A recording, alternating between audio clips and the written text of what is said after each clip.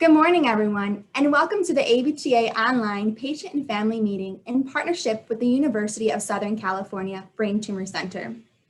My name is Emily Lippert, Program Manager here at the American Brain Tumor Association. We are truly delighted you have joined us online today.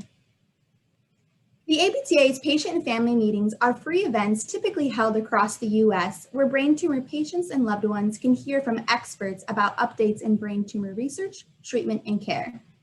This year, we chose to host our meetings virtually to protect the health of our community during the COVID-19 pandemic.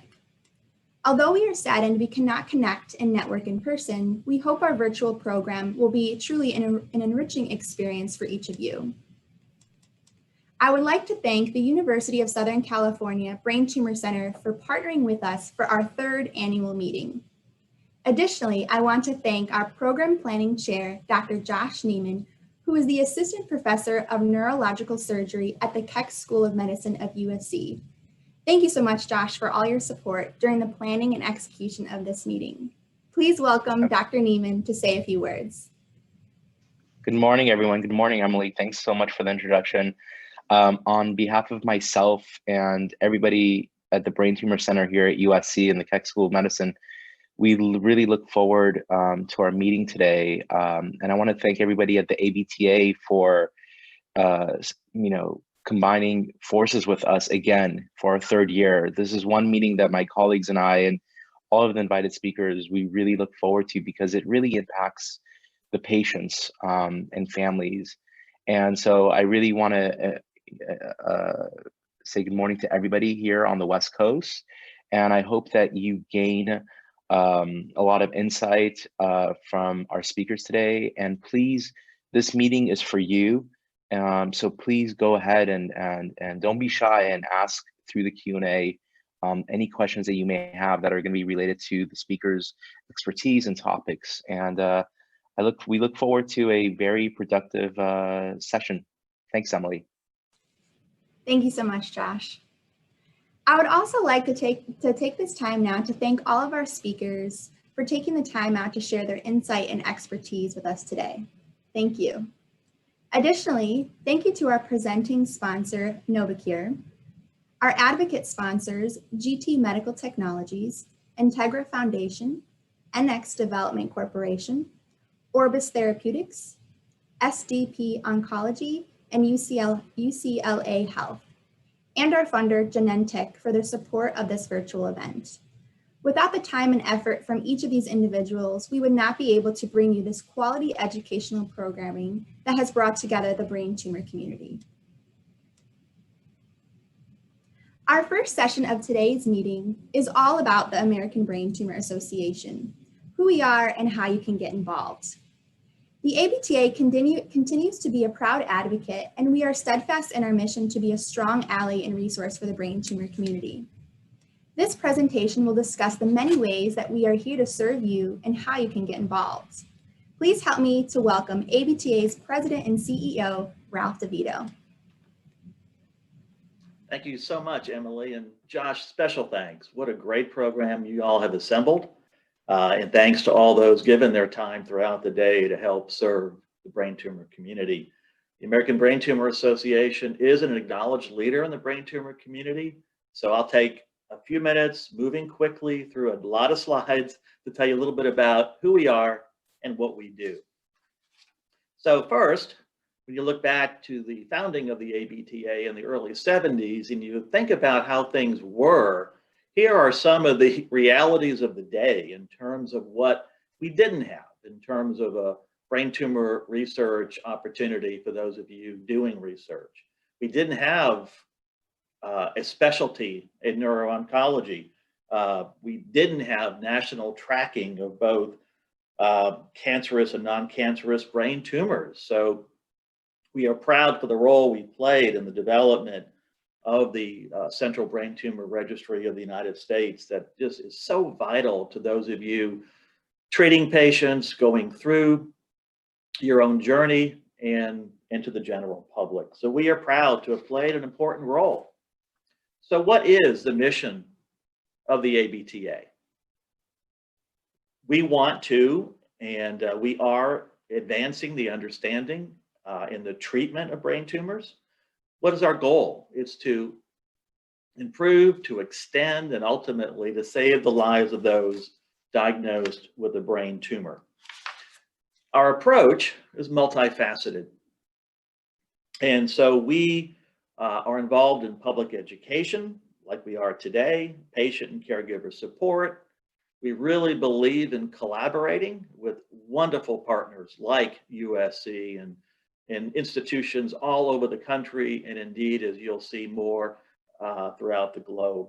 And we are known for, our legacy is in research, especially early career investigators. And speaking of research, you will see, next slide, the long-term commitment we have made, the difference we are making. The total is now around 33 million in total funding. Look at the number of research projects, the number of researchers that we've touched. USC, UCLA, UCSF, throughout the US. We have our good friend Craig from Northwestern on the program today. We have funded talented researchers, as I said, throughout the US and institutions around the globe. Next, one of the exciting programs, it's a little bit newer, started about around 2012, I believe, is our AARN, which is the ABTA's Alumni Research Network. And this photo is from the last time the group was able to get together. Unfortunately, we've all been meeting virtually for the past 8 or 9 months. And so if you look at that wonderful group of talent, you can see the kind of, if you look below that photo, you'll see some of the summaries of the collaborations, the publications, just the work that they're doing to support the ongoing work of the ABTA. We bring them together for 2.5 days every year, including this year, and it was for the first time all virtual. It is likely next year, and we are planning again, because of the pandemic, to have a virtual meeting. But soon after, in 2022, we fully expect 2.5 days in person, networking, learning, and supporting one another. Additionally, besides direct funding and the AARN, we're proud to collaborate with 5 other brain tumor organizations, pooling our money to invest in larger levels of brain tumor research than we could fund as one individual institution. I'm also proud of the research that we have funded with low-grade glioma registry. Next, we'll talk a little bit about another important element of fundamental to the work of the ABTA, and that is, how do we serve the brain tumor community, the patients, the caregivers, the families, and those of you treating those going through this journey. Let's begin with our website. You'll hear throughout the day, abta.org, abta.org.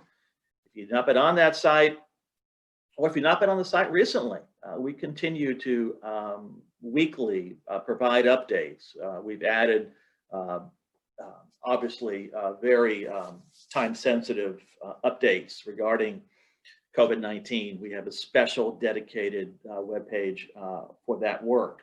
So please go to it. It is accurate.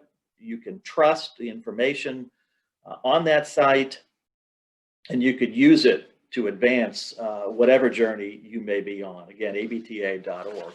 Next, another important piece of what we do in terms of supporting the brain tumor community, the patients, the physicians, is our educational materials. We are on an ongoing basis using the best experts around the country to work with our team to update our educational brochures. And best known is our primer on brain tumors, but we have brain tumors on virtually every tumor type. And one important point to make that differentiates the ABTA from many organizations is that we're active and we are advancing the work in all tumor types and all ages. So our materials are constantly being updated as we learn, And again, like we have experts involved in this program, we have experts involved in the development of these brochures that volunteer their time to work with our dedicated staff under the leadership of Dr. Nicole Wilmarth and her talented team. One service that we provide I want to highlight is next. It's the Care Line. And we have trained program staff that are available by phone or email to address any question, one-on-one discussions with patients, their families. We'll provide information, assistance. We also have a wonderful network that we can refer the patient or their family to that work with us throughout the country and in some places around the world. And if you look at the bottom, you will see the most recent survey, and people indeed are satisfied to the highest level with the kind of work, the quality service we can provide through our Care Line. We also, for those that prefer it, that would like a bit more, online, anonymous, 24/7 experience, we have, through the connections, we have a 28,000 members and growing. So you can get on there. Again, as I said, you can be anonymous. You can have a identifiable name, the username. You can search by topic, and it is just a wonderful service. Next, we are really learning how to serve the brain tumor community more and more online. I am so proud of the work that our team has done this year in pivoting from in-person meetings to virtual meetings, from pivoting in-person fundraising to virtual fundraising. It has not been as successful in terms of dollars or in terms of our ability to network, but I am proud of what we're doing to continue to be a leader in the brain tumor community. You will see that we have webinars, that are during most months. For 2021, we're planning about 8 or 9 of these, and they are really wonderfully designed thanks to our small team. And you can look at experts that we recruit who are willing to give their time, like Dr. Nguyen and so many others. We also have all of our webinars available to you free of charge, of course, ABTA YouTube channel. So it's available through this anytime learning opportunity. Next, this is one of the regional patient and family meetings that we normally offer in person. We partner with institutions like USC, Keck Medicine, to put on in-person smaller meetings, serving patients, serving their families, and then we also live stream those in every opportunity that we can. This year, of course, with the pandemic, all of our meetings are virtual. Next year, all the meetings will be virtual. We need to be particularly sensitive to the population that are coming to our meetings that are immunocompromised in many cases. Next, you will see for us what is the crown jewel of our patient services, and that is our annual national conference. And I mentioned pivoting, and boy, did Nicole and Emily and Ambreen and our Marcom staff pivot. They went from a planned in-person meeting in Chicago to a completely virtual event, and it was fabulous. In that we had a 95% satisfaction rate. I'm sure many of you were a part of that. We had something approaching 740 or 50 people participate over that 2-day virtual conference. And next year's conference will also be virtual, and we are planning on 2022 being an in-person event. So we are certainly hopeful that about a year from now, we'll begin to see people able to meet in person again. Next is another opportunity we offer. We have around 200 and growing trained mentors that are available. If you need to talk to someone that's going through a similar journey that you are, we can match you up with someone who has been trained to serve you. So please understand that we have many ways that we can serve you, your family, friends, colleagues that are going through a brain tumor diagnosis. Then when you get through that journey, if you want to serve the brain tumor community, we will train you when you're ready, if you have the time to give back in that way. And speaking of getting involved, we do have many opportunities. Let me first turn to fundraising. The American Brain Tumor Association is a 501c3. I am proud of the fact that every donor dollar that we raise, we spend to serve the brain tumor community, and we need to raise money to be of value to those who seek brain tumor research funding and to the patients and families that we serve every day through our free programs and brochures, etc. There are many ways you can get involved. Of course, abta.org is the one-stop shop to learn about Team ABTA, our BT5Ks, which are just fabulous event. We have fewer of those. Those are our signature fundraising walks and runs that we have one. And Josh has been so helpful in having us by hosting one at USC. And it is my hope a year from now we'll not be there in person, but a year later we'll be back at USC in person. One thing that you can do today, in fact, to learn more about the various ways to get involved with us, and that's through our volunteer social hour that will be hosted by Alicia Morris, who heads up our volunteer work, and that's today at 12:40. It's 1 hour. It'll be, I think, of great interest as you learn about what is becoming a member of the BT5K community in your community or virtually. What is Community Connect? How can you be an event volunteer? How can you be an outreach specialist?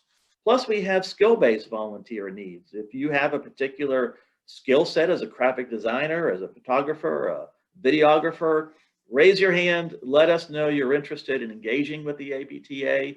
We'll be very sensitive to how much time you have. But today at 12:40 is a chance to learn a little bit more about it. But as always, you go to abta.org and we will connect with you at a time that is convenient for you.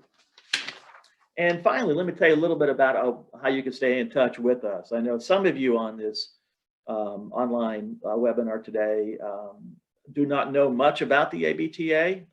Many of you do, so again, thank you. But Mind Matters is a almost monthly e-newsletter that is a great way to stay in touch with what is happening in the brain tumor community and what's happening with the American Brain Tumor Association. So if you're not signed up, go to abta.org, Mind Matters, sign up. Again, free of charge. It's fully electronic, and we would love to sign you up immediately. And social media is more important than ever. I'm active on Twitter. I welcome you to follow me so you can stay in touch with what is happening. Josh is prolific on Facebook, but the ABTA and many of my colleagues are active on Twitter and Facebook. We're also active on LinkedIn. So we really thank you for those of you that have been active with us, and we invite you to sign up. Thank you for the opportunity to walk through a pretty quick macro overview of the work of the American Brain Tumor Association.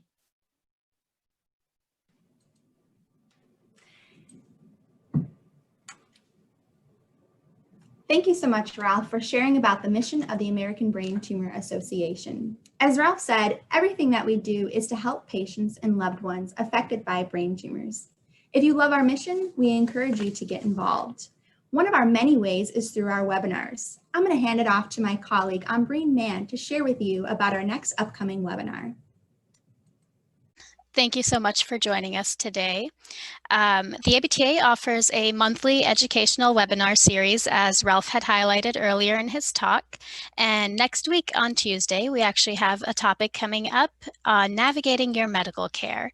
This webinar will take place on Tuesday, November 17th at 1 p.m. Central Time, and will be presented by Tracy Edwards, a licensed social worker with our friends at the Brain Tumor Network. This webinar webinar will focus on helping you gain insight and tips on how to be your own advocate and navigate through every stage of the brain tumor experience. Learn how to communicate with your medical team, make informed decisions, anticipate needs, explore practical considerations, and play an active role in your or your loved one's care. To register for free, visit the link bit.ly/ABTA webinar 11 or visit our website abta.org and visit the webinars heading.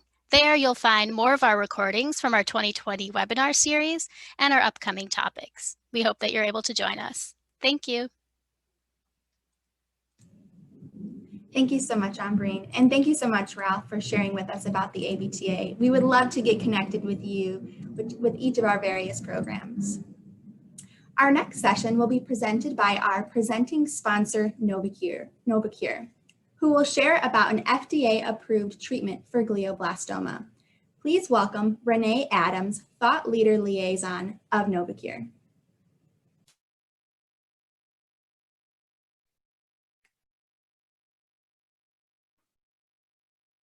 Good morning, and thank you for having me.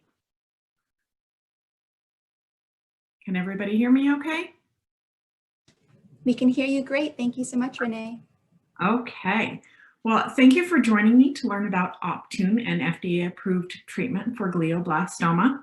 And I want to thank the ABTA for allowing me to attend and present today. As you said, my name is Renee Adams, and I am the Thought Leader Liaison for Novocure. Next slide, please. Today we're going to learn about Optune, which is a wearable, portable, FDA-approved device indicated to treat a type of brain cancer called glioblastoma, or GBM for short, in adult patients 22 years of age and older. In newly diagnosed GBM, Optune is used together with a chemotherapy called temozolomide if you have had cancer that is confirmed by a healthcare professional and you have had surgery to remove as much of the tumor as possible.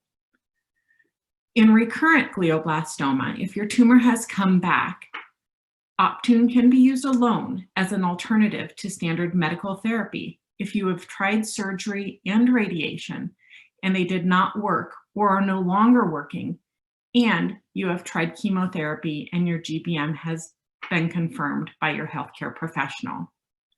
Optune is not for everyone. Please talk to your doctor if you have an implanted medical device, such as a programmable shunt, or a skull defect, such as missing bone with no replacement or bullet fragments. Optune has not been tested in people with implanted electronic devices, which may cause the device not to work properly. And Optune has not been tested in people with skull defects or bullet fragments, which may cause Optune not to work properly.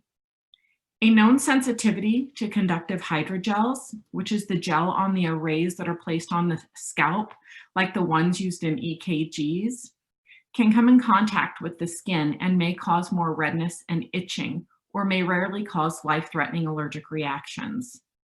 Additionally, do not use Optune if you are pregnant or planning to become pregnant, as it is not known if Optune is safe or effective during pregnancy. Things you should know before using Optune is that Optune should only be used after receiving training from a qualified personnel, such as your doctor, a nurse, or other medical staff who have completed a training course given by Novocure, the maker of Optune. Do not use any parts that do not come with the Optune treatment kit sent to you by Novocure or given to you directly by your doctor. Do not get the device or the transducer arrays wet. And if you have an underlying serious skin condition on the scalp, please discuss with your doctor whether this may prevent or temporarily interfere with Optune treatment. Some of the most common side effects we see with Optune when used together with chemotherapy temozolomide were low blood platelet count, nausea, constipation, vomiting, tiredness, scalp irritation from the device, headache, seizure, and depression. The most common side effects when using Optune alone were the scalp irritation, which were redness and itchiness, as well as headache.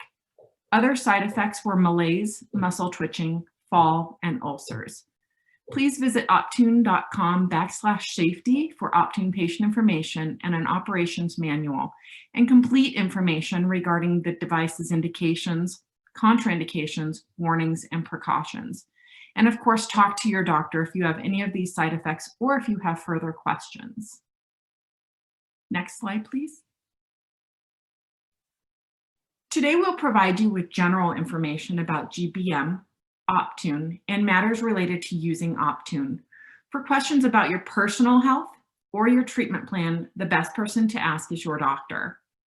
Your healthcare provider can review how Optune works against your tumor and fits into your lifestyle to determine the best path forward for you. Next slide. Glioblastoma, also called GBM, or glioblastoma multiforme, is a type of primary brain cancer. This means that GBM tumors begin in the brain rather than starting in another part of the body and then traveling to the brain. GBM is the most common type of primary brain cancer in adults. Next slide. Now, Optune is a wearable, portable, FDA-approved treatment for glioblastoma. Optune uses 4 adhesive patches called transducer arrays to deliver tumor treating fields, or TT fields, directly to the location of the GBM tumor. It has been shown in clinical trials to safely deliver continuous therapy to the area of the brain where the GBM tumor is located. These transducer arrays are applied directly to the scalp and are connected to the device and battery. Next slide, please. Optune treats where the GBM tumor is. As you can see by this illustration, the glioblastoma tumor cells divide quickly, creating more and more cells that form a mass or a tumor. When Optune is turned on, it creates a low-intensity, wave-like electric field called tumor treating fields. Using 4 adhesive patches called transducer arrays, TT fields are delivered by transducer arrays directly to the location of that tumor. Next slide, please. This next illustration demonstrates how the application of the tumor treating fields interfere with glioblastoma tumor cell division. This action slows or stops glioblastoma cells from dividing and may destroy them. Next slide, please. If you have a newly diagnosed glioblastoma, Optune is used together with chemotherapy after completion of surgery and radiation with chemotherapy. If you have recurrent glioblastoma, Optune is used alone once treatment options like surgery and radiation have been exhausted. Next slide, please. Optune has been proven to extend survival. A large clinical study showed that adding Optune to chemotherapy provided the greatest opportunity to live longer compared to chemotherapy alone at a 5-year checkpoint. In the 5-year follow-up, people on Optune plus chemotherapy lived longer across all groups analyzed, regardless of well-being, age, gender, and how much of the tumor was originally removed. Next slide, please. Nearly half of all people using Optune plus chemotherapy were alive at 2 years, compared to 31% of people on chemotherapy alone in our clinical trial. Next slide, please. Continuous treatment with Optune can be received almost anywhere. If your doctor says it's okay, you can use Optune while you go about your daily routine at work, while traveling, social functions, church, outdoors, whatever it is you choose to do to fit into your daily lifestyle. Next slide. The transducer arrays need to be applied directly to your scalp to work properly. You will need to shave your head and change the arrays at least 2 times a week, or every 4 days at the most. You should also prevent the arrays from getting wet, so you would be able to cover them with a shower cap when bathing or showering. Next slide, please. Optune should be worn and turned on for at least 75% of the time, which equates to about 18 hours per day to get the best response from treatment. Next slide, please.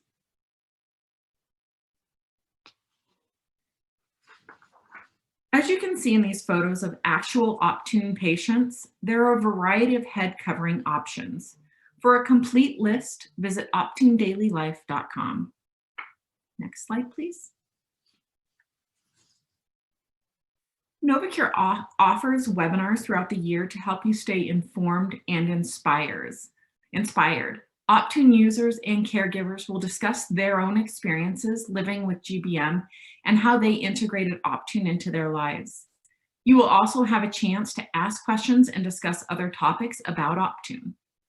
You can find out more by registering over the phone by calling 1-844-247-1636, or you can visit optuneopenhouse.com to register for a webinar. Next slide, please.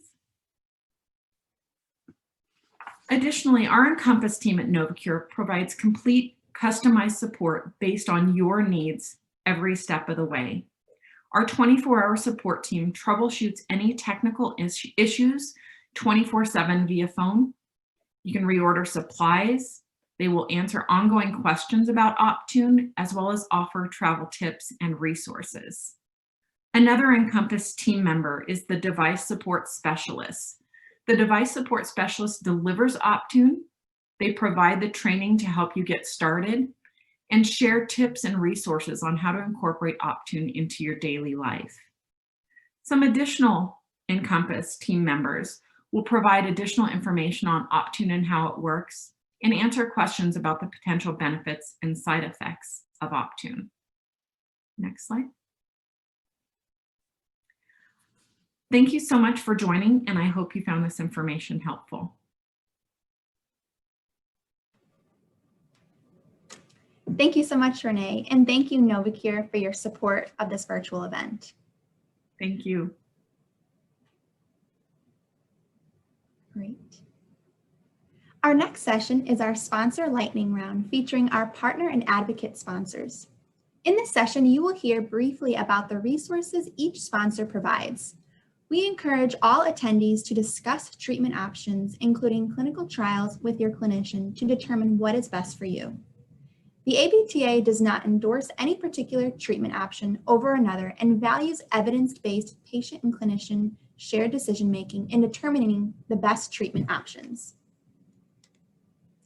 Please help me welcome our partner, the University of Southern California Brain Tumor Center, presented by Dr. Gabrielle Zada, Professor of Neurosurgery and Director of the USC Brain Tumor Center, and one of ABTA's Clinical Advisory Committee members. Welcome, Dr. Zada. Hi, thank you, Emily. Thanks to everyone at the ABTA and to Dr. Neiman. Hope everyone out there is doing okay and feeling okay. We can go to our next slide, please. So just a little about the USC Brain Tumor Center and what we offer here in Los Angeles and to surrounding areas. Next slide, please. Some of our key differentiators are that we leverage the whole network of the University of Southern California and the LA County healthcare system. So with all our sites across the Keck Hospital and Children's Hospital LA and the LA County Hospital, we have the highest surgical volume of any academic medical center in Southern California, with over 600 operative brain tumor cases per year. We're now using a 7 Tesla MRI for diagnostic purposes to study brain tumors. And so we're one of a few sites that has that resource available. We have a fantastic multidisciplinary team that I'll share with you, and a variety of advanced surgical options and some of the latest clinical trials available, not to mention a very robust research program led in part by Dr. Josh Neiman. Next slide, please. So these are just a breakdown of the malignant and benign tumors that we treat. Again, just over 600 per year. Next slide, please. And the Norris Comprehensive Cancer Center was voted the top for cancer care in 2018 in Southern California. Next slide, please. This just shows some of our partnering institutions across USC's campuses, along with CHLA.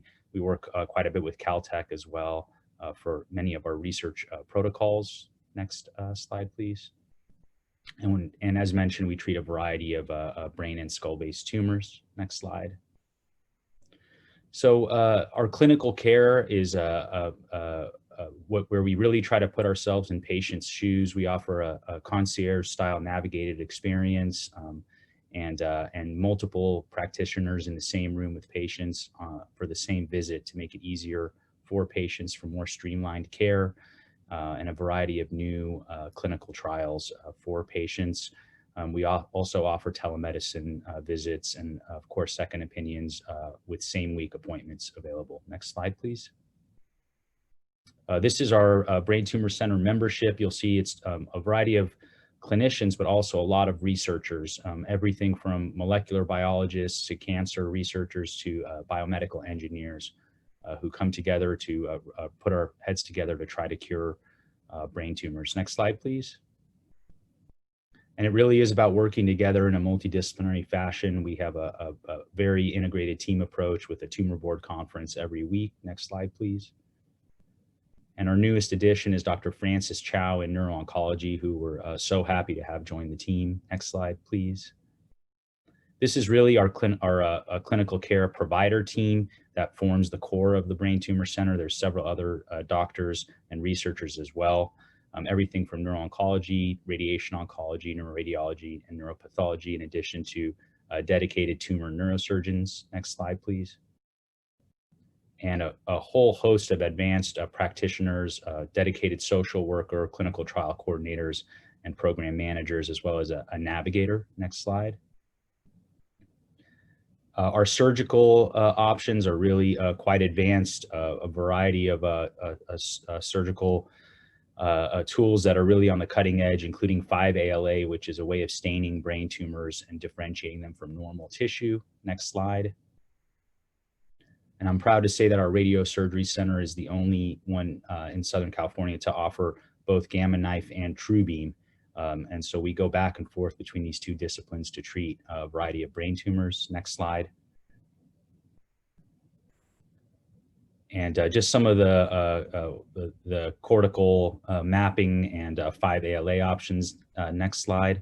This is really the future of brain tumor surgery, is the ability to stain these and also minimally invasive approaches. And we have a very extensive practice for minimally invasive surgery for brain tumors, as you can see here. Next slide. And finally, research, really cutting edge translational research and a variety of clinical trials with Josh Neiman and Dr. Tom Chen, who you'll hear about as well. Next slide, please. Many of our investigators are NIH funded and a robust clinical trial portfolio for a variety of different brain tumors. Next slide, please.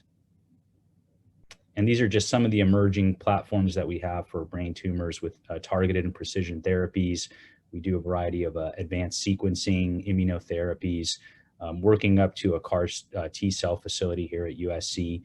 Dr. Tom Chen will talk about intranasal drug delivery. Next slide, please.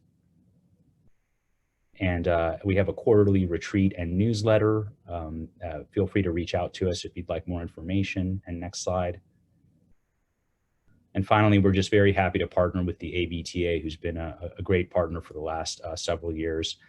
Thank you all for the opportunity to share what we have going on here at USC. Appreciate it, Emily. Thanks.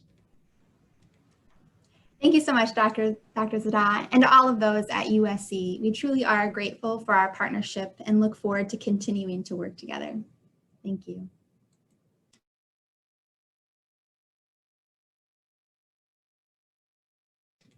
Next up, we have our advocate sponsors. First up, we have Orbis Therapeutics presented by Kartik Aisola. Good morning, everyone. My name is Kartik Aisola, and I'm the Director of Medical Affairs with Orbis Therapeutics. Today, I would like to speak a little bit about the STELLAR study, our ongoing phase 3 trial for patients with recurrent anaplastic astrocytoma.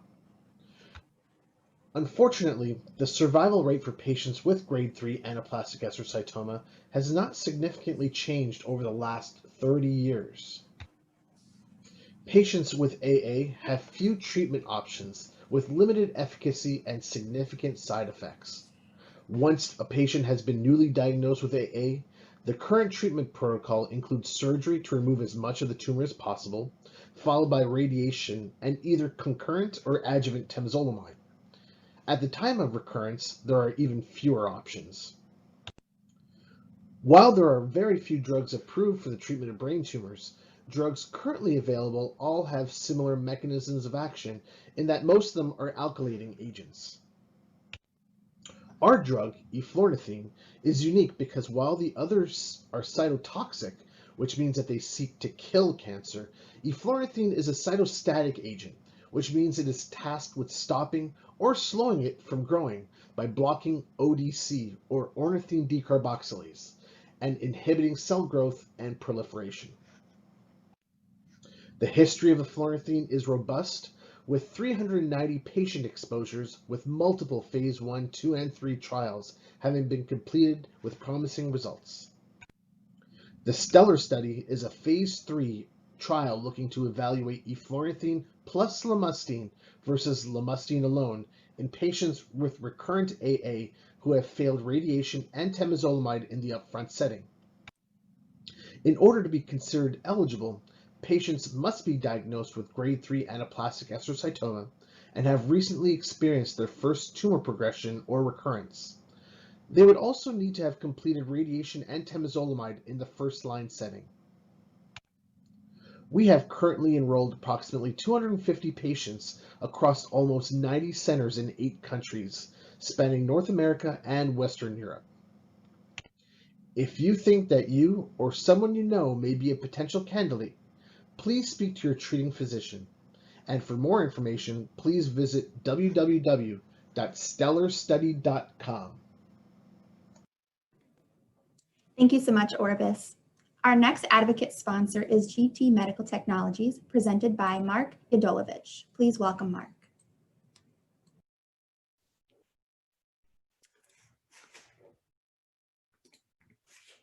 Hello, everyone. Thank you very much for having me to the ABTA. We're really proud to partner with this wonderful organization.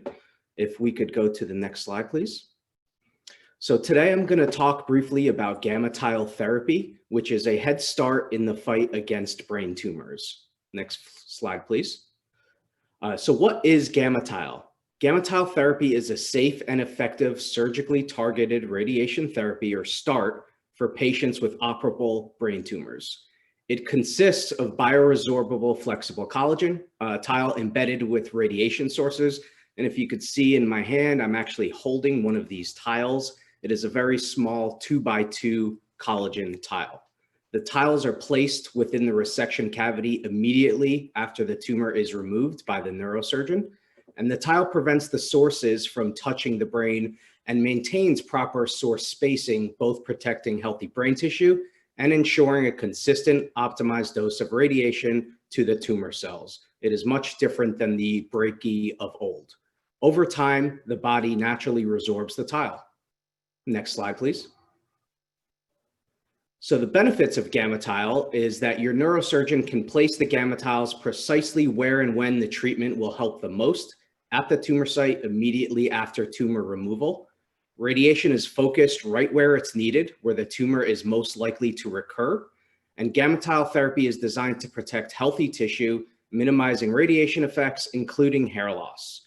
Radiation therapy occurs as you go about your daily life, and you would not have to come back for additional radiation treatments daily. Next slide, please. So who is a good candidate for gamma-tile? So our indication is for newly diagnosed malignant brain tumors, as well as all recurrent brain tumors, including recurrent high-grade gliomas, including GBMs, recurrent brain metastases, and recurrent meningiomas. Patient is a candidate for brain tumor removal for surgery, so you have to be eligible for an open craniotomy. And if you're not sure, please talk to your brain tumor treatment team. Next slide, please. We are currently in about 30 of the top brain tumor centers across the United States. In Southern California, USC is the only center that has adopted an offering GammaTile. So if you want to further speak to it, please talk to your USC treatment team. Some hospitals aren't listed here for legal purposes, but we could put you directly in contact with them at customerservice@gtmedtech.com. Again, talk to your brain tumor treatment team about the therapy. And if you need any more information, you could go to gammatile.com. Because it was the lightning round, I couldn't share the data. It would take too much time. Next slide, please. Again, gammatile.com. You could be connected to an actual patient navigator that has received GammaTile and talk to them about their experience. Thank you so much for having me, to USC and the ABTA. Thank you so much, GT Medical Technologies. And lastly, our advocate sponsor, UCLA Health, presented by Jackie Dillon.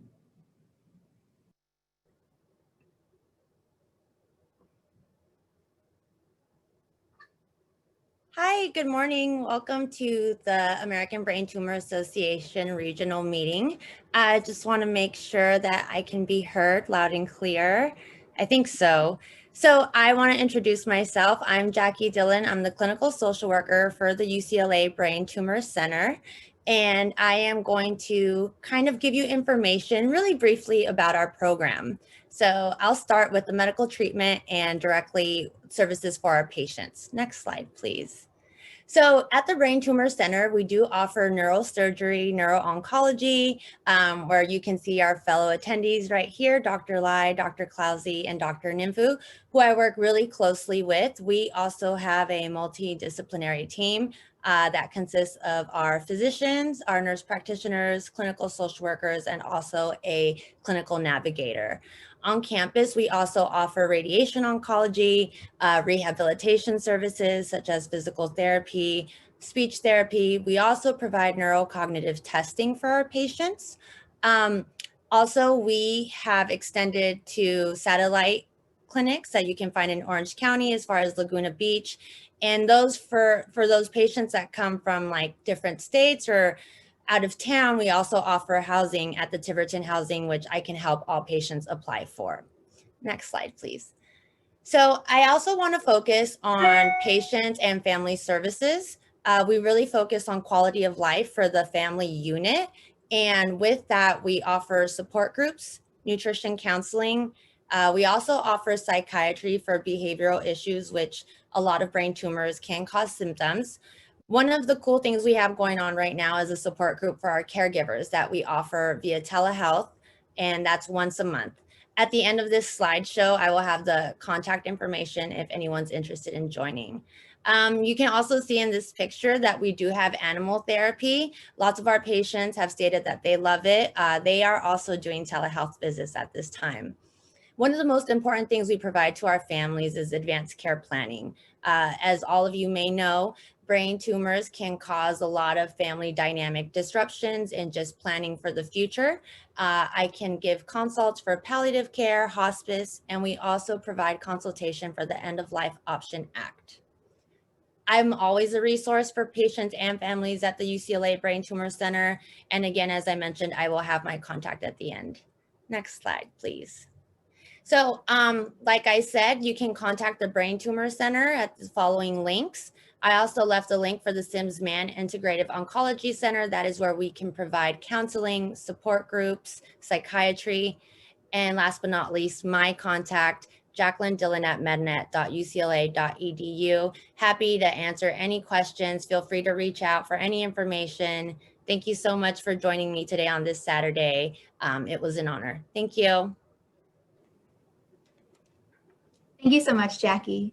And thank you to all of our partners, sponsors, and funders. Our next session is titled, How New Breakthroughs Are Discovered. In this session, you will gain an understanding to the importance of basic science research and how medical professionals apply this knowledge to brain tumor treatment and care. Our program planning chair, Dr. Josh Neiman, will begin this session covering the topic of brain metastases. Please welcome Dr. Neiman.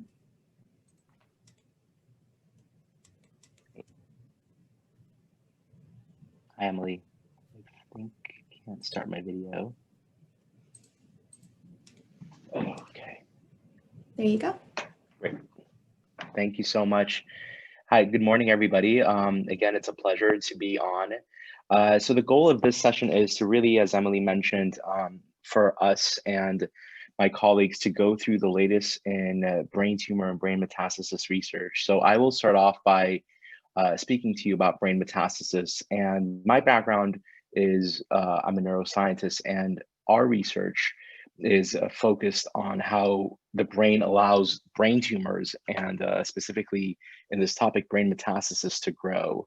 But in order to understand really what brain metastasis is that we have to sort of move back, and start from the beginning. So if you can, next slide, please.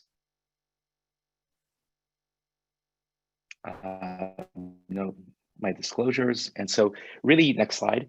As I mentioned to you, we have to really go back into the future, the concept, and really, what does the word cancer mean? And cancer really, when it was described very early on by Hippocrates, it really means crab-like features of structures. And when he first saw these under what he would call his microscope, he saw these crab-like structures, and that's where the origin of the word cancer comes from. Next slide. So when we think about cancer, we really think, the misnomer is that cancers are these cells that basically start dividing, and it's this uncontrollable division that results in a brain tumor.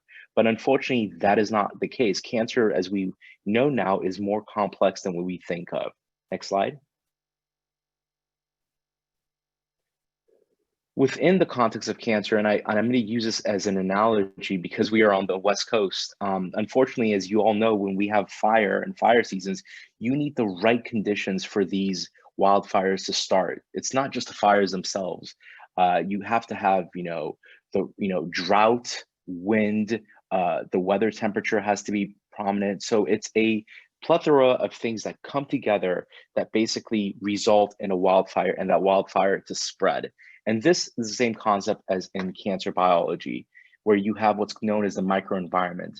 And the microenvironment of a tumor is very complex, where you have cells like tumor cells here in red, but also a lot of supportive cells. And unfortunately, those supportive cells are the cells of our own body where the tumor hijacks. And as you could see now, where we initially thought cancer were just these undividing tumor cells, a lot of different things have to come together for the tumors to grow and spread in this concept, including blood vessels that run through the cancer like highways. Next slide. So if we think about it, cancer, if you think about it, is a metropolitan with very dense population, sort of like, Hong Kong or New York City, Manhattan, where you have, a highway system coming through, multiple factors that contribute to it and to the spread of these tumors. Next slide, please.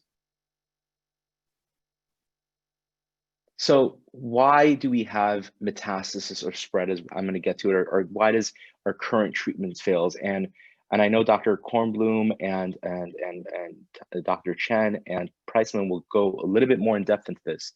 But what ends up happening is that if you think about what I've been mentioning to you, that tumor cells or cancers are what we call heterogeneous. They're very different.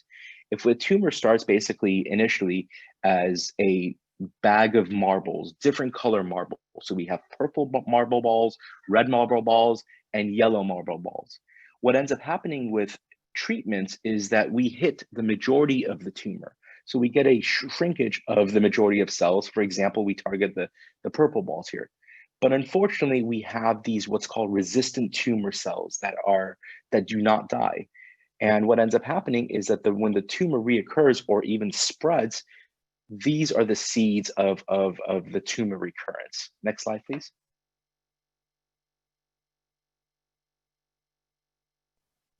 So this is where we come to the concept of metastasis. And metastasis literally means removal or change or spread. And what does that really mean when we say, brain metastasis? When we mean brain metastasis, it doesn't mean that the brain itself sort of like a glioblastoma, the cells of the brain are now cancerous. For example, in breast cancer, a woman or a man will never, succumb to her disease from the breast. It is when those tumor cells get up and leave and go to the brain. Next slide, please. So like I mentioned to you, metastasis, it means cancer spread. And if you look here in this animation that I have for you, if the breast cancer cells are sitting in green within the breast, next please. In order for them to leave, they have to literally get up and they swim through the body and they land in other organs, including the brain. And now, as my neurosurgical colleagues come and take out these brain metastases, it is actually that original tumor that is now in a different environment and is growing. Next slide, please. Next. Thank you. And so this also also holds true for other types of cancers. And I know that this year we've lost, two key, amazing people in Chadwick Boseman and Ruth Bader Ginsburg. And although they died of, with Chadwick with colon cancer and Justice Ginsburg with pancreatic cancer, it was the metastasis that was the ultimate reason to their succumb to the disease. And that is this concept. Next slide. And so this concept of brain metastasis, and now I hope you have a better appreciation of it, is really misunderstood in the general public. And I really literally took this from early January from the headlines where, unfortunately, Taylor Swift's mom was diagnosed with a breast cancer, but then it was announced that she had a brain tumor on top of her breast cancer.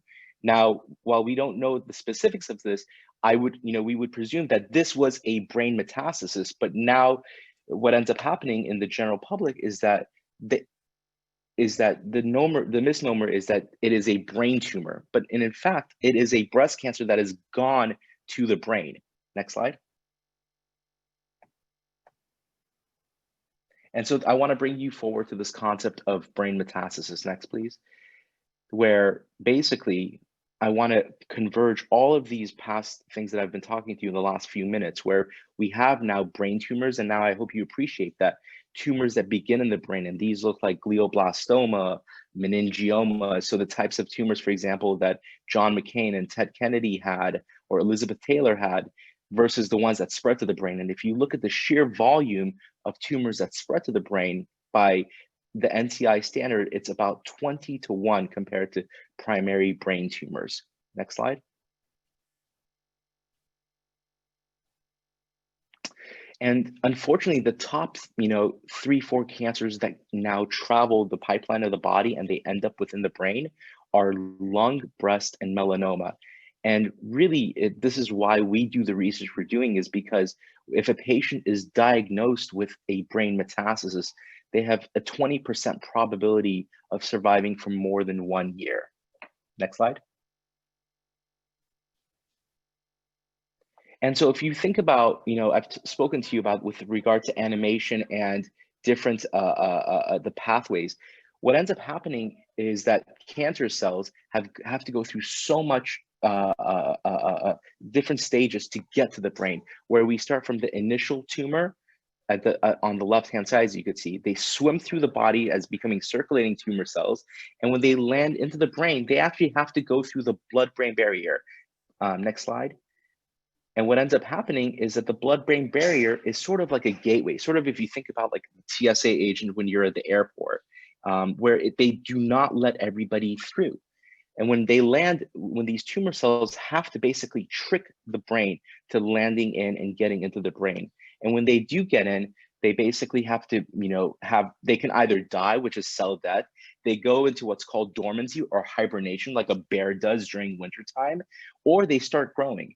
And this is the stage of research where we are all at to figure out, well, how is it that tumor cells, when they come into the brain, they can either take any of these 3 pathways to grow, and how could we stop this from happening? Next slide, please. So this is what I call now with the contribution of the brain and the brain microenvironment, like I mentioned to you, that city. where our initial thoughts were, well, when the tumor lands, it goes, next please. And this is where the arrows are pointing out from that main tumor, where we think that it's just tumor doing all the work. But in actuality, we could see that the tumors can hijack the normal brain cells. Next, please. And those normal brain cells, and where the arrow moves in now, are also contributing to the tumor growing. So now it is basically this, I would have to say, this beautiful yet very monstrous dance that the tumor cells in the brain do. And as you could see on the right-hand side, the way things happen within cancer biology is where you have normal cells and a tumor cells. The way they communicate is by throwing little molecules back and forth. And these molecules are the way that the tumor cells can communicate with their surrounding microenvironment, that city. Next slide. So this brings, something which hits close home to me and are the research that we're doing in my laboratory. We're focused on those tumor cells where you can see in the red, which are looking like the crab-like structures that I mentioned to you at the beginning of my talk, where they talk with the definitive brain cells, the neurons in the green. And what you could see is that in this slide, and I hope you appreciate, is that the tumor cells are really just sitting nicely with brain cells. And through this, next please, they are communicating back and forth with different molecules and through these, what we call these antennas or these receptors. And they're very much trying to hijack the environment for their own proliferative advantage. Next, please. So if you think about brain metastasis, the old way of thinking about it, and as a neuroscientist, the brain is not just one huge organ. It is actually subdivided into various different parts. Next, please. And these different parts are highlighted here in different lobes and different structures. And within these different regions, there is various different molecules and chemical pathways that the brain works to signal amongst itself. Next, please. And so if you think about it, the way I look at brain metastasis, like I mentioned to you, is not one organ. It has many different neighborhoods, sort of like Mr. Rogers' neighborhoods. And we have to figure out, then the question becomes, well, what are those neighborhoods and how are those neighborhoods contributing to tumor growth? Next, please. And like I mentioned to you, and the highways of communication that I talked about with the microenvironment, the brain also has highways, and these are basically called neuronal pathways. And these pathways use different chemicals and molecules called neurotransmitters. And so one question and thought was, well, if brain metastases are using, basically land in the brain and they set up their own microenvironment, and they basically can utilize and hijack that microenvironment for their advantage. Well, and since we know now that there are different regions in different parts of the brain with these different communication pathways, do different tumors have a proclivity for different parts of the brain? And they use different molecules here. Next, please.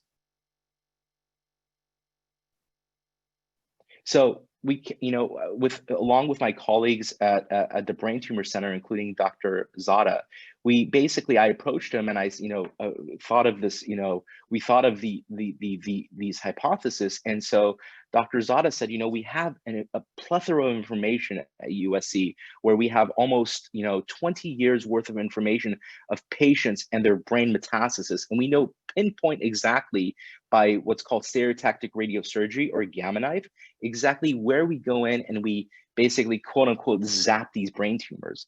And we can basically come up with, we came up with a modeling system of, well, do different tumors, the top 5 tumors that go to the brain, do they have a sort of are they attracted to different regions? Next, please. And we find that it is true. So different tumors, for example, lung, breast, melanoma, and renal cell are attracted to different parts of the brain. For example, breast likes to go to the back of the brain, mostly sort of the cerebellum or the brainstem. As you can see, melanoma, where you have the really, hot, it likes to go to the frontal right lobe, and lung sort of stays in the back general area. And so the question becomes, well, why do these tumors, for example, like to go to different parts of the brain? What are the specific molecules in that neighborhood that they are, potentially using? And if we can stop that communication and stop that microenvironment, then can we stop from the wildfire from growing? And that is our hope, for moving, research forward and finding, drugs and therapies for brain metastasis patients. Next, please. And so really to, the driving home and the take home message from my lecture today is, and I always use this analogy, is that brain metastasis and more importantly, brain tumors are sort of like the wolf in sheep's clothing. They dress themselves up. They really, quote unquote, pretend that they are part of the system. And once they are part of the system, and they utilize the microenvironment and they hijack those cells, our normal brain cells, they basically take off their sheep mask and they are the wolf underneath. Next, please. And so, as Dr. Zada mentioned, and I, he and I, we, it takes a village to do all this research. And I want to thank everybody who's been part of this, the journey of our research and in general for brain metastasis and brain tumor. And the funding on below is what we've, been very, thankful to, especially, including the ABTA, who I was a recipient of for one of their grants. And next, please. And just if you would like more information, these are two key websites for us for our Brain Tumor Center. And if you want specific information, be happy to go to our laboratory website. And thank you so much. I'd be happy at the end of our panel to take any questions. And so with that, I would like to introduce our next speaker, Dr. Harley Kornblum. So Dr. Harley Kornblum, he is a professor of psychiatry, pharmacology, and pediatrics at the David Geffen School of Medicine at UCLA. Dr. Kornblum is a pediatric neurologist who studies how the brain develops and how the processes are in neural development, basically related to disorders in brain cancer. Dr. Kornblum earned his medical and doctorate degree from UC Irvine. He subsequently completed his postdoctoral fellowship at University of Hawaii and UC Irvine, and followed by his clinical fellowships in pediatric neurology residency at UCLA. I really have to say Dr. Kornblum and his lab were amongst the first to identify cells within human brain tumors that have properties similar to those stem cells, neural stem cells. And these commonly known as, as these brain tumor stem cells. And so his work has been seminal in our, understanding of brain tumors. And that's what he will be speaking about today. So Harley, thank you so much. And the floor is yours. Thanks, Josh. Great to be here. Let's see, am I up? Okay, I don't see me or my background. Can you guys see?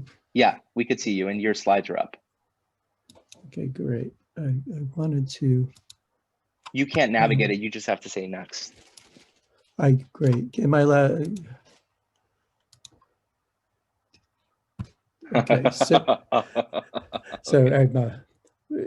I'm a longtime Bruin, and Dr. Neiman is a closet Bruin. He got his degree at UCLA. Thanks everybody for coming and spending your Saturday morning with us. My talk won't be terribly long. I really want to also thank those of you who participate in research studies, both as patients and family members.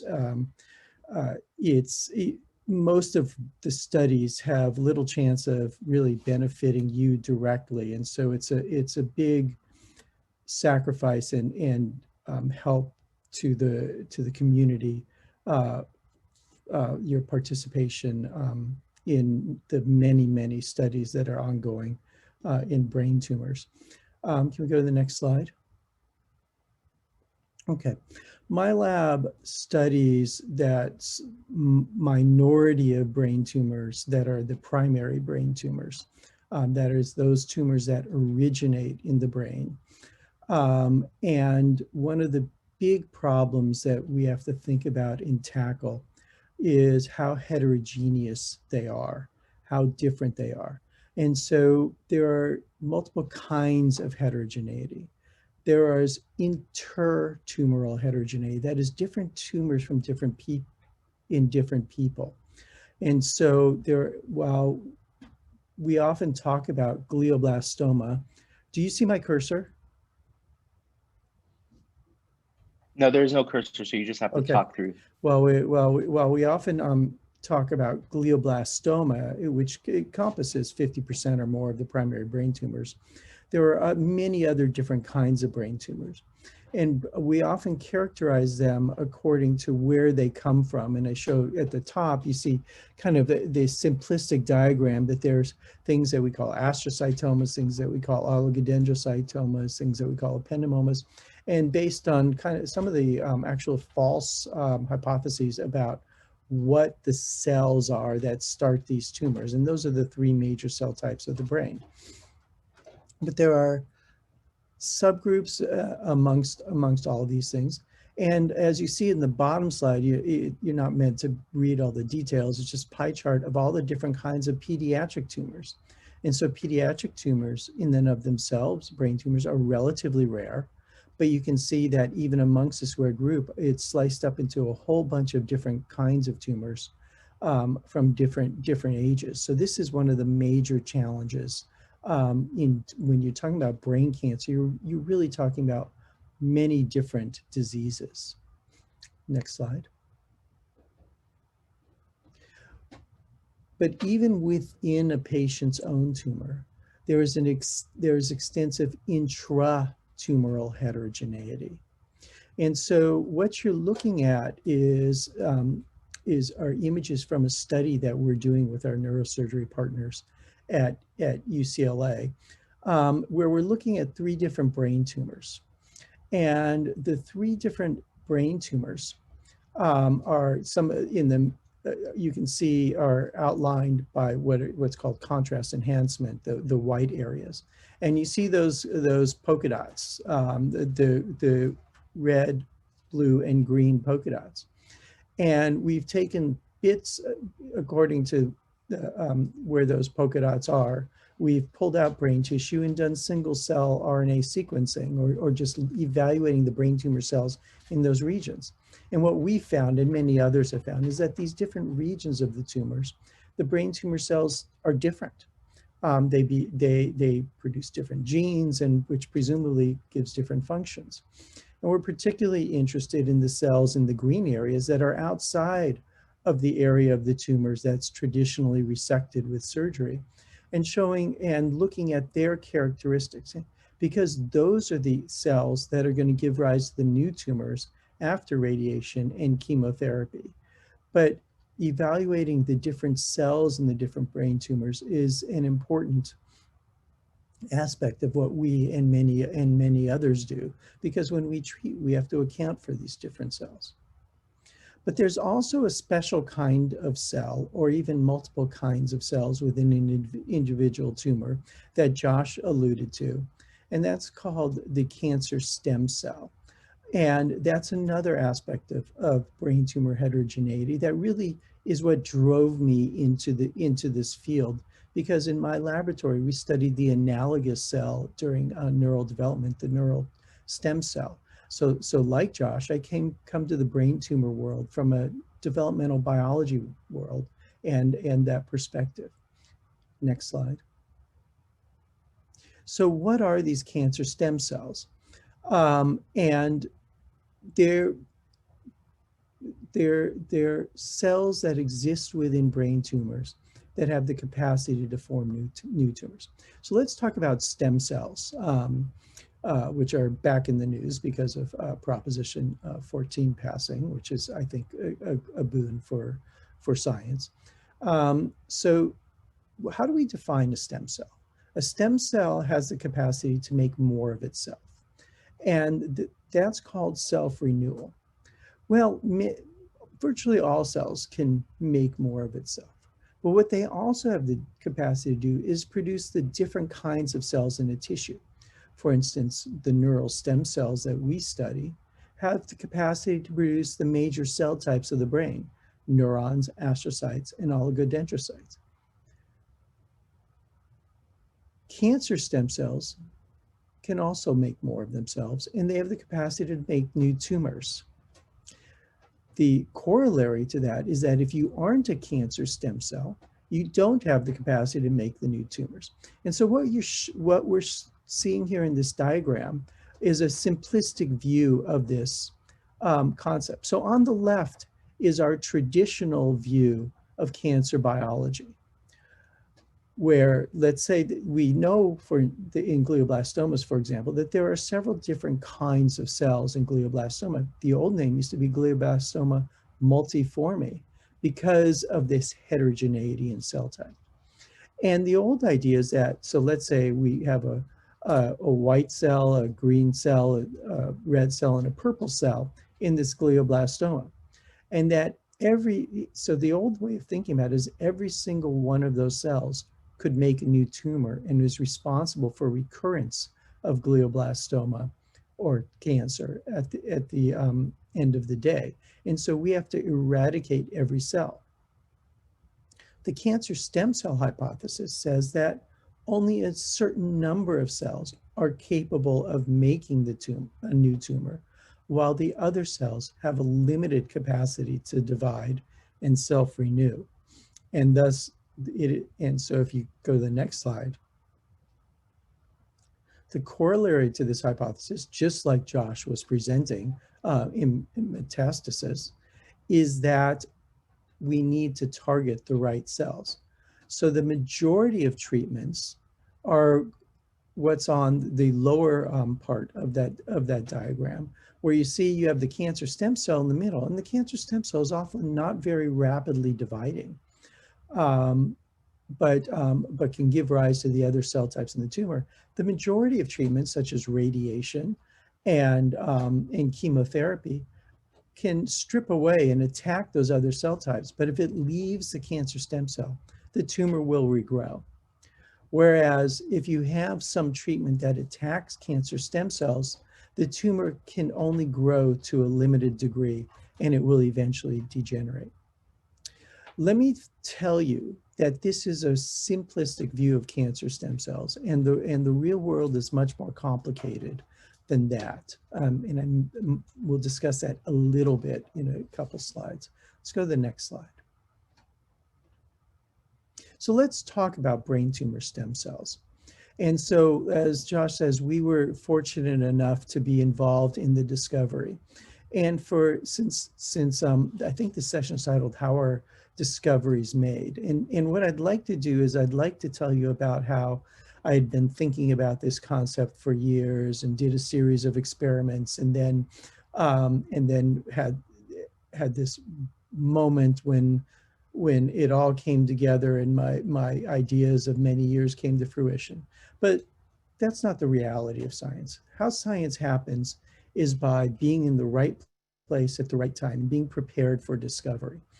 And so we had been growing stem cells from the brain for years in looking at neural development.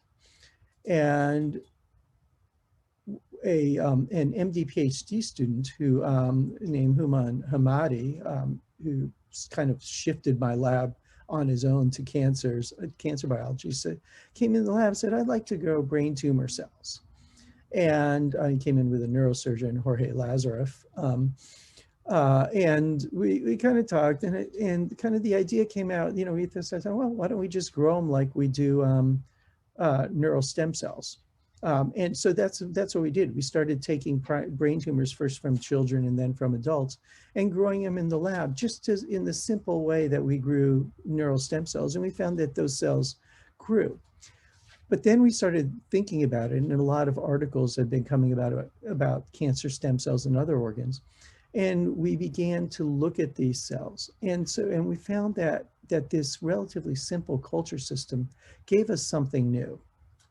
It gave us cells that were relatively undifferentiated, unspecialized as we grew them, but then could under the right conditions specialize and form different flavors of cells in the culture dish. And then when we and others at the same time, there were multiple labs at almost exactly the same time that we're doing this, including my buddies Peter Dirks in Toronto and Angelo Vescovi in Italy. We're doing this at the same time, is that if you put these cells into the brain, we could get new tumors. And there were special features of these cells that made them a very appealing culture system. And one was that, unlike many of the prior systems that we used in vitro, these cells maintained their identity and maintained the heterogeneity of the tumor in vitro, whereas when we grew them in the traditional way, they lost a lot of who they were. So we not only had a concept in biology that we had these potential cancer stem cells to study, but we also had a new tool.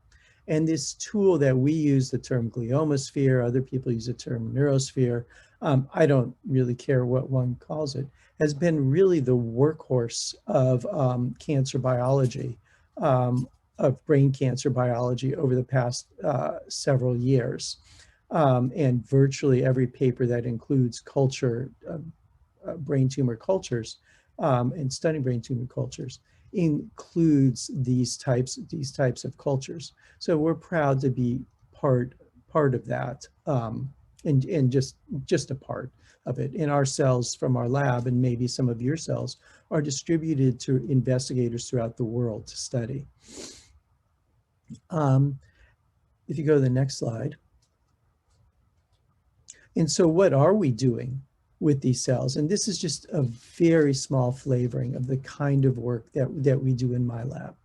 So one of the things we do is we're trying to figure out why brain cancer is smarter than we are, how brain cancer evades therapy. And this is a major effort of work. What I'm showing you on the right is work done in collaboration and largely under the control of Paul Michel, a great friend and collaborator who's now at UCSD, and by his former graduate student, David Nathanson, who's on faculty at UCLA. And so what they found using these special human cells, as well as some other models, is that brain cancer cells, and now they've expanded this to many other cancer cell types, have genes that cause cancer expressed not directly on the chromosomes, but on these very small pieces of chromosomes that are outside the major chromosomes that you can see shown, that you can almost not see shown by the arrows of this chromosomal spread. And you can see them, we can label them using different techniques, such as in the lower figures with those red dots. And that these genes and these little mini chromosomes, they have a lot of names, are a very efficient way for cancer to spread itself. And you don't see these types of genes in traditional mouse models or traditional cultures. And so, we can use these cultures to study the processes by which these special mini chromosomes are made and how they're used to both promote glioma growth and to resist chemotherapy.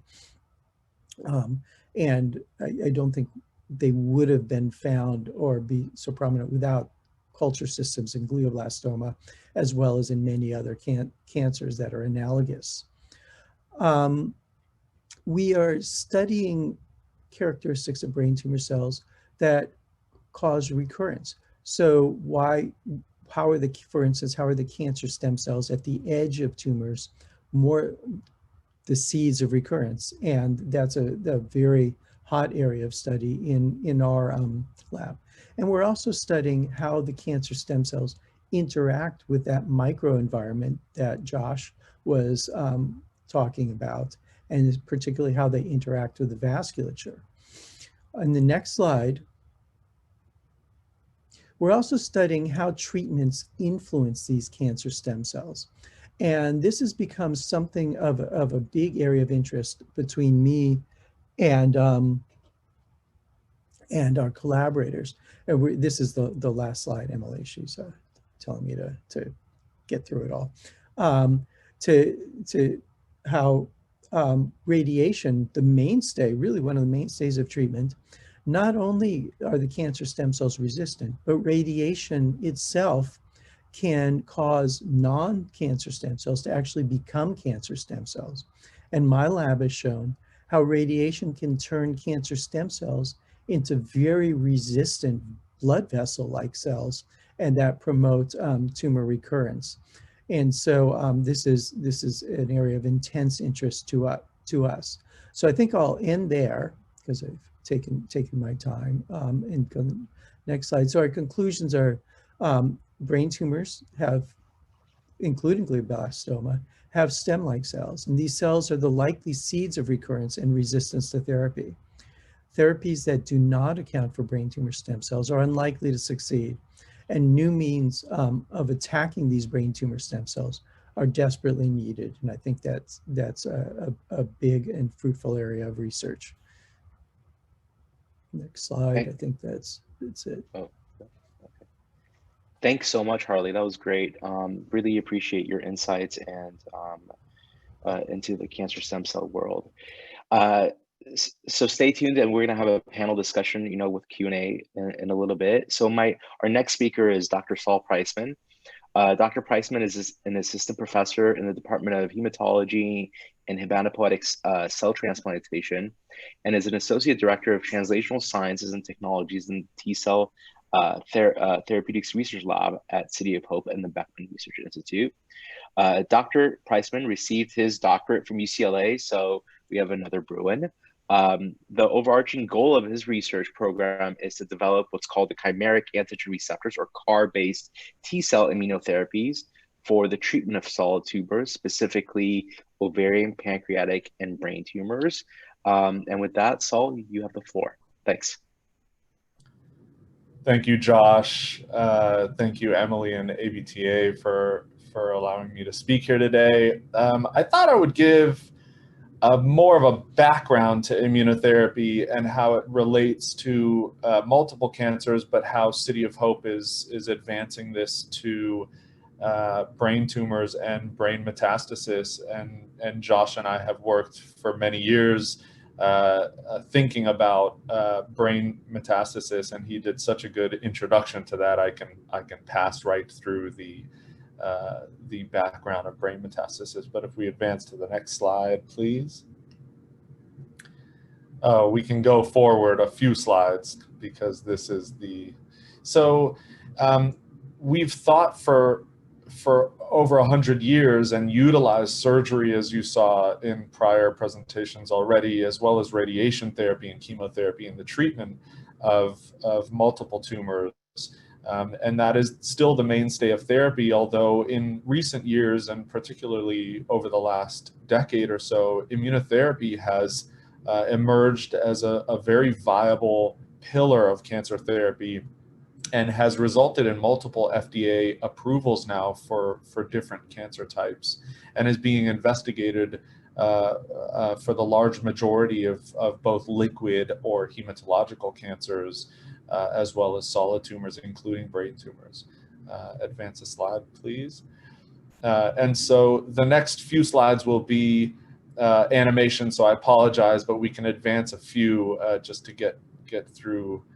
Just here is fine. Yep. And so arguably the first type of immunotherapy is called antibody immunotherapy. And for many treatments, including for breast cancer, where we have FDA approved therapies, one is called Herceptin, and that targets a protein that's overexpressed in 15 to 30% of breast cancers called HER2. And this example is actually rituximab, which is an antibody that targets lymphomas or non-Hodgkin's lymphomas. And although they target the cell type directly through molecular mechanisms that force that tumor to shut off, they also engage the immune system without going through too much detail. When the antibody binds to the surface of the tumor cell, it also engages what's called effector cells. These are specific types of immune cells that are in the body that see that antibody and then aid in targeting and killing that tumor cell, identifying it as a foreign object, essentially. And that illustration is here. If we advance to the next slide, the next type of immunotherapy has been vaccines, cancer vaccines, and this follows suit to what we know about viral vaccines, and we're all well aware of the vaccine development that's occurring now for COVID-19, but we have multiple approved vaccines. You know, when we were children, we got multiple vaccines to fight against viruses. And arguably, cancers should be recognized as a foreign object, like a virus is. And so the idea of developing a vaccine has been around for many, many years. We have one type of FDA-approved vaccine called Provenge that is used for the treatment of metastatic castration-resistant prostate cancer. And this is a very simple idea, and it's what's called autologous, which will come into play when I discuss what we're doing here at City of Hope with chimeric antigen receptor T-cell therapies.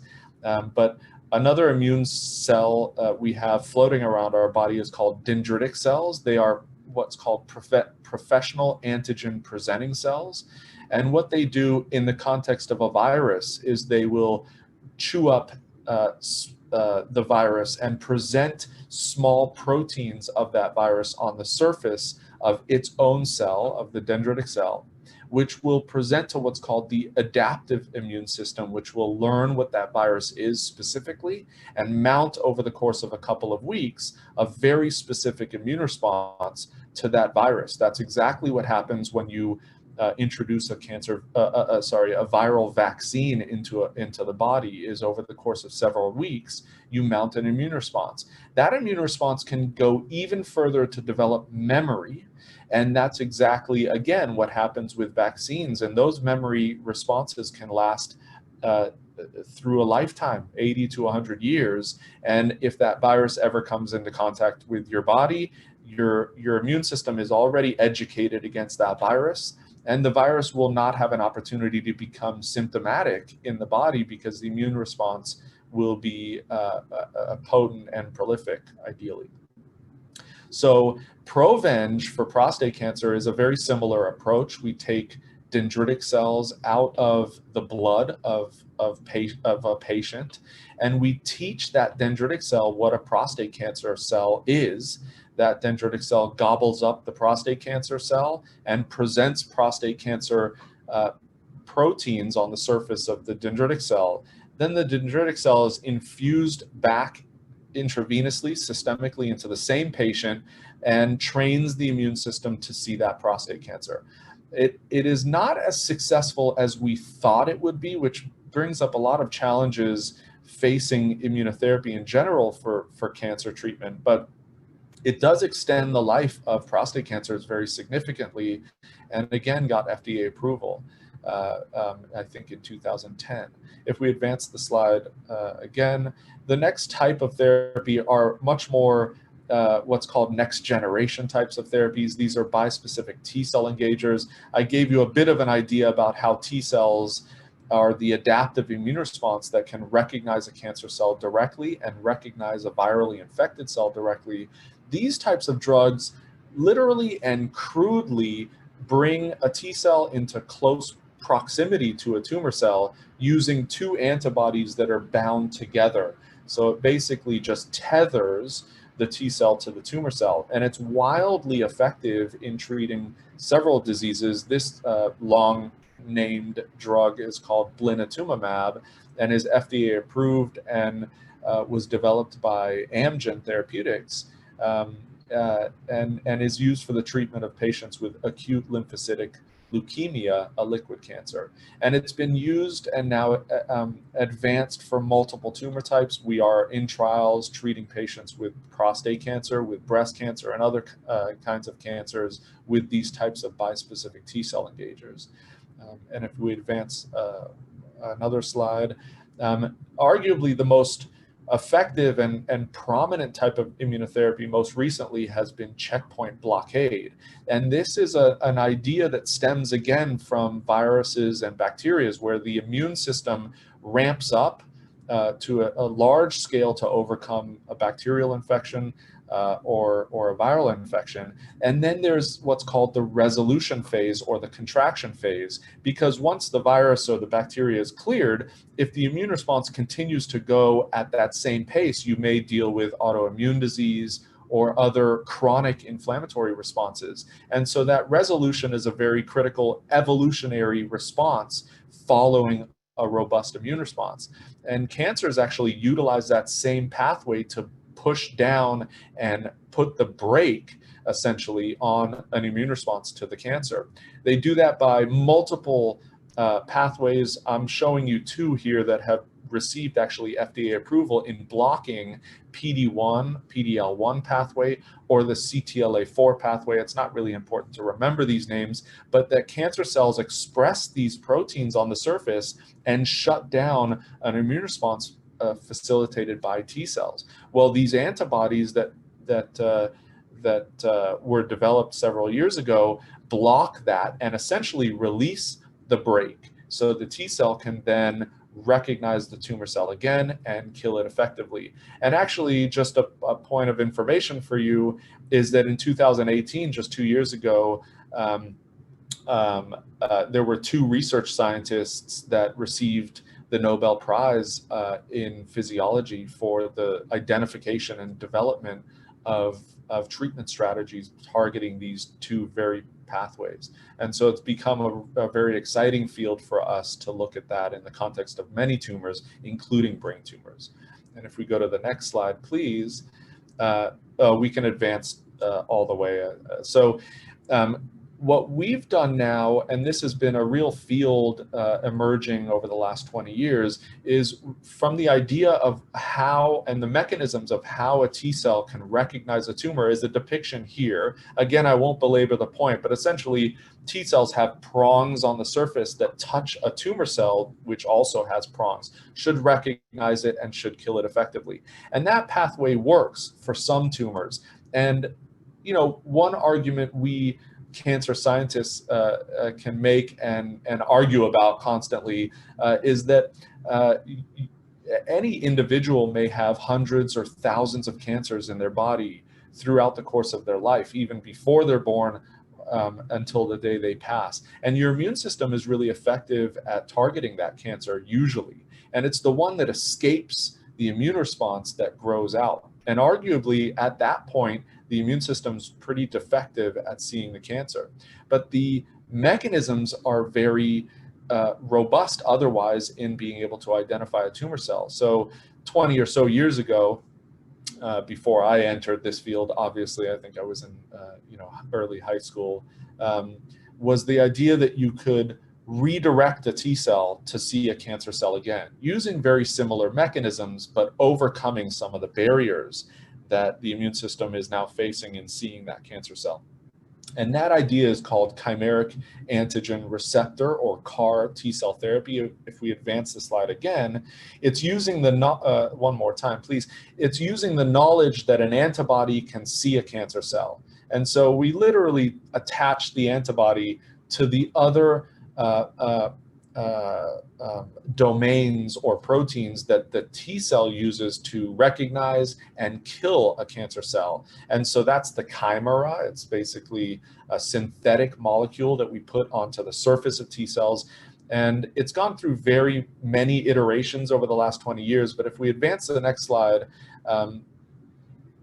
yes, so here's just a movie that we've generated to make it a little more real.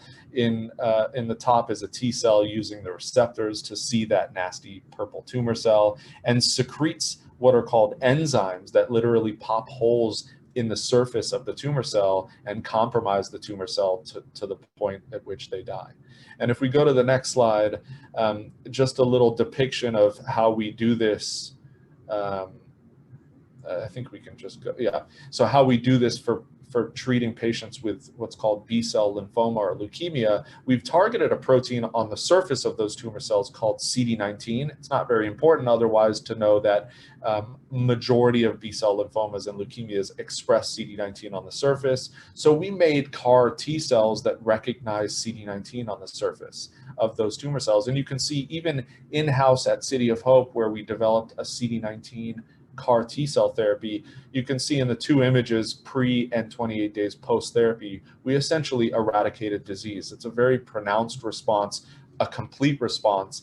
And in this case, about half of these patients go on to be durably cured of their lymphoma. And again, what's really important is that these lymphomas are relapsed refractory lymphomas, which means they've seen 5 to 7 or more types of therapies, including transplant therapies, and have ultimately recurred, and we treat them with CD19 CARs and get such a prominent response. And this has now resulted in 2 FDA approvals in the last 3 years in treating these types of liquid cancers with CD19 CAR T cells. If we go to the next slide, please. And so just a schematic of how we do this, actually, it's called autologous. It's patient specific. We take blood from a patient, we bring it back to the laboratory, we expand those T cells to high numbers, and we engineer them to express this chimeric antigen receptor. We grow them to billions of cells, and at some point we infuse them back into the same patient. If we go to the next slide, it'll show a table that shows that over the last 4 years, I think one more slide, one more advance will do it, that we've treated over 200 patients in the last 4 years, spanning both liquid cancers, but also into solid tumors. And we started that in treating brain tumors, glioblastoma, and City of Hope was one of the first, if not the first, to deliver these CAR T cells, this immunotherapy, directly into the brain.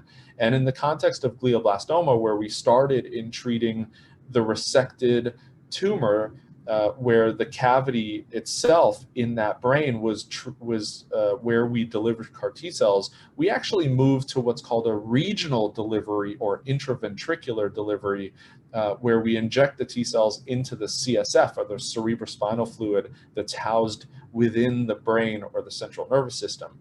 And the idea behind that was that those T cells could then distribute throughout the brain and the spine and treat patients that had multifocal disease, or disease that was widespread within the central nervous system, the brain and the spine.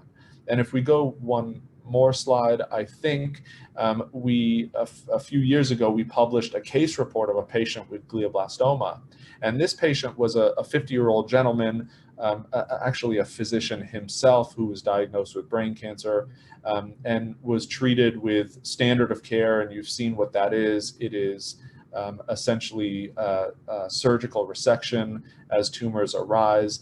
And he was actually treated with Novocure following temozolomide, and ultimately recurred. And what we did was we treated a resected tumor in his brain with these CAR T cells, and that tumor never recurred, where it almost invariably it would have at some point. But what this patient had was called multifocal disease. He had several tumors in the frontal lobe, as you can see in the bottom right image on the top left of that panel, and he also had spinal metastasis, and you can see that as well through the MRI scan.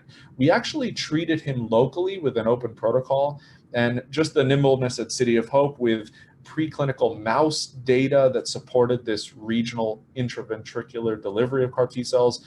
We went to the FDA. 30 days later, they approved us to treat the first human ever, we think, with intraventricular delivery of these T cells. And after 4 cycles, 4 treatments of these CAR T cells, he had near complete regression of all his multifocal disease in the brain and in the spine. This was quite striking to us, obviously.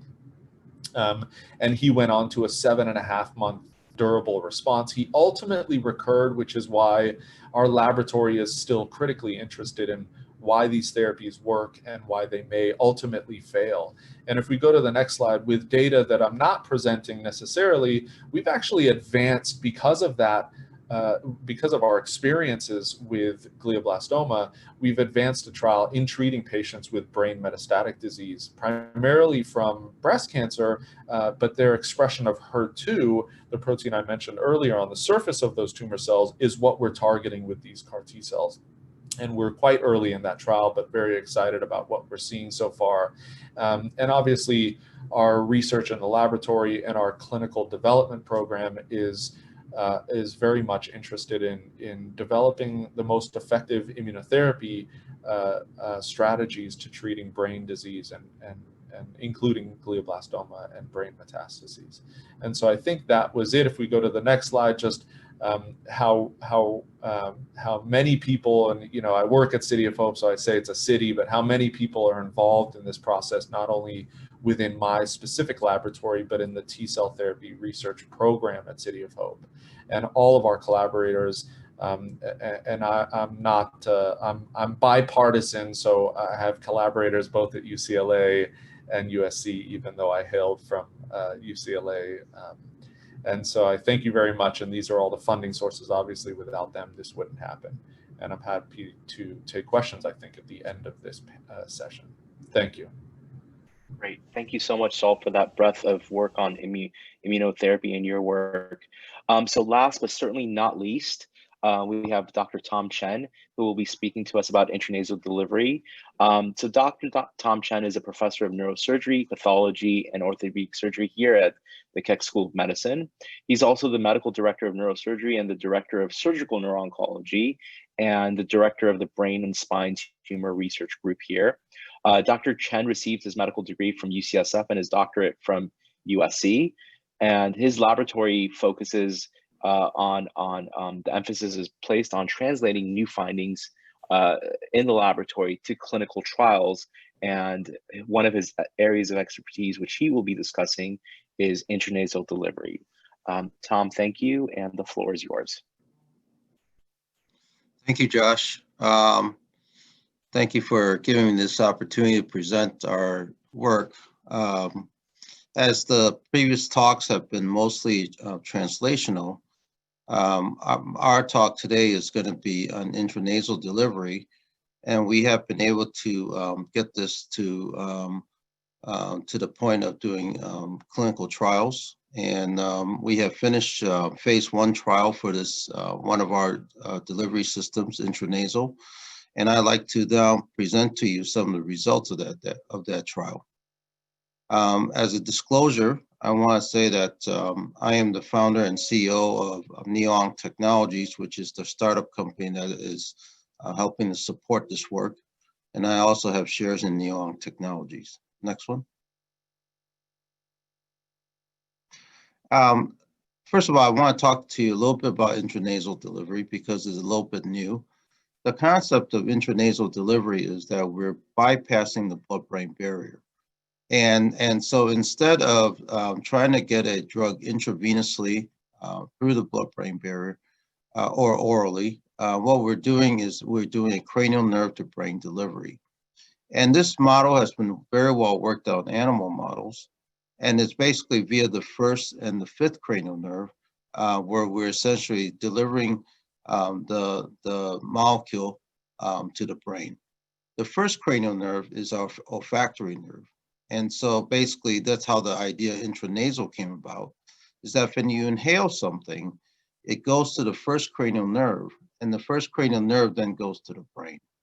The fifth cranial nerve is the nerve that provides sensation to our face and also provides movement of the muscles of the jaw. And that nerve also transports molecules to the brain. Next slide. And so here's a patient actually undergoing intranasal therapy. And you see what he has is a nasal inhaler. And what he does is that he breathes through this nasal inhaler, the drug, and that treatment, as we have in our protocol, basically lasts for 20 minutes a day, 20 minutes per session, and he gets 4 sessions of treatment a day. Next slide. This is our molecule that we're using for intranasal delivery. We call it NEO 100. is actually a purification of a naturally occurring molecule called pure alcohol. Pure alcohol is a monoterpene and has been used for cancer applications. Its mechanism of action is thought to be secondary to be a cell cycle inhibitor, and also it's as a RAS oncogene inhibitor. We have also demonstrated that the NEO100 or pure alcohol also works very well as a ER stress agent. An ER stress agent basically induces oxidative and ER stress in cells, and then eventually causes them to undergo apoptosis. Next slide. So what we did was this, that we basically made NEO100 under GMP condition. We then went to the FDA and proposed a intranasal trial. And this, we then had to obtain an IND. We were able to get a fast track status and orphan drug status in our drug. And then we started what we call as a phase 1/2A trial. As part of the enrollment, we had to have inclusion criteria. And so our patients are basically what we call recurrent GBM. And so these patients have undergone the Stoop protocol of radiation and temozolomide, and then they have failed temozolomide. And so they are considered recurrent GBMs.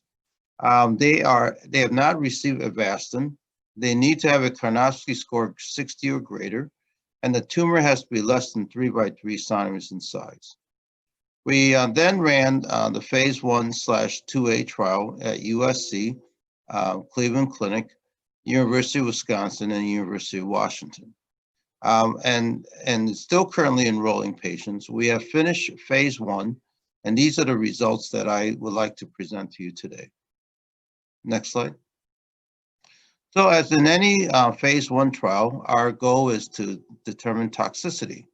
And so what we did was that we had 3 patients per dose, and we had a total of 4 cohorts, so a total of 12 patients. Each cohort basically was dose escalated, and we went from 96 milligrams per dose 4 times a day up to 288 milligrams per dose 4 times a day. And so you can see the range in the dosing from 384 milligrams per day for cohort 1 up to 1,152 milligrams per day. The question is that with the increased dosing, do we get side effects from that dosage? Next slide. This is the demographics and baseline characteristics of the patients that we enrolled. And you can see that basically in these patients that we had a fairly equal spread of gender, male and female. Most of the patients were basically in their 50s to 70s. The ethnic group was fairly typical of the population in Los Angeles, a mixture of Caucasian, Asian, and Hispanic. We also did some genomic analyses on these patients, and we determined what their MGMT status in terms of resistance to temozolomide, their IDH1 status, a metabolic marker, their Karnofsky score, and then also their tumor location. And all our tumors were basically in the supratentorial region, meaning that it's basically in the frontal, temporal, occipital, and parietal lobes of the brain. Next slide. So the first thing we, as a phase 1 study, wanted to determine was there any sort of side effects that were present? And so we went through the standard adverse events that could be attributable to a drug. And these include general disorders, nervous system problems, skin and subcutaneous problems, respiratory, thoracic, and mediastinal disorders, and blood and lymphatic system disorders.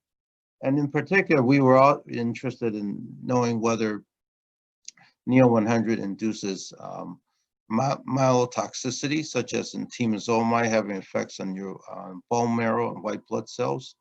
And what you can see here was that from the standpoint of toxicity, most of our toxicity that we could say was definitely related to treatment was mostly related to the nose. We had Uh, one patient had some skin irritation, and one patient had some rhinorrhea, but we didn't have any patient with specific nose bleeding or anything like that. And actually, it was very well tolerated. Excuse me, I'm going to take a drink here. And so we concluded from our toxicity evaluation that our treatment was actually very well tolerated. Next slide. And then we went through the survival in terms of how these patients did. And this slide basically talks about the dosage that I talked to you about from cohort 1 to cohort 4. And you know that basically the dosage went from 384 milligrams per day up to 1,152 milligrams per day. We also looked at how many cycles the patients were able to tolerate. And what happens with these cycles is that basically we measure them by MRI scans, just like we would with temozolomide. And so essentially the cycles were usually for 1 month. And then every 2 months, we would get an MRI scan. And then what you can see here is that we measure progression by MRI scans to see if there's an increase in size of the tumor. And then after that, besides the progression, we also measure survival. How long did they survive after they started treatment? And then before we wrote the conclusions in the paper, we had a current status as to whether the patient was still alive or not, and whether they were still undergoing NEO-100 therapy. Now, what you can see here is that in the first cohort 1, the patients, all 3 patients completed 2 cycles. That means that they only had 2 months of treatment before they had evidence on MRI scan of progressive disease. And what was interesting about some of these patients is that even though they had only completed 2 cycles of treatment, their survival time was actually quite long. And this is longer than what we would expect for recurrent GBMs. Recurrent GBMs on the average is about 8 to 9 months. But their survival time after the treatment, even though they had shown progression on MRI scan, was actually much longer than that. And then the current status, all 3 patients have passed away. In cohort 2, what we found was that 1 patient actually has been alive almost 2.5 years after treatment, and doing very well with the treatment, and has no evidence of recurrent disease. And then we had in cohort 3, 2 patients that are still alive and doing very well without any evidence of recurrence. And then cohort 4, all the patients have progressed and have passed away. And so in analyzing this data, we were very intrigued as to why why certain patients had a particularly marked response to treatment. And I think that's the main thing in terms of these treatments, is that we recognize the fact that this is a phase 1 study, so it's a small number. So we don't want to draw too many conclusions, but at the same time, we can have an inkling as to why these patients are having a better response than others. Next slide. So this is a slide of what we call progression-free survival. And you can see on the gray line, this is cohort 1. All the patients have passed away since then. And then you can see that the survival curve for cohort 3, where essentially these patients are still alive and doing well. And this was basically measured on what we call a 6-month progression-free survival curve. Next slide. And here are some radiographic examples. The patient that I mentioned to you on cohort 2, this was her MRI scan when she started treatment. And then 1 year later, you can see how that white enhancing area is decreased compared to what it was before. In another patient that was in cohort 3, you can see that she had a residual tumor. That was the enhancing area that's circled. And then after treatment, 1 year later, that enhancing area has gone away. And you know that basically for our treatments with glioblastoma, any sort of radiographic remission like that, we usually consider that a home run. And so we were very happy with this type of data showing that this patient was getting this treatment via a intranasal non-invasive route and having this marked response. Next slide. So this is a curve summarizing some of our data that I talked to you about. And what you see here on the slide A is basically months since starting the NEO-100 treatment. And what you can see here is basically our overall survival in 12 months and our overall survival in 24 months and the median overall survival. Our median overall survival of 15 months basically is still increasing because our 3 patients that have been responded nicely to treatment are still alive. In the second one, we took the patients that were able to tolerate more than 5 cycles and the patients that were able to only tolerate less than 5 cycles of treatment. And you can see that basically the patients that are able to tolerate more than 5 cycles of treatment have done extremely well. And then the last slide, which I find the most intriguing, is that we looked at the IDH1 status of these patients.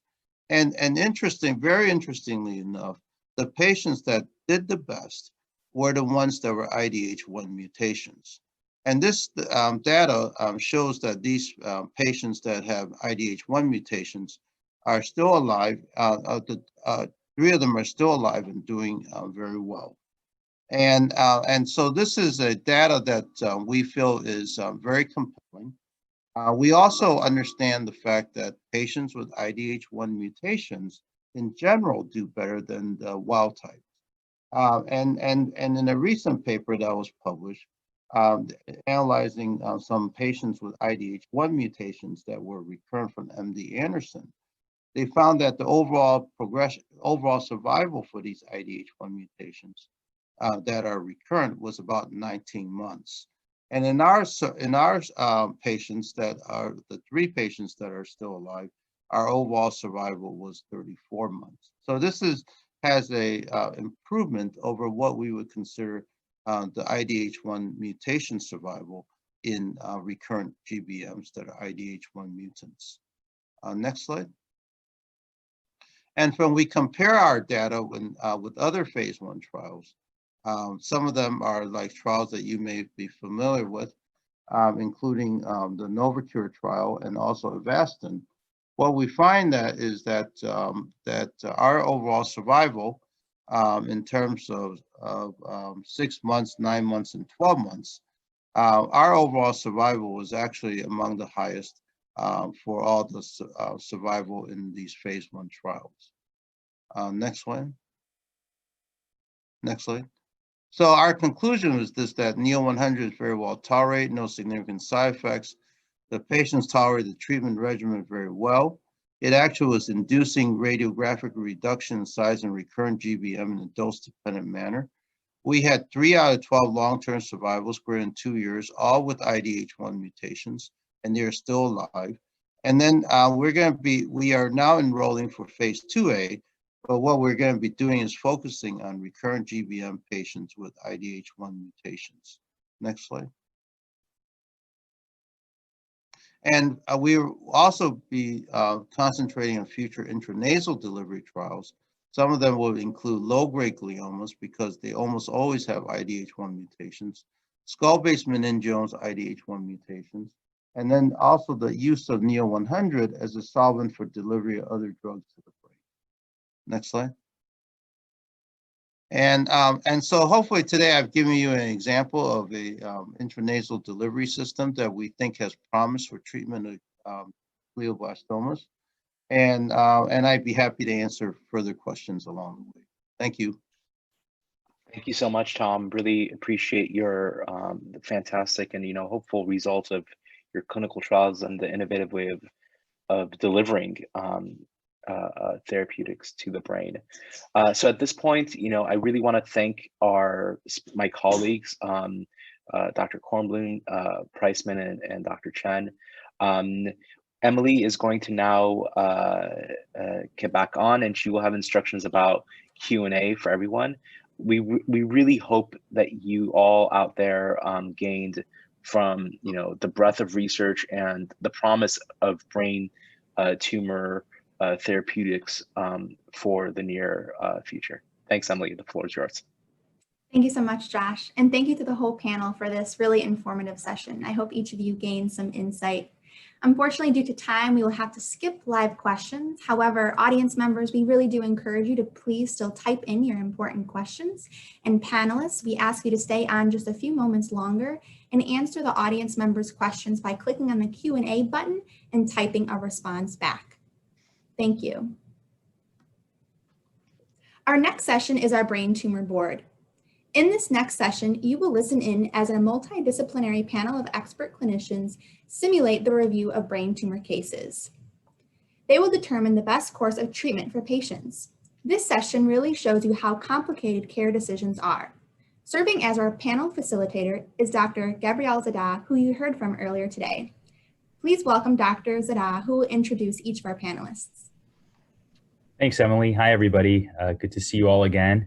We have a great panel here for our multidisciplinary brain tumor board, and we're going to review a few cases. So I'd like to introduce a couple of my colleagues, Dr. Frank Attanello, who is a brain tumor neurosurgeon here at the Keck School of Medicine of USC, Dr. Francis Chow, who is a neuro-oncologist here at the Keck School of Medicine of USC and the Norris Cancer Center, Dr. Craig Horbinski is a professor of pathology at Northwestern University and specializing in neuropathology, and Dr. Tanya Kaprelian, who is an associate professor of radiation oncology at UCLA and a dear friend of mine going back to medical school.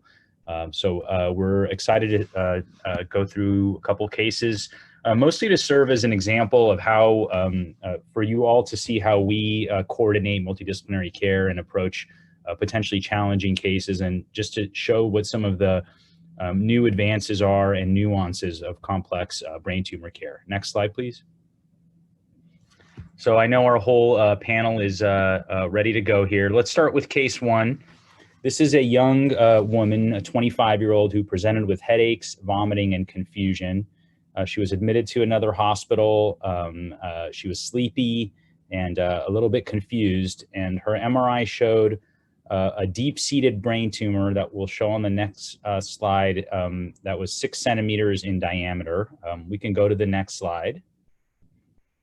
And so you can see in the center of this MRI, the bright white, what we call enhancing component, is the brain tumor we're discussing here in question. So I'm going to first pass it over to Dr. Frank Attanello. This case was seen at a community hospital and then transferred to Keck for a higher level of care.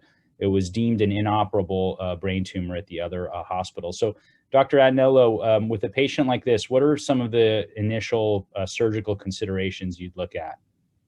I think you look at that and think about the age, a 25-year-old. Whatever you do is going to have a long impact on the rest of the life. And you may want to be more aggressive as far as saying, well, I can't do anything about this because, someone in their 80s, maybe you don't want to ruin their quality of life, but someone in their 20s, you definitely want to preserve quality of life, but you really want to make sure you do everything you can surgically, because that's probably the biggest impact initially. You look at the pathology, the fact that it's kind of crossing the corpus callosum just above the ventricles, it doesn't look definitely like it's going into the ventricles, and it may not be the more common intraventricular tumors, and probably is more likely arising from the corpus callosum or brain tissue itself. You think about a central neurocytoma, you think about, like I said, intraventricular tumors, like a intraventricular meningioma, choroid plexus papilloma, but again, less likely. It looks more like an intrinsic tumor, at which point you think a glioma, glioblastoma, because of the enhancement, and possibly a metastasis, so that's less likely, but you would check the body. I think ultimately, no matter what, I'm talking about all the considerations, you should offer some form of surgery. Some surgeons will say, this is a very risky area. The corpus callosum connects both areas of the brain. Injury to that area is relatively difficult to recover from.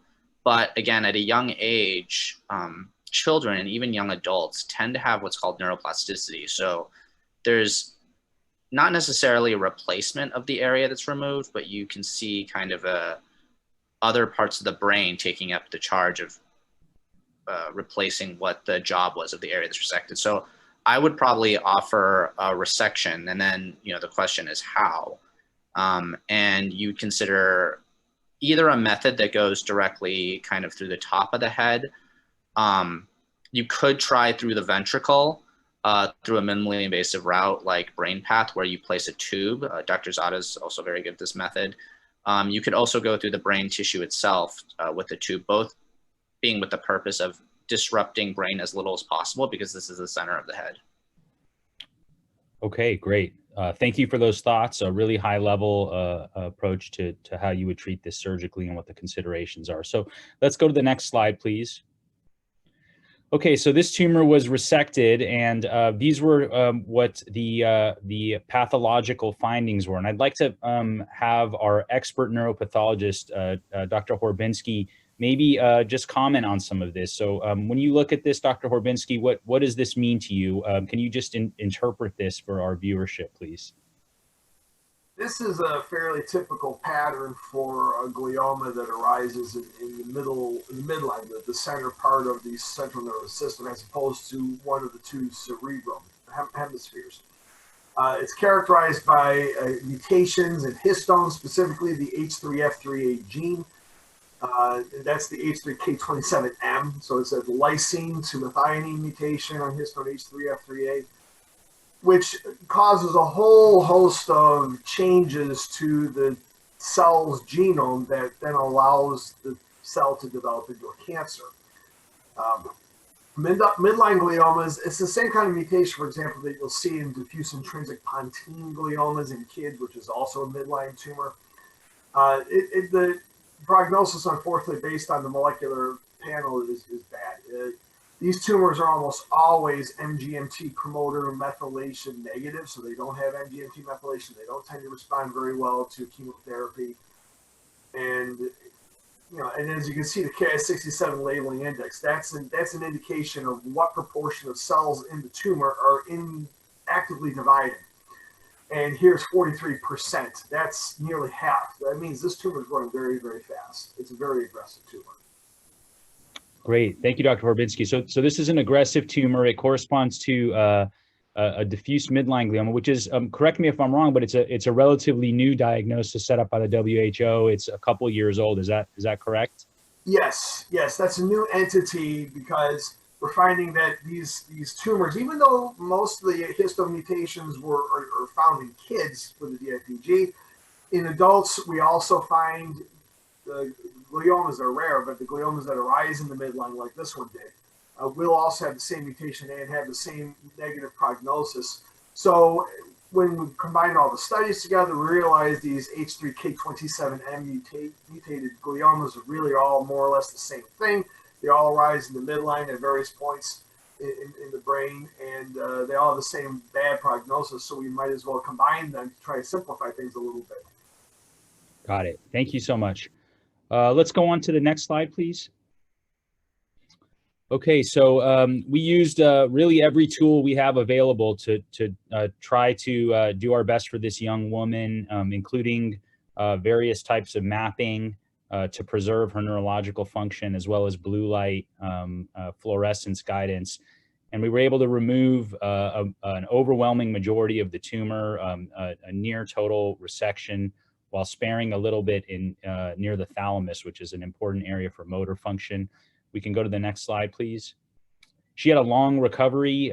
She needed a shunt and a lot of inpatient rehab therapy as her condition improved, and made a gradual recovery, as you'll see, over to near baseline over the course of a year. But she did need additional treatments, of course, given this was a malignant high-grade glioma. So let's go to the next slide, please. So I'd like to bring in first Dr. Francis Chow, who's our neuro-oncologist, and then Dr. Tana Kaprilian, our radiation oncologist, to comment on really just what the next basic steps are for standard of care at this point. Dr. Chow? Certainly. So this, as you heard, was a high-grade glioma.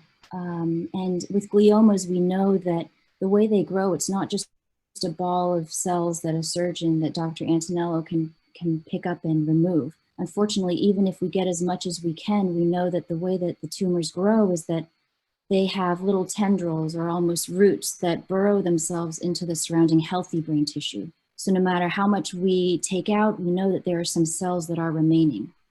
And the next steps involve treating those potentially remaining cells with both radiation and chemotherapy. We hit it pretty aggressively with both of our modalities. In terms of the chemotherapy, we follow the STOOP protocol, which is chemotherapy plus radiation combined together. And then we follow that with just cycles of chemotherapy alone. Excellent, thank you. Dr. Kaprilian, would you like to comment on what this patient would receive for a standard of care for radiation treatment? Yes, absolutely. I completely agree with how Dr. Chow explained it. There are tentacles of these tumors that we don't see. And so when we're mapping out the radiation, we not only map out the cavity of where the resection where the tumor was resected, but we also give a margin to account for the tumor that we can't see. And we have to be mindful of the radiation dose to the normal structures, as well as trying to maximize the radiation dose to the tumor area itself. And so for high-grade glioma, it's a standard of care to give 60 gray. Gray is just the unit of radiation. It's given daily over 6 weeks. So every day, Monday through Friday, and that's just the standard dosing for a high-grade glioma. Excellent, thank you so much. Let's go to the next slide, please. Okay, so this young lady underwent, as mentioned, the standard temozolomide and radiation therapy treatment for 6 weeks, and this is her next baseline MRI 3 months after the surgery and treatment, and it shows some improvement here, definitely a little bit of enhancement here.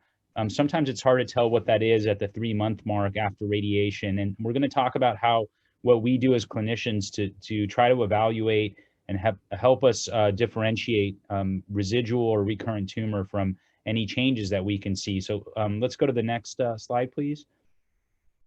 So then the next MRI was at 6 and 8 months, and it shows improvements in some of this enhancement here. So this is very encouraging. She was doing really well at this point. And let's go to the next slide. And then at the 10-month MRI, we saw something far away from the original site of the tumor. This is a much lower area near the cerebellum and brainstem.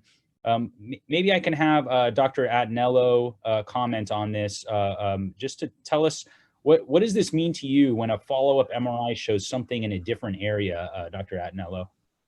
So I think you consider what the pathology was initially, which is an intrinsic brain tumor, glioblastoma, and then you think about where it was. It was next to the ventricle. So when that happens, often it's possible there could be seeding of tumor into the cerebrospinal fluid, so it's possible it could have spread distantly. That said, these types of tumors can even spread distantly through just by the nature of what they are. There have been multifocal ones, but it is relatively rare for them to appear in the cerebellum. So I think at this point, given the fact that it's possible it could be spreading through the fluid in that adjacent ventricle, you can test with cerebrospinal fluid to see what that gives you as far as information. And there's also advanced imaging techniques that are possible. Because radiation wasn't used in this area, radiation effect is usually less likely. But I think still having a more advanced imaging techniques like spectroscopy and perfusion will tell you whether you're looking at real tumor tissue versus some other kinds of inflammatory changes. And there's actually large scale studies looking at new methods of kind of quantifying these without having to take tissue sample. But I think ultimately long-term in any patient, when these other non-invasive modalities, even though getting fluid from the spinal cord is a little bit invasive, fails, I think you have to look at taking a sample of it, but I think that's last line. Okay, great. So this was discussed in our tumor board, of course, and there was concern for a multifocal type of tumor issue here. We didn't feel that this was in a good area for surgery. So let's go on to the next slide, please. Okay, so we would discuss next steps here. If surgery is not a great option, why don't we kick it over to Dr. Kaprelian first? Tanya, what do you think? Is this something that's could be treated with radiation therapy? Yeah, so that's a great question, and this often comes up in our discussions. So the first thing I do when I have a case like this, I agree with everything Dr. Antonello said, in that it wasn't directly in the radiation field as we saw where the resection cavity was. But what I still do is I overlay the prior radiation treatment onto this current MRI just to see how much dose spilled over. Because you'd be surprised in that you would think that that area saw no dose, but it's likely that some dose would have spilled over to that region, but not the full dose. So that being said, we take that into consideration, and then we also take into consideration how much dose the critical structures receive. So in this setting, the critical structure would be the brain stem. So taking those things into consideration, as long as there is room to give more dose, which presumably there isn't in this setting, in this case from what we can see, then we are comfortable giving more radiation dose, just taking all those things into consideration. So once you overlay the plan and take into account how much dose was given before and how much time has elapsed from the prior radiation treatment, you can be comfortable in giving radiation in this setting and adjusting your dose accordingly. So short answer is yes, we can do radiation. The long answer was what I just gave. Excellent. No, that was a very high level explanation of how you would contour this for a patient who's already had radiation in the past and what the considerations are. Dr. Chow, what about if this patient, we're worried has some type of distant focus now? Is there anything you would do differently with your approach to chemotherapy or anything else? Certainly, it makes me reconsider if my current chemotherapy is effective or not. There is the option of switching to a different chemotherapy. In this case, we had a discussion with the patient and she felt more comfortable with continuing the same chemotherapy, but adding on that radiation on top of it. Excellent, thank you. Okay, let's go to the next slide here. So let's see what happened here. Maybe you can briefly comment on this, Dr. Kaprelian. I know this was not your radiation plan, but maybe you can interpret this for all of us. Sure. Basically, what you're looking at here are the various different isodose lines. So the red being the hottest, and then basically going down from there. That's where you see the numbers on the left-hand column. And essentially, it's just, and that yellow arc that you see all around is basically your radiation field, or the arcs of how you deliver the treatment. And so what they were able to accomplish here is basically they contoured out that area that was highlighted on the MRI, and then they gave a little bit of a margin, and then you can see the dose distribution here. And it is very well planned in that the green line, which you can see faintly all around, that's the low dose that's spilling across.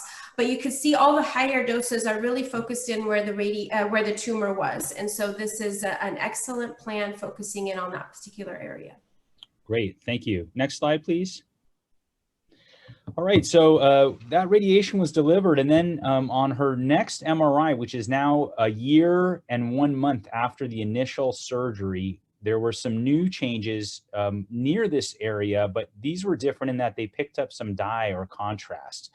And that has a special significance when we see that, because it could mean tumor, but it could also mean something else. So Dr. Chow, let me have you comment on this, please. Can you explain to the viewers what we look at almost every week on follow-up MRIs when we're trying to separate a recurrent tumor from something else, perhaps? Certainly. So one of the things that the whole field of neuro-oncology struggles with is that we have limited techniques to evaluate tumor and its response to our therapies. As you know, we get MRIs on our patients almost monthly or every 2 months to monitor to see how they're doing. But the changes that we see on MRI, it's not quite clear sometimes whether those represent true tumor changing or if it's treatment-related effect induced by our treatments, induced by our chemo and our radiation. So we're looking here at her MRI just after she received radiation. And we know that the way that radiation can affect brain tissue is that it can cause the blood-brain barrier to become a little bit more leaky and to pick up some of this contrast. Now the question then becomes, is this contrast tumor, or is it just cells that are dying and picking up some contrast? In our tumor board, we often use this unique technology called MR perfusion, or IB Neuro is the particular type of technology, the brand that we use. And it essentially evaluates the amount of blood flow that goes to certain areas of the brain. The concept behind this is that growing tumor needs a higher blood supply to feed and to supply it, to give itself nutrients. However, treatment-related changes, which represent usually necrosis or dying cells, those areas do not require as much blood flow. And so they are cold on perfusion. I believe in the next few slides, we'll have some images looking at the blood supply to these two distinct areas. And they help to give us some more data to help make informed decisions. Here we have the perfusion imaging layered on top of our MRI, and we see that it's blue, suggestive of cold perfusion or decreased blood flow to these areas. Now those blue areas, based on this IB Neuro programming, suggests that these are more treatment-related changes rather than growing tumor needing more blood supply. That would be red. There is a little area of purple in the lower right-hand corner, and that is indicative of an admixture, or maybe like a little bit of tumor, a little bit of treatment-related changes. So you can see that overall, this large area of contrast enhancement, which could be alarming if it's something new, in this case is a little bit more reassuring for potentially decreased blood flow, suggestive of treatment-related change rather than growing tumor. Okay, great. Let's go to the next slide, please. So that's just another example of the perfusion. Next slide. And let's go to the next slide. And one more forward. So yeah, a couple more of these enhancing contrast spots on that MRI. And next slide, please. And this is what Dr. Chow was referring to of an admixture. So this is really like a heat map where we're looking at cold versus hot areas to help us differentiate tumor from treatment effect. Next slide, please. And this was her original cavity site, which looks pretty good overall. There's no obvious major regrowth in that area. Next slide. And that was cold on this advanced imaging of perfusion, so it doesn't suggest any tumor there. Next slide, please. And next slide. Okay, so the point of this case, fortunately, that she's doing very well. She's about 1 year and 2 months out, and has had a wonderful recovery, and we're watching her very closely. So that's good news. I think the teaching point of this case is that even with these aggressive tumors, we're able to offer multidisciplinary treatment to control them, but we have to be very vigilant, and advanced neuroimaging modalities can help us differentiate recurrent tumor from some of these other responses. Let's go to our next case now. This is a really interesting case that we're going to go through, and Dr. Horbinski is going to walk us through some really novel diagnostics using molecular and epigenetic techniques. So Dr. Horbinski, I'm going to let you take this case away, and then we have one more case to follow after this as well. Sure. All right. Here's a case where of an axial scan, and you can see this 47-year-old man who was just had some headaches, and on scan was starting to herniate. that's the mass. Does somebody want to describe the mass and what they think it is, and, you know, by MRI, and just give a differential at this time, or should I just say it? Yeah, Dr. Adnella, why don't you tell us just what you think this would be, and surgical considerations, if that's okay. Sure. So yeah, as Dr. Korbinski mentioned, when you have something like this, whatever it is, it's large and it's in the temporal lobe. So that structure just to the left of the tumor on our picture is the brainstem, and you wait long enough, and especially with the surrounding swelling, you could have the patient herniate or become very sleepy quickly. So it's urgent to take this out. And the thought process is that contrast, so this dye going into the head is what's lighting up white. And that gives consideration of a high-grade intrinsic tumor like a glioblastoma. It could be a metastasis. You would check body imaging potentially, but because it needs to come out, you would just take it out anyways and find out from pathology. And there's some more rare possibilities. It could be a very strange-looking lymphoma. It could be a strange-looking infection, although very unlikely. So my most likely consideration would be a glioblastoma. You would do a craniotomy in that area, expose the entire area, and try to remove as much of the surrounding area without injuring language as you can. This is a little deep and inferior to the language area, but you'd have to scroll through it. If it really does extend into the superior temporal lobe, which is a little bit above this, you would do functional imaging and possibly an awake craniotomy if it's involved. Perfect. So consideration for maybe having the patient awake during the procedure to preserve speech function. Yes, and as Dr. Zada mentioned, one last thing that he does a lot as well is using fluorescence techniques to make sure you get all of it if it is a glioblastoma, like 5-ALA. Excellent.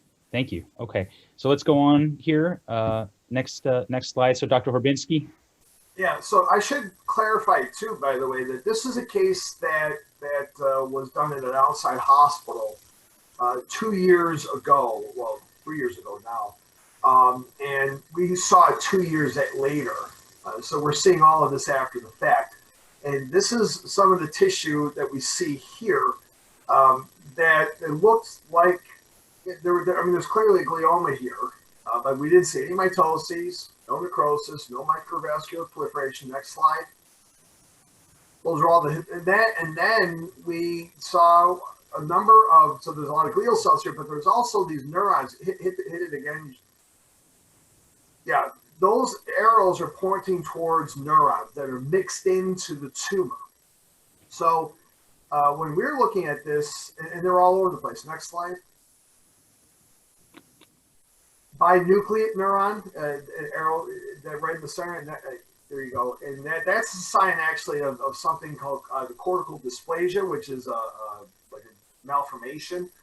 Gangliogliomas will also have binucleated neurons. That's a grade 1 tumor, not a malignant tumor. Next slide.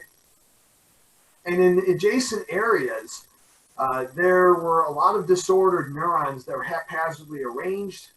So it really, when we looked at the case, and I always look at these cases blinded to what the original diagnosis was, in this case 2 years prior. I showed it to all my colleagues in neuropathology. We all thought it was a low-grade glioma, maybe ganglioglioma. But of course, radiologically, it looked a little more concerning. And actually, the outside hospital had called it a glioblastoma back in 2017. Next slide. Oh, yeah, also there was some, so this is the white matter underneath the cortex. And the arrows are highlighting a bunch of neurons. Neurons are not supposed to be in the white matter. They don't belong there. So that's another example of a malformation that's been in this patient's head literally his entire life. Next slide. So the original diagnosis was a glioblastoma, again, back in 2017. And the patient did receive radiation and temozolomide. This is his axial MRI 2 years later. But Frank or anybody, does anybody want to comment on this? Looks pretty clean. Yeah. Yeah. Yeah, I mean, I agree. You would expect a glioblastoma 2 years later to have some regrowth or even just contrast enhancement around the rim, but this is literally like nothing's changed. And it was a good prediction. I mean, on the one hand, and on the one hand, that's great. because, you know, it hasn't grown back. But on the other hand, then it makes me really worried that the original diagnosis of glioblastoma was maybe not correct, because as Frank said, glioblastomas almost invariably are going to recur, at least to some extent, at that time, within a 2-year time frame, even with radiation temozolomide. Next slide. However, this is where things got even more complicated, more interesting, because the patient didn't have any neurologic symptoms. He felt fine, you know, as far as that goes, but he was complaining of chest pain. And when they did a CT of his chest, and hit it again, please. There you go. That's a big mass that's destroying the rib, his rib cage on the left. And then on the spinal MRI, you can see 3 different lesions all up and down. Those are vertebral bodies that are being damaged and starting to collapse. In fact, even the lower one, you can see that there's a tumor there. There's a collapsing vertebral body and a tumor that's pushing on the spine. So that would explain his chest, and he also had back pain too. Next slide. They did a CT guided biopsy of that chest mass, and we got a hold of it. It was just one tiny little needle biopsy. This is what the thing looked like. I mean, that's exactly what it looked like. It didn't, so morphologically, it didn't really resemble the tumor that was up in the patient's head, you know, 2 years prior. Next slide. However, when we did next-gen sequencing of both the original 2017 brain tumor in the temporal lobe, as well as the masses in the chest and spine, you can see that they had the exact same BRAF V600E mutation, the exact same TERT promoter mutation, right down to the nucleotide sequence, the same mutation in a gene called SETD2, which is associated with more aggressive behavior in gliomas. And on top of that, the chest wall and spine masses had mutation in P53 that the original brain tumor did not have. So right there, we're thinking, okay, clearly the masses in the chest and spine came from the brain. They're all the same tumor. But it still begs the question to some extent, what should the original diagnosis be? I mean, is it glioblastoma, or is it something else? Next slide. So this is when we started using a powerful new tool, very excited. This is actually revolutionary in terms of the workup and diagnosis of these tumors, not just in the brain, but also throughout the entire body. Next slide. This was a study that was done about 3 years, published 3 years ago. Just to make it a little simpler, your DNA can be chemically modified. Everybody's DNA can be chemically modified, and it's just a normal cellular function. One of the things that can be done is attaching these tiny little methyl groups. It's just a little carbon with 3 hydrogen atoms.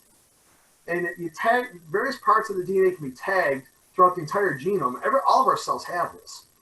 But what's interesting is that the methylation pattern on a 10,000 foot view scale actually produces a fingerprint next that actually allows you to identify the tissue type. So for example, just based on methylation profiling, I can take a blob of tissue and tell whether it's lung or bowel or skin or heart or brain or any of these things. And it can also discriminate very effectively among different kinds of cancers, in particular, central nervous system cancers.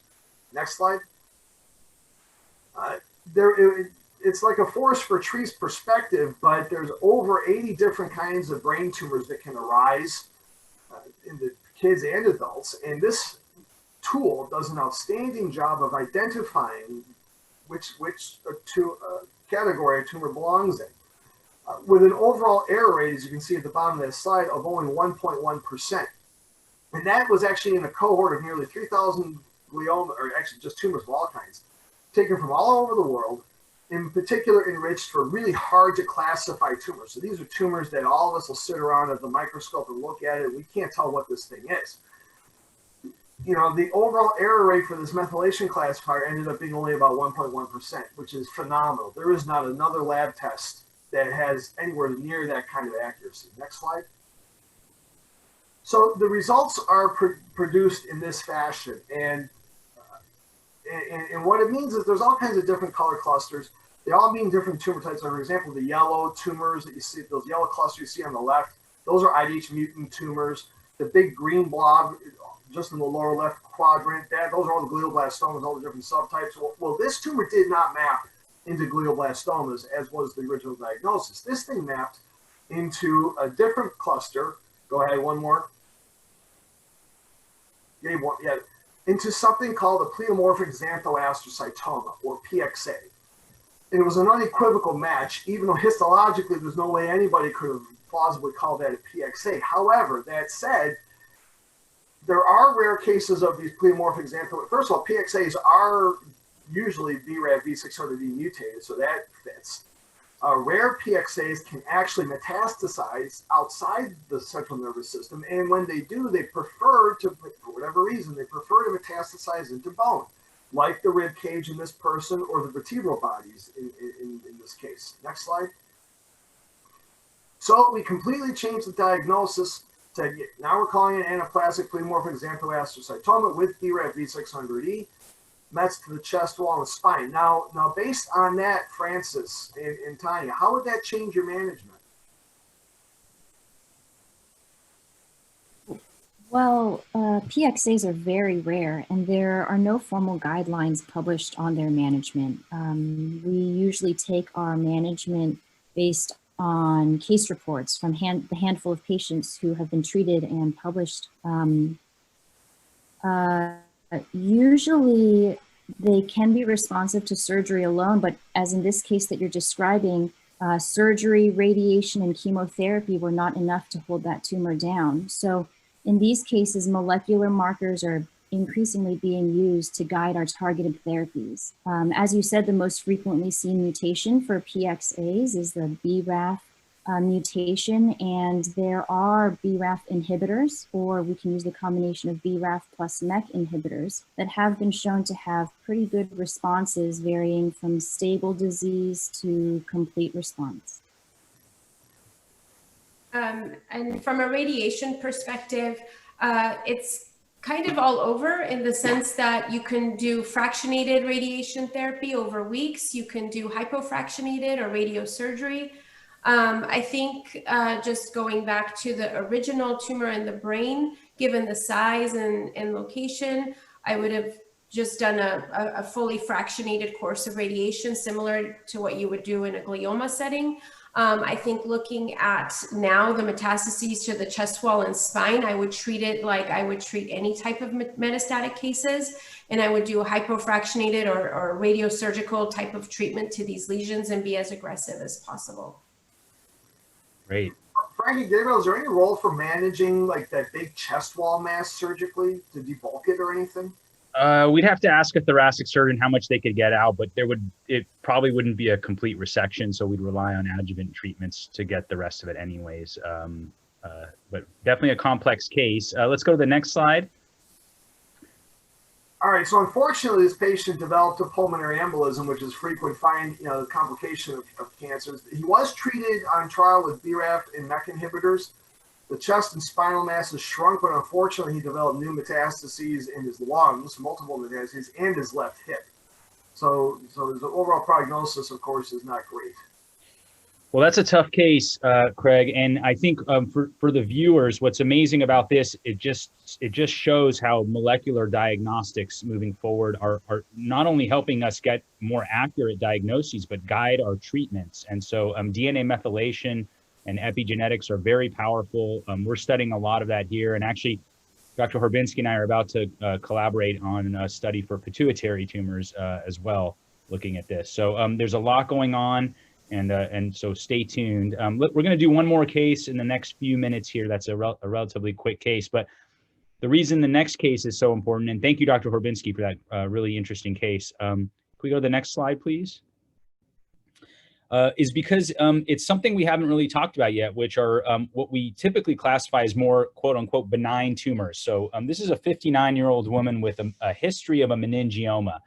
Meningiomas are the most common benign tumors that we see in the brain, and actually one of the most common intracranial tumors overall. She underwent surgery at another hospital in 2014. They were able to remove just a subsection of it, not the whole tumor. And she did not have good follow-up, did not get any additional treatments. And then she came to us here at Keck in a wheelchair, and she was unable to walk, had profound leg weakness, and was getting worse week by week. So let's go to the next slide, please. Just in the interest of time, I'm going to go through this, and you can see this large tumor on the midline. This is what we would call a parafalcine or parasagittal meningioma. Very briefly, Dr. Attanello, quick surgical considerations for this? She's weak, and that makes sense. It's right along the motor strip where you see the bottom right picture showing swelling around it. The fact that it is swelling and the fact that it grew back so quickly, even though we don't know the original size, suggests, well, you see the picture on the left, it's growing fast, suggests it's higher grade, which is why Dr. Zada prefaced it that way. I think you have to do a surgery where you remove as much as possible because it is higher grade, because you know it'll come back. I mean, we'll talk about the other treatments, but in taking out as much as possible, you have to consider the fact that it's wrapping around that large vein at the top middle part of the head called the sagittal sinus. You can take a look at the flow through that sinus with other imaging and see if possible you would remove the sinus along with the tumor and try to get it all if there really isn't flow through it. And if there is flow, then it becomes kind of a balance of not injuring the sinus while taking as much as possible. Excellent. Okay, thank you. So let's go to the next slide. So this is exactly what Dr. Attanello was talking about. This is a special type of MR imaging called a venogram, which looks at the veins in the brain, and in particular the sinus. And this showed that the tumor was already occluding the sinus here. So that meant that we could really try to remove this entire tumor with that sinus. Next slide, please. So she had surgery. We were able to really get around this tumor and remove it from both sides and from that sinus and get the whole thing out. Next slide, please. She did have some leg weakness, but went to rehab and returned to her baseline a couple weeks later. Next slide, please. And just in the interest of time, very briefly, Dr. Horbinski, what do you think about this pathology here for a meningioma? Yeah, it's about what I would have expected given the radiology. It looked like an aggressive invasive tumor, and sure enough, it's a grade 2 atypical meningioma. The immunohistochemistry doesn't really contribute much to it. That's a diagnosis you can make just by H&E alone. But the big problem here is that there is brain invasion, which again is what we expected based on radiology.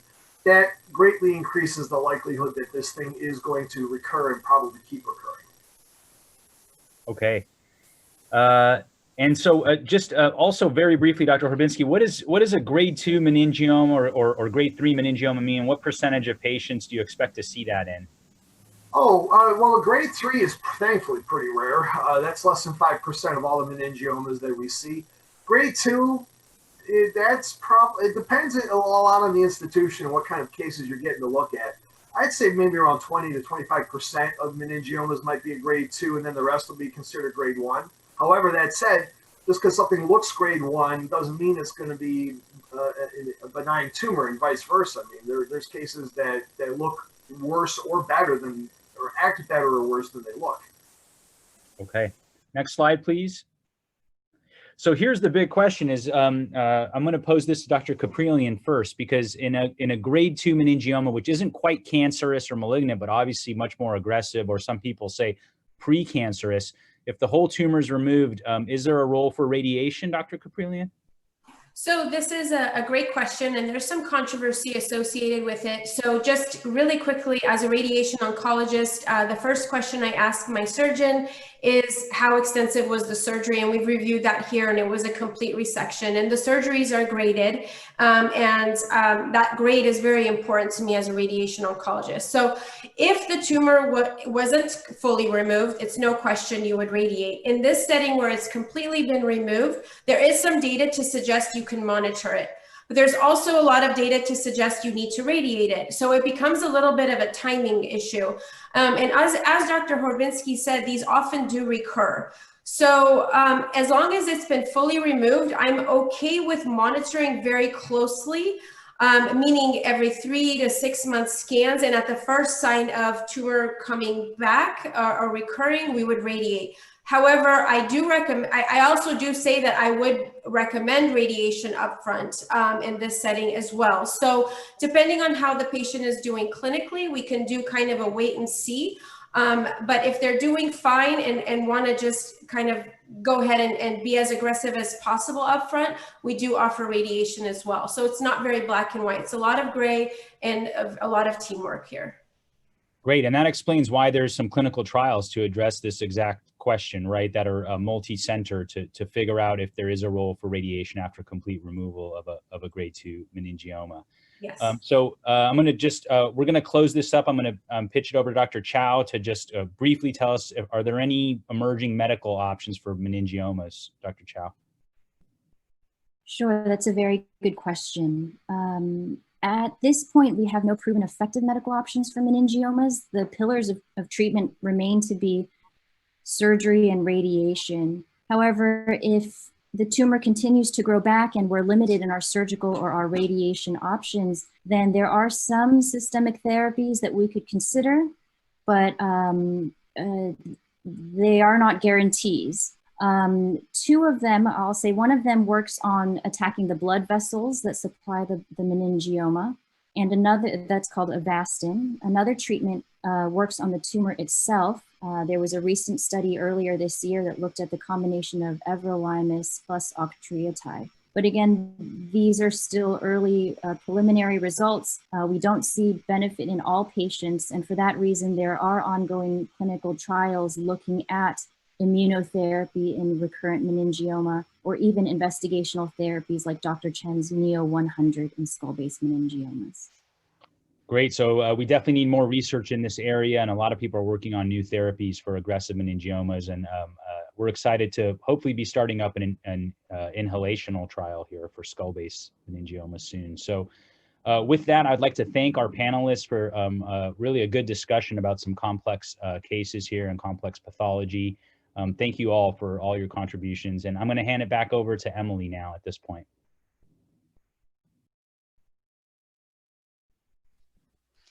Thank you so much to our wonderful panelists. We will have time for just a few questions now.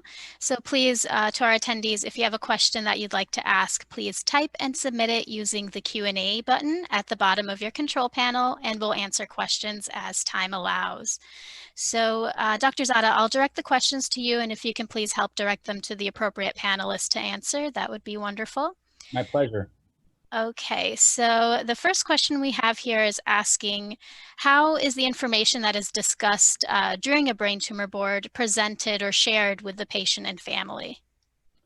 Yeah, what a great question. Dr. Chow, why don't you handle that one if you don't mind? So how, after we have our multidisciplinary conference, what do we do with that information? Sure, that's a very good question. For us, treating brain tumors is a team effort, working with all of these specialists that you met today, but also working with the family and the patient hand in hand. So we will meet with the patient, relay the information, the expertise consensus, and we'll sit down and have a discussion with them, because ultimately it's a decision that's up to the patient and what he or she would like to do with the information that our experts provide.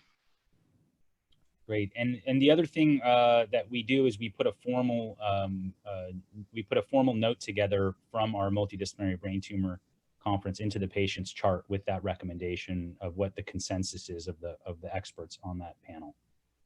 Wonderful, great. And during this discussion, I know we've kind of talked a little bit about clinical trials.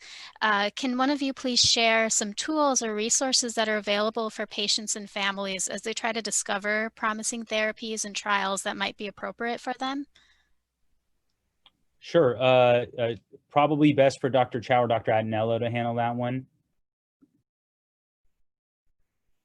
I mean, I'll let Dr. Chow speak for the most part. I mean, I always tell patients, we're here to do our best job for you. We're here as a team, but ultimately my job is to educate them and provide them the sense that we just want them to get better. So I will sometimes say, go on clinicaltrials.gov and see what's available for you out there, not even just in Los Angeles, you know, across the country, if you're willing to do that, but even though we do have a lot of trials. So I always recommend that website. I tell them what we have and what I know of, but then Dr. Chow might have more to say. No, I agree completely. That is the one place where all clinical trials are listed. But certainly speak with us, and we're happy to connect you with the leading institutions or the PIs who are leading those trials if we don't have them at our institutions ourselves. Yeah, and the ABTA is a great resource as well. That is really, they stay abreast of all new trials and research going on. So a good resource as well. Thank you so much. And another question we have here is asking, does a brain tumor board occur at all hospitals? Would it occur at a smaller community hospital as well? Or would a patient there have to be referred to a larger institution? That's a really good question. In general, a multidisciplinary tumor board is a benefit of being at a major center, in particular an academic hospital where you really have experts. In smaller community hospitals, you tend to have more generalized practitioners. So you may not have the benefit of a pathologist like Dr. Horbinsky, who's a neuropathologist, or a radiologist who's a neuroradiologist, or a neurosurgeon who specializes in brain tumor surgery, or an oncologist who does neuro-oncology, et cetera. Goes on and on. There are some smaller and private hospitals that also have tumor boards, so it's not exclusive, but in general, it's one of the major benefits of being in a major academic center. Thank you so much for your insight. And I think we'll take maybe one more question. And this question is asking, how does the tumor board handle when there's no consensus or there isn't a proper agreement about how to move forward? That's a great question. Anyone want to try to tackle that one? I'm happy to. Yeah, Tanya, go ahead, please. And all of you can chime in. I usually am just upfront with the patient, and I'll say it was either a split decision or a third, or I'll explain all the different viewpoints and just be honest and upfront. And then I incorporate the patient's, viewpoint into the decision-making process. I don't really leave them out of the behind the scenes. Yeah, I completely agree. I think I always say it's a discussion of our knowledge, what's even out there in the literature, and then it's just risks and benefits. And some people, depending on personality and goals and family decisions, have different goals for how much risk and benefit they're willing, how much risk they're willing to tolerate for what benefit. And that, that'll change depending on the amount of risk, how confident they are, or, whether they just want certain amounts of time with this or that.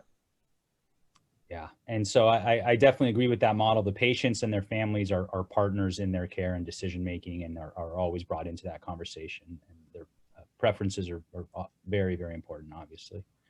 And by the way, there was just one more question actually that somebody asked. I thought it would be worth answering. They were asking about how common is it for primary brain tumors to metastasize outside the body, based on that one case. And just so everybody gets the answer. Not very, but it does happen.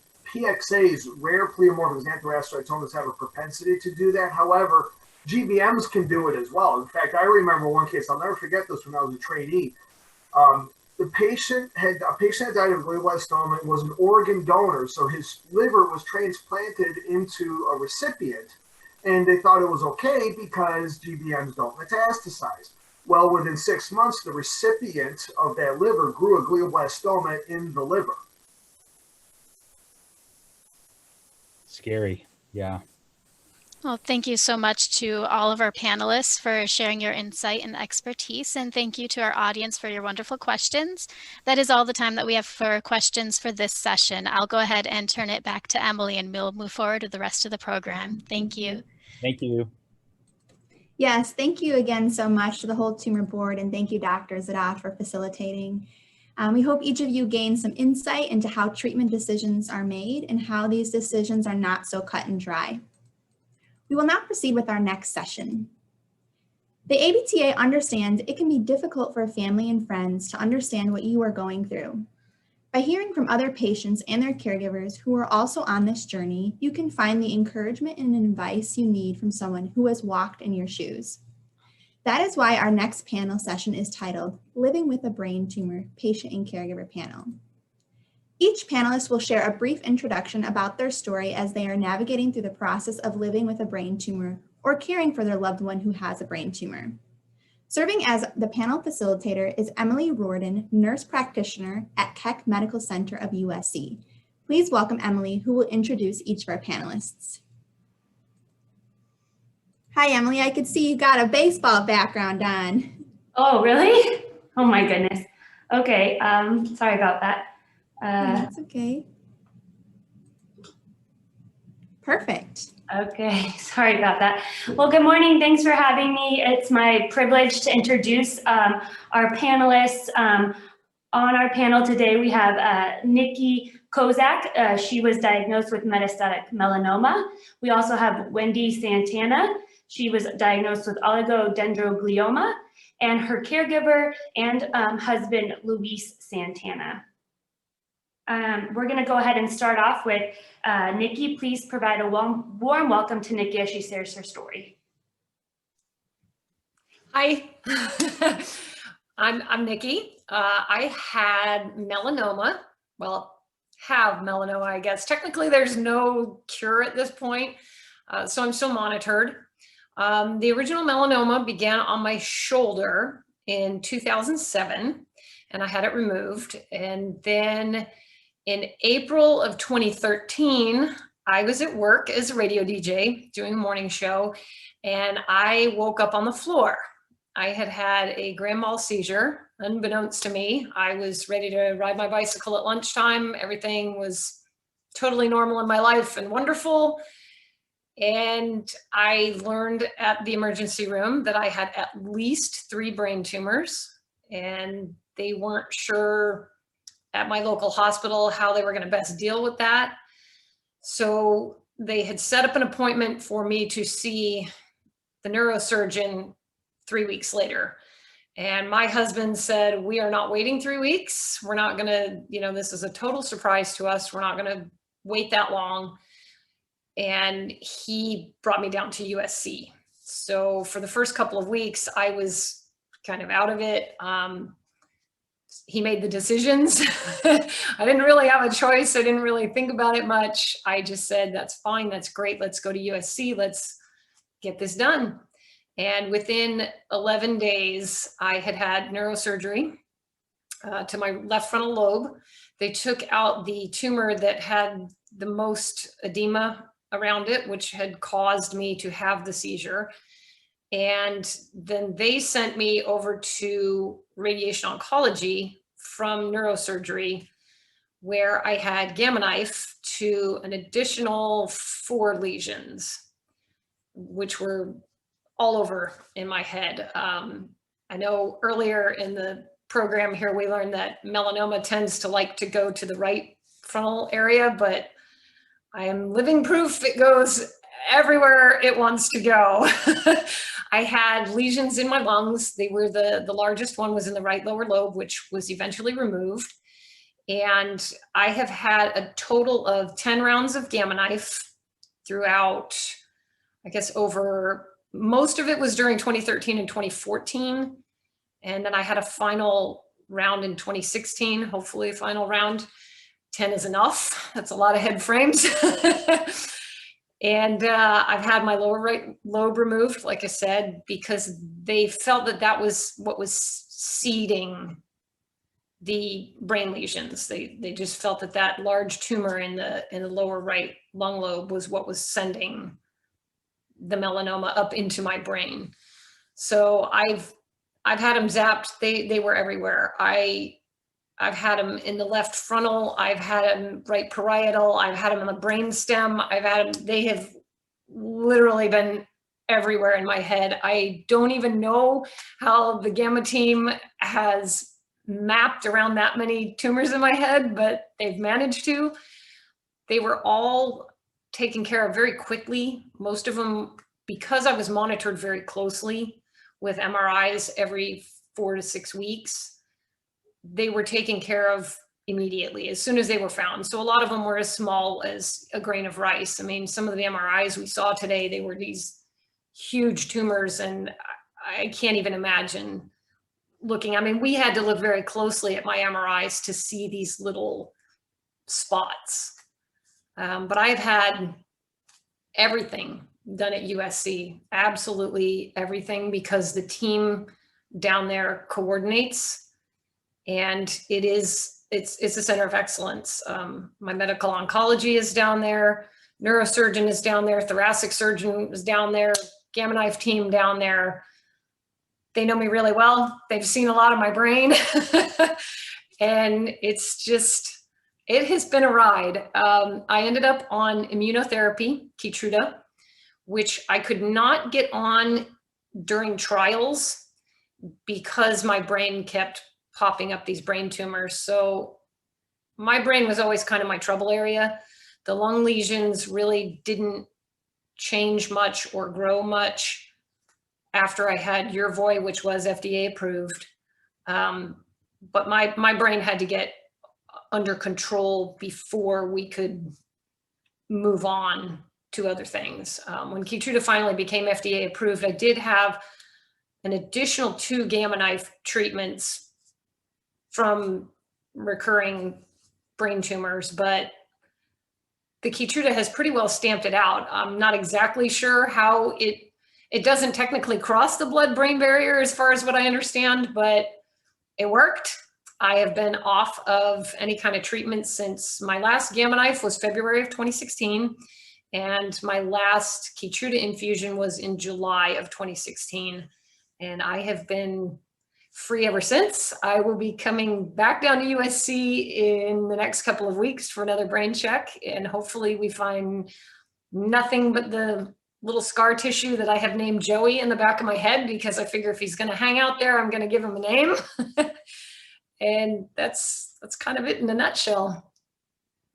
I think you bring up a good point about having to have so much follow-up and so many different tests. How do you deal with some of the anxiety related to the ongoing management and continued scans that are required with a diagnosis like yours?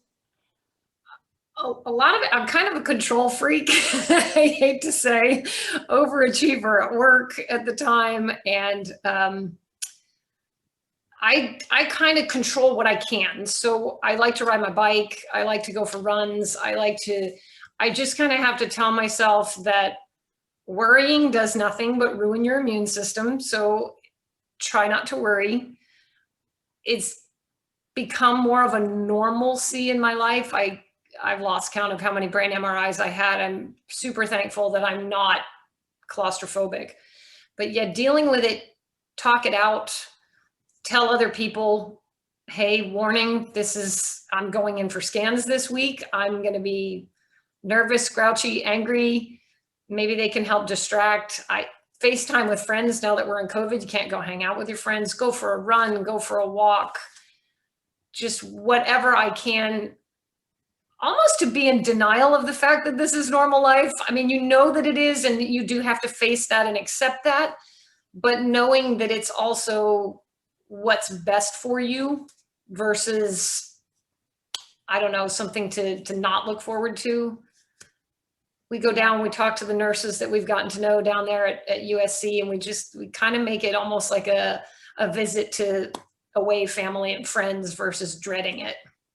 Yeah, and I think that's the other question that struck me when you were telling your story was, you seem like you have a good relationship with your treatment team.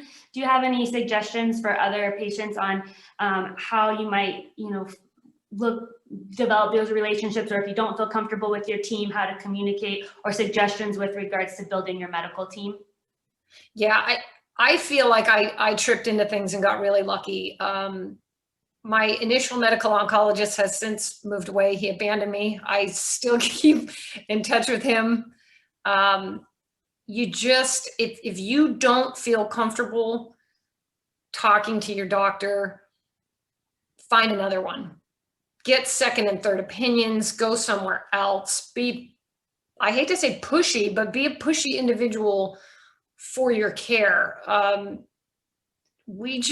I tell my doctors what I want, and they'll tell me whether that's a good idea or a bad idea and why it's a good idea or a bad idea. I've gone online. When you find out you've got melanoma or whatever particular type of cancer or brain tumor you happen to have, there are groups out there. There are social media groups, especially nowadays with COVID going on. If you can't go physically meet with another group, the social media groups, keep in mind, they can't give you medical advice necessarily, but they can share what has happened to them? Kind of like Emily or Wendy and I are sharing what happened with us today. We can tell you what kinds of treatments we've gone through, why we decided to do particular treatment versus something else, and just find someone that will work with you, because if you don't feel like they're making the kinds of decisions that you would be making on your own, either you have a trust problem or you have a listening problem. And communication is huge when it comes to, you're talking about your life and especially your brain. That's, you don't mess with your brain. It'll take you out. Well, you have such good advice. I wish you could talk to all of our patients. But we're gonna get to listen to Wendy's story a little bit now. So we'll listen to Wendy's little story for us now too. Okay. Can you hear me? Yes. Oh, so I'm a recovering workaholic. I spent prior to the discovery of my brain tumor, I spent the last 2 decades of my career as a nonprofit development professional, otherwise known as a fundraiser with marketing. I was very passionate about the work I did. I actually loved being a fundraiser. The year prior to my surgery, I was recruited to serve as an executive director of a local nonprofit agency, and that was outside of my comfort level, but I felt I was up to the challenge. Especially since it was a good cause and located so close to my home, which would eliminate the massive amount of commuting that I was doing that was also causing me stress. But 2 very important things happened that first week of my job that were very stress-inducing. One, I had to cancel an event that was supposed to happen a few weeks after my starting there, because we weren't ready to have it. And I also learned about a projected 6-figure deficit. And being someone that takes all of that on, even though I didn't have anything to do with it, I was determined to have the agency be successful.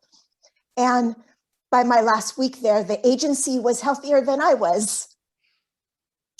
I was under constant stress and had a lot of anxiety. I didn't feel well for some time, but I never allowed myself a sick day. I just kept pushing forward. I was always working and overcompensating for not feeling well. I was terrified of failure, and it just wasn't going to happen under my watch, which wasn't a good thing. I went to my doctor a few weeks prior to my diagnosis, and because I have a few other chronic illnesses, it was very hard for me to pinpoint exactly and tell her what was happening. I just talked about my general quality of life, and we both chalked it up to stress and hormones. The night of my seizure, which led to the diagnosis of my brain tumor. So because I was a workaholic, my son used to wait up at night for me to lie down with him. That was our quality time together. So this on October 15th, 2014, just 2 weeks before my son's 9th birthday, I went to lie down with him. My husband prodded me to because he was waiting up. And suddenly my body froze. It was like an electrical surge went through my body. I couldn't speak. I couldn't move or anything. I thought I was dying. I didn't know what was happening. And at that point, I was just terrified I was going to die in my son's bed, because even at that point, I was thinking about the impact it would have on his life. And I just could not, I'm just still so grateful that that didn't happen. I remember trying to will myself to move and speak, but I couldn't. And fortunately, my son noticed that something was wrong, and he called out to Lewis, my husband, whom is speaking next. And Lewis ended up calling the paramedics. And during that whole time, I was going in and out of consciousness. I later found out that I had a grand mal seizure. When I woke up at one point, I was able to push out the word stroke because somehow I put together that that's what I figured was happening. So that triggered a CT scan followed by an MRI. I was also at a smaller community hospital, and they ended up moving me to a larger hospital at that point because a mass was seen on my brain, and they thought it was a malignant brain tumor. And by the time I was at the larger hospital, biopsy was performed a few days later, and their suspicions were confirmed that I had a malignant tumor. They wanted to operate the next day. And this was really important because I was still, I was still in a honeymoon phase because I didn't die in my son's bed, and it just wasn't entering. I wasn't able to, it wasn't integrating the fact that I had a brain tumor. Thankfully, my husband was there. And I was more afraid of my own anxiety, and I could not process what was going to happen if they did this brain surgery and the aftermath. And his strength, he had so much strength to the medical staff at that facility, and he'll talk about that. He ended up getting second and third opinions, and he'll forever be my hero for that because he had so much strength and patience that I didn't know he had. Then, like I said, the news of my tumor just didn't register. So then the craniotomy, we ended up at UCLA, the other major institution, learning hospital. And I'm so glad that we did. Dr. Linda Liao ended up performing my craniotomy. And we had to go back 4 or 5 more times for additional like functional MRIs. They did a whole brain mapping. Mine was located in my left frontal lobe as well, but it was very large and spread across the 2 regions of my brain responsible for movement and speech. So, which explains why I couldn't speak before or after my surgery.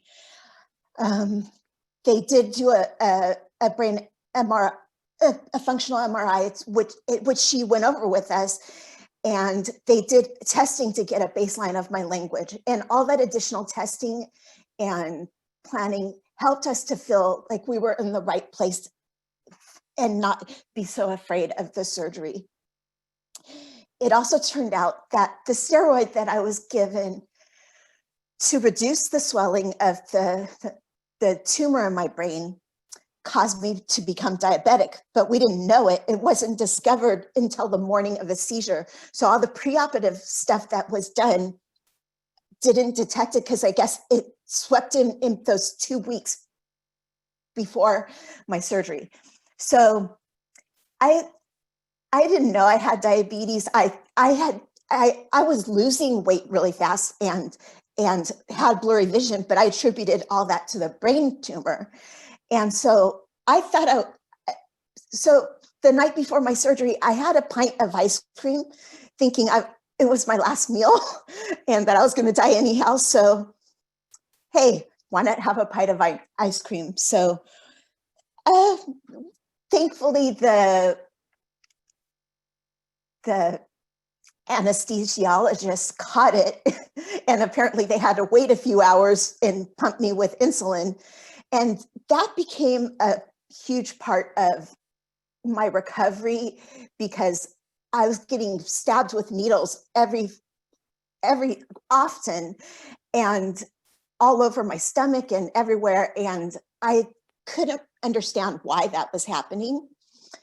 And so that became a major part of my recovery, especially because when I woke from my surgery, I couldn't speak or move my right side at all.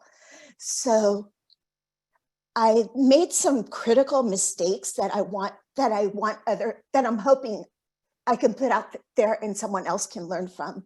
One was I isolated myself. I actually sent my husband home the next day because his snoring was irritating me. And that was a big mistake because I was somehow able to press the button for the nurses. But when they came, I couldn't communicate to them what I needed. So you can imagine how that played out, being that I was diabetic and had to urinate constantly and couldn't tell them what I needed, which was humiliating. And the low point was when I got transferred back to the big hospital closer to home for inpatient physical therapy and occupational therapy and speech therapy. I was in the hospital for like a month, and a few weeks, or maybe the first week I was there, I was still dealing with not being able to speak and having to urinate. And the nurses were taking too long, in my opinion. They probably weren't taking too long, but it just seemed like forever. So I was sitting in a wheelchair and I thought, well, I'm going to practice what I'm here to learn, to transfer myself to the toilet, transfer. So thinking, because the nurses and the physical therapists would help me do it, and it seemed easy enough. So I tried to do it, and I still had very limited use of my right side. Well, guess what happened? I fell trying to do that, and I hit my head in the bathroom.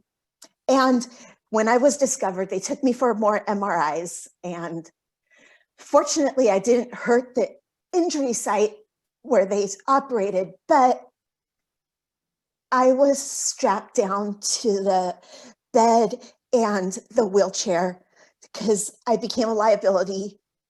I didn't know it at the time. I didn't understand what was happening. I just felt less than human. It was an extremely low part for me because I was strapped down, I couldn't speak, and I was isolated by my own choice.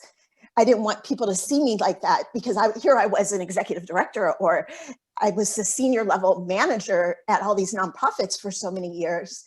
And I was the one who needed help. And my biggest lesson, and if I ever am in that situation again, will be to allow people to help me. So I awoke, I went through a depression because I went from juggling so many tasks on my own and nonstop activity to not be able to go to the bathroom on my own.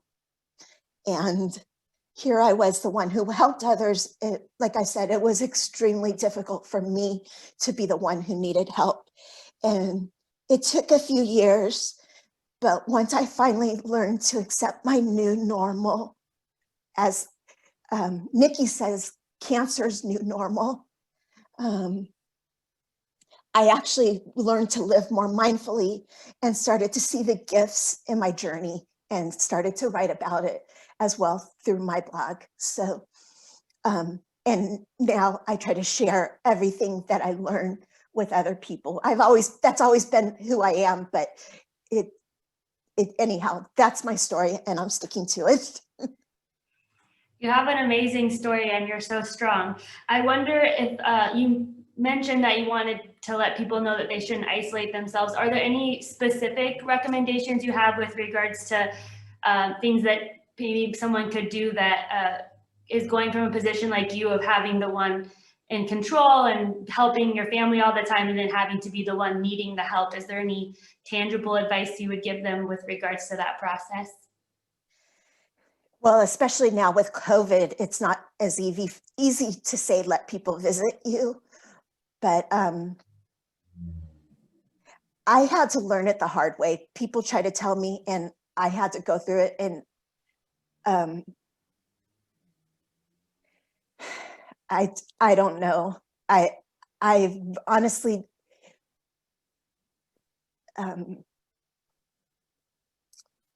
yeah, I don't know. It took a long time for me to, I think a big part of it was just learning to accept that I wasn't going to go back to being how I was, and that things have changed, and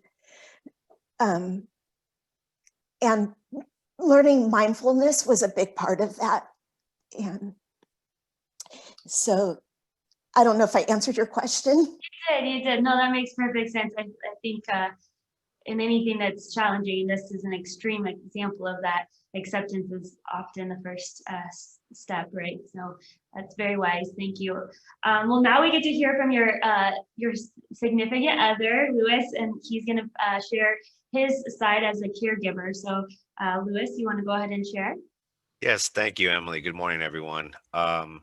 Yeah, when this initially happened, it just kind of like it takes you by surprise. You get there's a lot of different feelings that go through you, waves of different emotion, whether it's grief, whether it's stress, whether it's, how we're going to handle all of this. And not only this particular incident, but, everything else that's going around you, family life, your son, his school, getting groceries. I mean, all these things go through your head, but you learn to manage. I'm kind of a practical guy, and so for me, I focus on what I can do.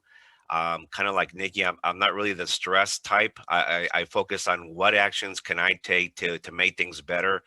And if I can't find or I can't identify what I need to do, then I just don't worry about it. But in this case, obviously, to see Wendy like this, I mean, I've known her for 33 years. We've been married for 28, and for me to see her in that condition, she's always been a career woman, dedicated, going 90 miles an hour, and unfortunately she didn't take very good care of herself, and her health caught up to her. But for me, I just realized that, okay, what do I need to do? I need to take care of my wife, and in whatever shape, fashion, or form it takes, that's what I need to do. When we were at the hospital, like she said, she was in there for a few days. We met with the doctors, and the doctor said, look, she's got a tumor. We need to operate. We have her scheduled for tomorrow morning at 10. And that was the first time that I had heard, those plans. That was the first time the doctor had shared those plans with me. And I'm like, no, we're not going to do that. We're going to get, other opinions to ensure that what you're diagnosing is correct. And, because it is the brain, and it's kind of a sensitive area. So I need more information, And that's one of the things that I learned too about going through this process is you need to be your best advocate. You need to do your research. You need to know what options are out there. And then by speaking with different doctors, nurses, you ultimately come to that, you find out what is best for you, for your loved one. And so we let the doctors know that we weren't going to proceed with the surgery. And they pretty much said, well, you know what, you guys can't stay here. You kind of have to check out. And I said, okay, well, we'll check out. So we checked out of that. I brought Wendy home, and then, over the next few days, she was having minor seizures. So in the process, I'm doing my research. We ended up going to Cedars-Sinai.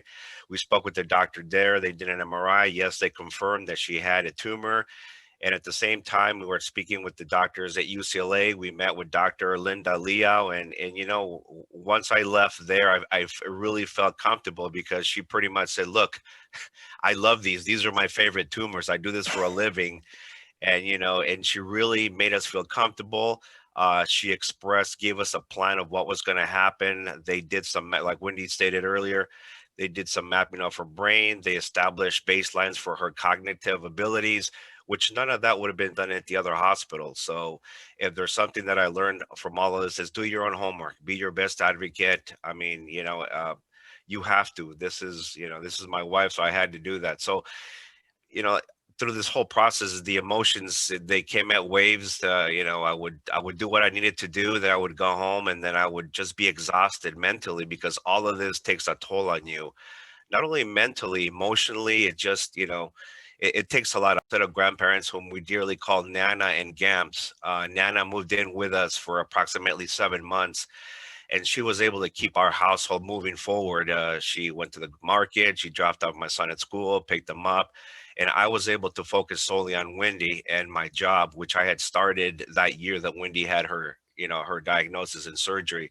Fortunately for me, my job brought me closer to home. So I went from working in downtown Los Angeles to working 5 minutes from home. So that was a big help. That was a big help. And for me, it's, I am blessed. I am grateful. I did have an adjustment period where I wasn't exactly thrilled about having to go to all these appointments and drive her here, drive her there. And you know what? But at the end of the day, I realized that, that's what I had to do. That's part of my job. And, would I rather do that than not have her in my life at all? So for me, it was kind of like a wake up call to realize that, my wife is still here. I can get this. I see her every day. I'm able to hug her and kiss her and say good morning and all of that. So for me, it's like, you know what? That's more precious than having to get in the car and drive, to a doctor's appointment or the inconvenience of it. I came to peace with it, and I'm grateful that she's here today. So, that's kind of my story. It's been a journey, but to see her here today, to see her smiling, it's worth all the angst and anxiety and wave of emotions that we've all experienced. But she's a warrior, so my hat goes off to her. She is truly amazing. Well, you guys seem like an amazing couple. She mentioned that it was hard for her to transition to the one needing the care. Can you speak a little bit to any of the other caregivers about what your recommendations are as finding that balance between supportive and too intrusive? I feel like that's a hard line to walk for a lot of caregivers. It is, because obviously you want to do everything for your loved one because you see that they need the help. But for me, I relied, on the physical therapists, their recommendations. I let the professionals do what they do. I was more in the background to support with whatever was needed, whatever, if it was helping, assisting her to sit her in her chair, whether it was, staying there and just providing comfort. I've never been the one to say, hey, no, you can't do that. I let the doctors be doctors. I let the nurses be nurses. I stay in my lane, so to speak, but I'm there the whole time. I'm watching, I'm observing, I'm hearing. So for me, it's just let the doctors, listen to the recommendations. Most doctors and nurses, they love what they do. They're in it to take care of the patients. And so for me, I respect that. I give them their space. And if I don't agree or if I disagree with something they have to say, then I dig a little deeper. I ask more questions just to ensure that I'm able to understand what they're talking about or what they're proposing. But I'm never one to kind of push them away. It's like, okay, well, can you explain this to me so that I can get a better understanding? So that's what I've done. I've just kind of, listen and try to understand what it is that they're trying to do and not necessarily tell them what to do or how to do it. Yeah, I think that's excellent advice. We always say, just stay in your lane. So it's funny that you mentioned that. Well, I can't thank you guys all enough for sharing your stories. We'd like to open it up now to some question and answer time. I'm gonna kick us off, but if the participants want to go ahead and start typing in your questions via the chat, we'll go ahead and address a couple questions here.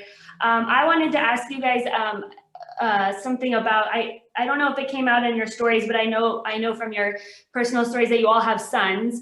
And I was wondering, how did you guys communicate about your disease and the different treatments to your children? Like what was your guys' process for communicating to your kids? Whoever wants to.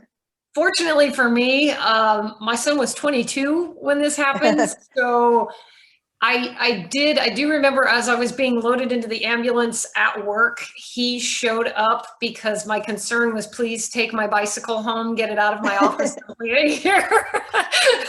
So even after a grand mal seizure, being a control freak, I wanted my son at the office picking up my bicycle.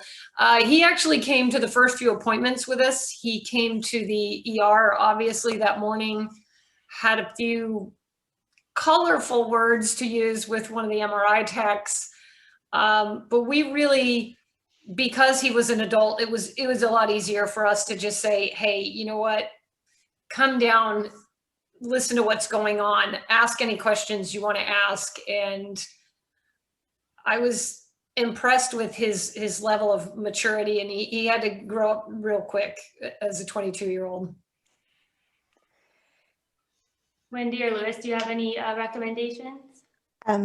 So since I had my grand mal seizure, the introduction to my brain tumor, while I was laying down with my son, and he was a vital part of this whole thing. I had a few months after my craniotomy, I had an idea for him and I to create a book together. And so we did that. It's called That Thing on My Mom's Brain. And he illustrated it, but I wrote it from his perspective. And it was a great process for us to go through that. First of all, I wanted to raise some money for brain tumor research and be productive. So I did that, and I completely donated the book to the Musella Foundation for Brain Tumor Research.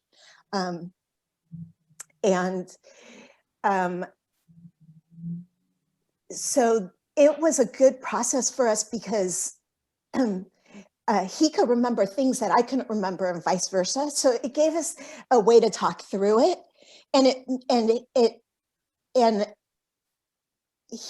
I often had him like create drawings of some of the scenes before he went to school and so forth. That was just a really good process. He's very involved, and he's come to some of our meetings with my neuro-oncologist. And well, I was going to say something, but I don't remember what at this point. Just that and that's another thing. So I was able to use the skills that I had from behind the scenes as a fundraiser to encourage my husband to share the book with his job at the Port of Long Beach. And then the Port of Long Beach Employees Club, I bought several copies of the book for every Long Beach Public Library, and then we got the mayor involved. And so that was a good way to utilize my skills and feel worthy of something again. Even I know now that I should have had that worthiness all along, because I'm worthy as a human being, but that's a whole nother story, a whole nother panel. You know what, and also if I can add, the book was therapeutic in a way because it allowed us to take the stigma out of what had happened. It made it much more manageable for all of us to kind of go through it together and accept it and realize that it's not something that that destructs the family. It's something that brings the family together, and we look at it from a positive aspect instead of feeling like you're a victim or that there's something adverse to it. It's like it's a life event, it's a life-changing event, but the result is Wendy is here, Wendy is alive, and so for that we're all grateful. So the book was therapeutic in a way for all of us. I also was trying to set an example for my son to learn from on how I handled it, and that you could make something positive out of, well, this is completely fundraising and development, making lemonade out of lemons. You have to create something out of nothing, and so that's just innate in me. Nikki, I see you shaking your head. Yeah, I mean, creating positive out of the negative.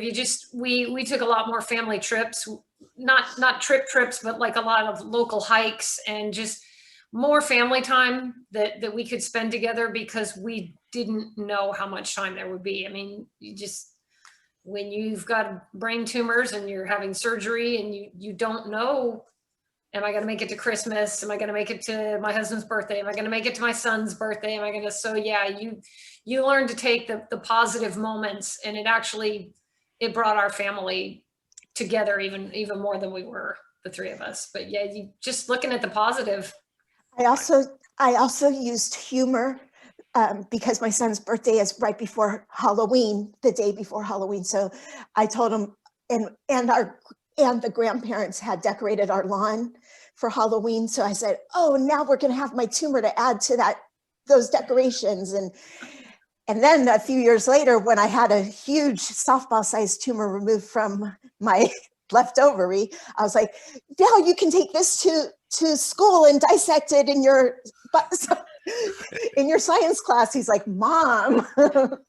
But we have the excuse of brain damage now. It's really kind of nice. I mean, we call it tumor humor, but yes. It's true. You just throw down that brain damage card. It's like, hey, I can get away with murder now. I mean, yeah. Oh, and I pulled that card, like when we had a fumigator come over. I was like, do you have a brain cancer discount or brain tumor discount? I mean, I've tried that so many times. Yeah, my nickname became Brain Fried Betty after I think Gamma Knife number 6. So I brought my team down there. I don't know how many of the guys at USC saw this.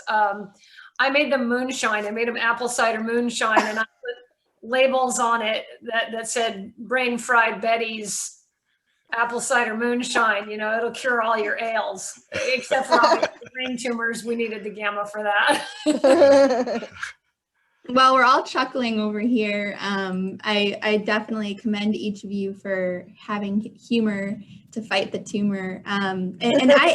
And I had a question actually, and I think this will benefit our audience members too. And something that I heard from your stories was that each of you had high demanding jobs, and I am just blown away, just what you've had to go through. So can you just maybe share with the audience your process on whether you felt it was right to return to work, and how you consulted with your family members whether this was the right decision or not? I don't know that I consulted so much as I said, I got to get out of here. I need to feel useful again. Like I said, I was in radio. I did 4 hours of a morning show on our country station. And I was also the promotions director. So anywhere the stations go out, when you see a radio station out and about, there's a promotions director behind that.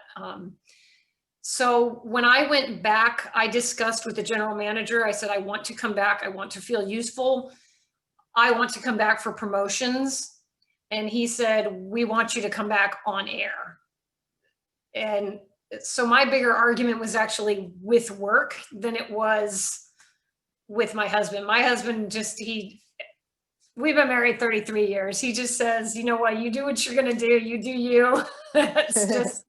It's how it is. I'm glad you're here. Whatever you feel like you can handle, go for it. Let's do it. But yeah, it was more with work, because they have to go through, they've got a brain tumor patient coming back in who actually fell at work. I literally fell out of my chair. So yeah, for them, it was more, they didn't want to stress me. They wanted to know what they needed to do, to accommodate, I guess, what happens if something happens to you here? Who do you want us to call? What meds are you on? I mean, it was whatever they could do to not break HIPAA, but actually understand what I was going through. Thank you. Thank you so much. And we'll take just one more question. This is a two-part question directed to you, Wendy. We have a caregiver here who's supporting her spouse who also has an oligodendroglioma. And she would like to know if you don't mind sharing specifically what type of oligodendroglioma you had. And in addition, can you share any tips or advice for patients who are also trying to work on improving their speech? So originally they said mine was a mixed grade 2-3 oleoastro, but then things changed and it was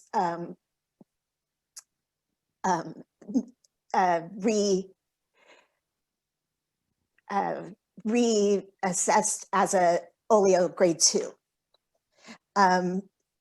or low grade glioma. And as far as my speech goes, I had halted speech for a few years, very halted, like it was incredibly halted, and it still gets impacted when I get nervous or tired. But what I did was, well, first of all, going back to the last question, I lost my job after all of this. And so I wanted to work with my speech therapist on interview questions. I couldn't speak, but I wanted to work on interview questions, which she must have found hilarious. But I put myself eventually in situations where I had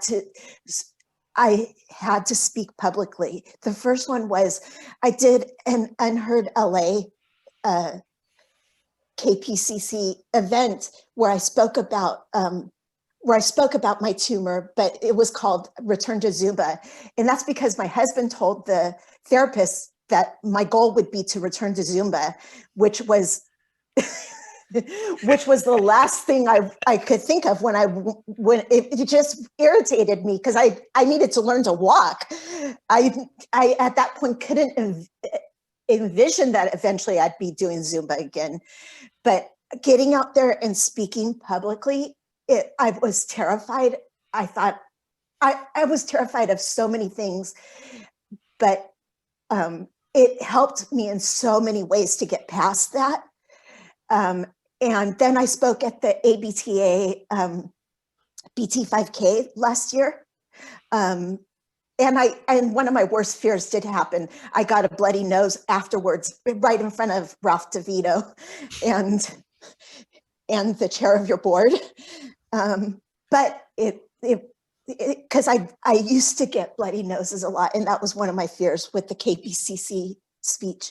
So, and then I did I'm doing this, which speech was something. It was something that was a strength of mine before. I had to learn. I went from speaking in a lot of meetings and speaking in front of people for events and stuff to not being able to speak.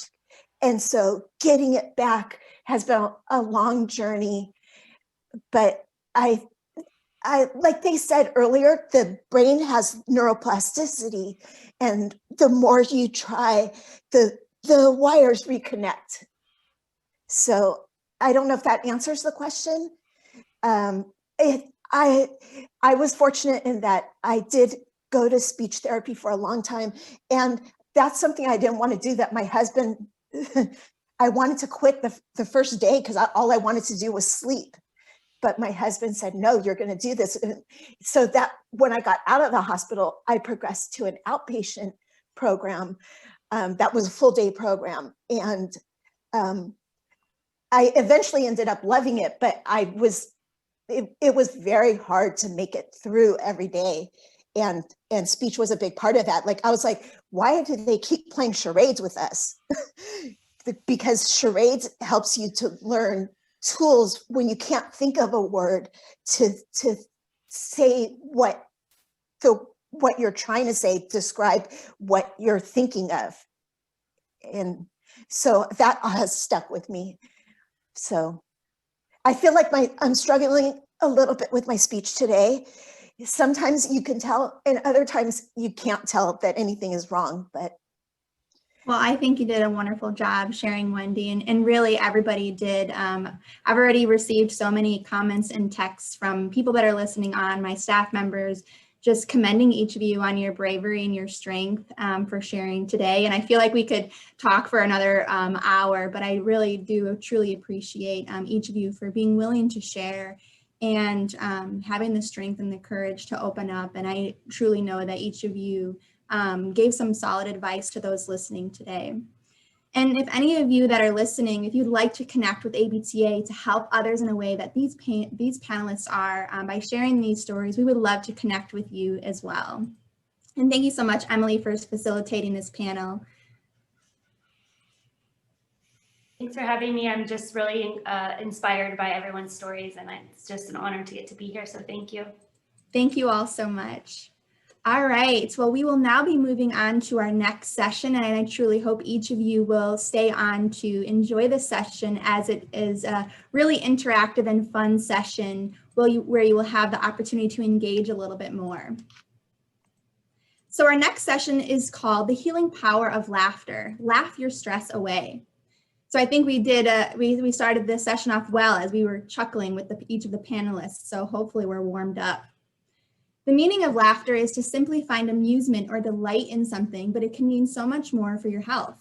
In this interactive session, you will gain understanding on how laughter is proven to help patients, friends, and families to heal. We invite you to participate in this fun interactive session. During the session, there will be some poll questions. When a poll is launched, a box will pop up prompting you to respond to the question. Click the response that is most fitting to you. Your answer will remain anonymous and only collective results will be shown. Let's test a poll out now. Great, so what region of the US are you tuning in from? Feel free to click on the result and we'll share everyone's answers.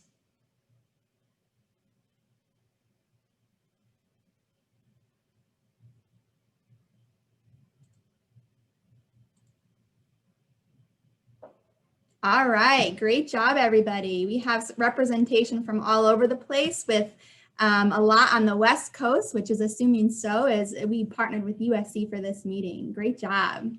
So in addition to these polls, you will have the option to use your audio and webcam during the presentation. For those of you who do not wish to have your audio and webcam on, feel free to just listen in. For those of you who do wish to have access to your audio and video, we ask each of you to please be respectful of the presenter and only interact during the exercises. The ABTA may mute you or turn your webcam off only in the case of distraction during the presentation. If you happen to have issues with your audio and video, we are unfortunately not able to provide technical support. All right, so everyone who wishes to have their audio and webcam on, please take a moment now to move your mouse towards the bottom of the screen. Click the button that says chat. Once the chat box pops up, please type the word confirm to verify that you wish to have access to your audio and webcam. Once we receive your confirmation, we will invite you to turn your audio and webcam on. Let's pause for just a few minutes to give everyone a chance to respond. All right, now after all those instructions, it seems like we're set up, so please help me welcome our presenter, Dr. Maurice Werga, who is the Medical Director of Psychosocial Oncology at Memorial Care Todd Cancer Institute at Long Beach Medical Center. Please welcome Dr. Werga.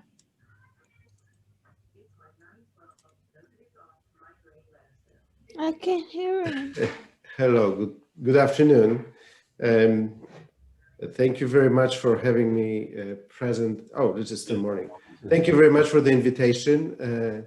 Emily, thank you very much for setting up this possibility to having it interactive.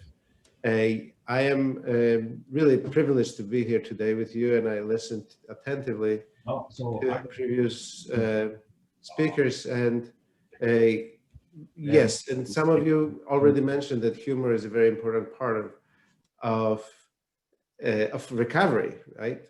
And what I will try to emphasize that humor and laughter are not just important part of recovery, but we can also sometimes laugh when there is nothing to laugh about. And so, yeah, that would be the important thing to do. And I will ask you to, next slide, please. I have no conflicts of interest, so you can laugh at me anytime. And so right now, I would like to check, because you've been through a lot of lectures and a lot of presentations, and I would like to check with you in the next poll, what is your energy level? What is your stress level, pain level, and fatigue? And we will do it on the scale from 1 to 10, when 1 is 0 problems, and 10 is the maximum level of stress or energy.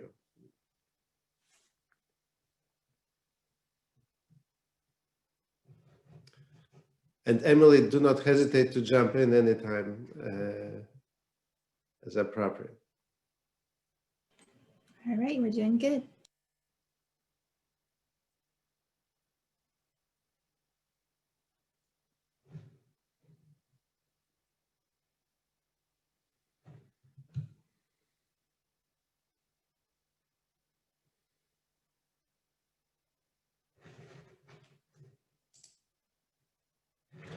All right.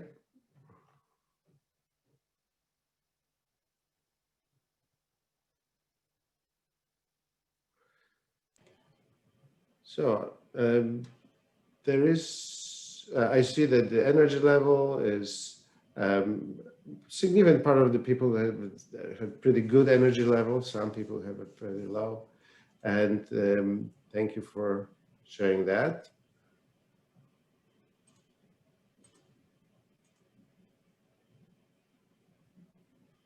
All right, next one is for your stress level. Feel free to Yes. click on the button. Feel free to measure your stress level by answering to the best of your ability. And 1 is when you have no stress at all, and 10 in which is you feel really stressed out. I would be close to like 8 right now, you know, so.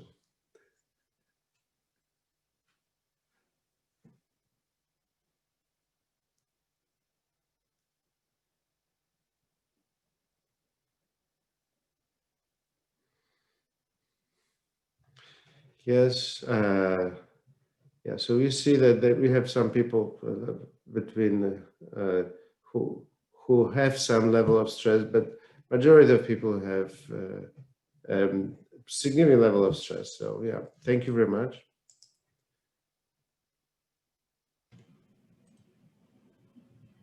Next one is your pain level. Yes, and you are familiar with that scale because you've been asked to rate your pain level on multiple occasions.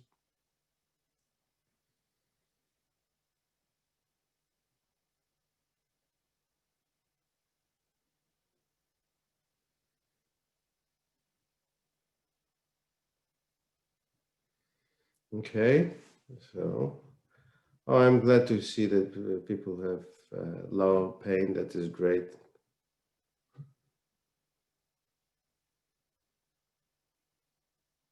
And your fatigue level.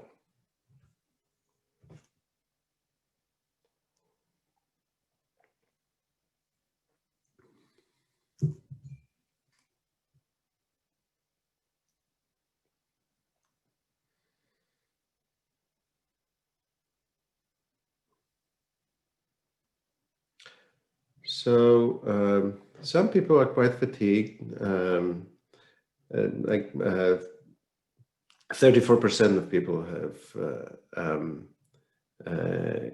really significant level of fatigue, but majority have low fatigue. That is great.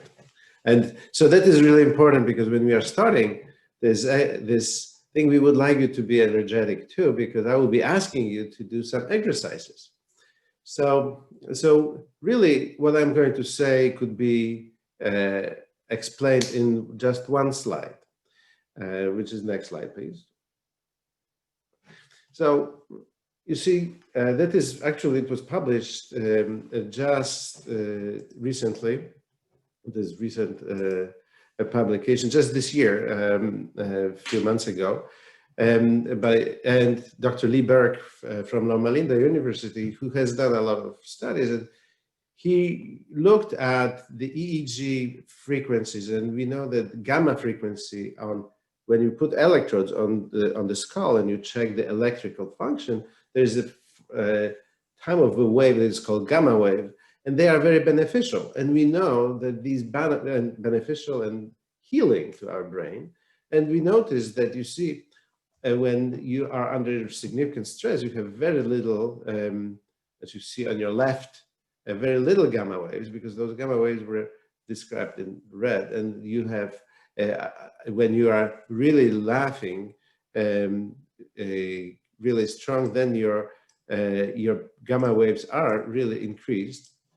It is that is humor-associated mirthful laughter, HAML. So really, as you can see, there is evidence that laughter is good. So what I will ask you to do right now is to start laughing with me. So yeah, just go for it right now. Please laugh.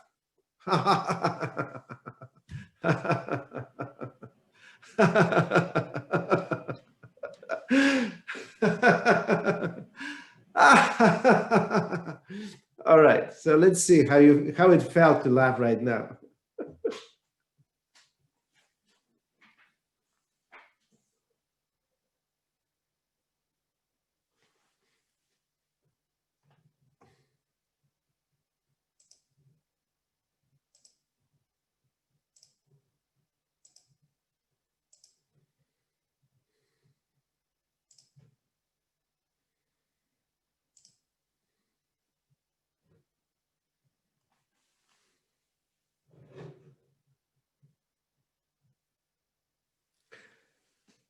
All right. So thank you very much for responding to this. It is really great. Yes, for a lot of people, it felt unnatural and awkward. And that is normal, because whenever have you ever laughed before when there was nothing funny? Most frequently, we don't laugh that much when there is nothing funny. Of course, there is something like pathological laughter, but we will be not talking about that right now. We are talking about healing power of natural, healthy laughter. And that will tell you why, eventually, why this laughter that we teach without humor is actually natural. But it feels unnatural because we are conditioned to always have a context for laughter. And some others of you, you said that you felt shy, and some of you felt that it was not like a normal thing. It is like driving in England on the left-hand side of the road. It feels awkward because it is in conflict with our habits. And some people felt dumb, yes, because it is, you know, particularly when you do it in public, it may feel weird. And fun. 50% of people felt it was fun, and some people felt energized. Thank you very much. And so, for those of you who felt awkward or who didn't participate, really, because I believe that some of you might not have participated, tell me what kept you from participating? What were the thoughts? If you would have, if I ask you to laugh right now again, what would keep you from laughing? And you please respond in chat. So this way we'll see your beliefs that keep you from laughing, particularly if you imagine yourself being in public, like we usually do those workshops when we have public. But right now, this workshop would not work out too well because we will be wearing masks and we would not see if people are laughing or not. We have one answer that says shyness. Shyness. Mm-hmm.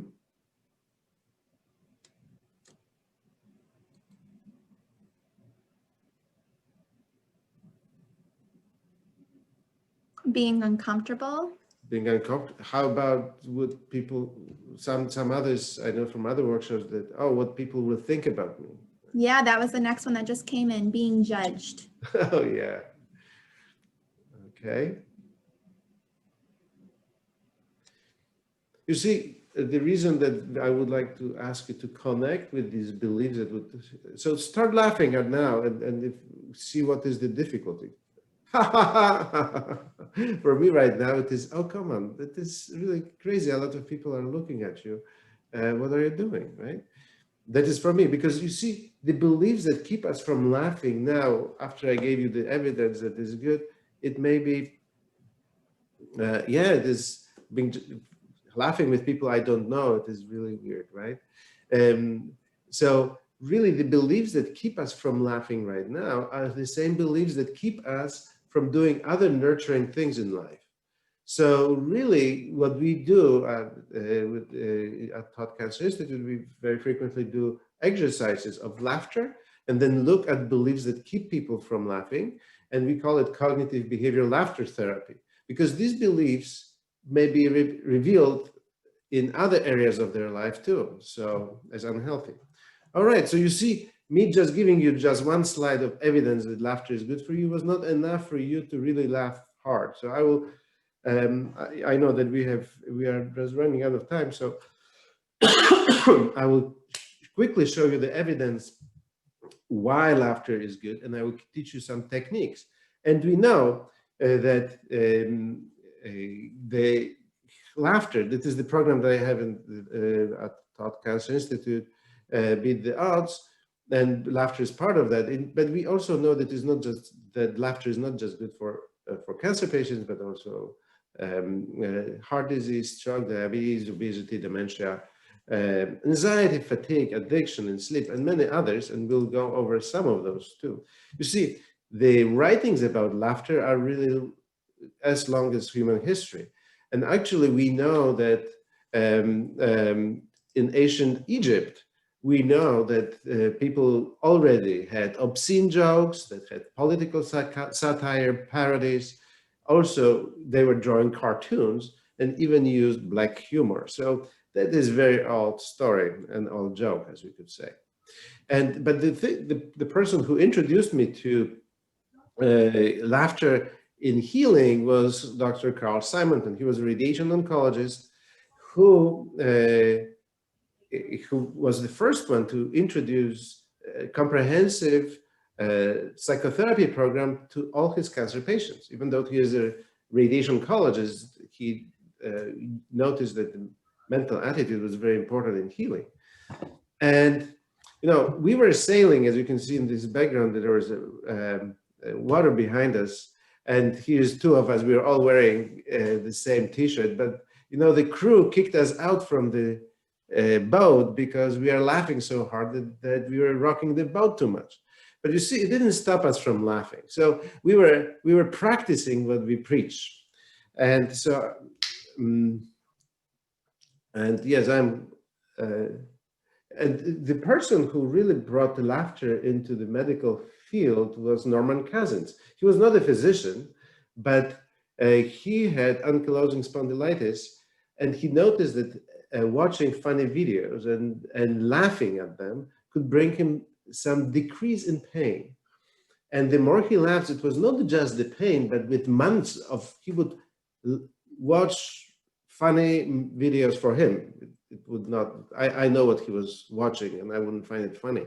But the thing is, for him, it was funny and he would laugh at it. So, and eventually his, not just pain went away, but also the ankylosing spondylitis, which is inflammation of the spine. And at that time, it was degenerative disease that could not my be recommendation treated.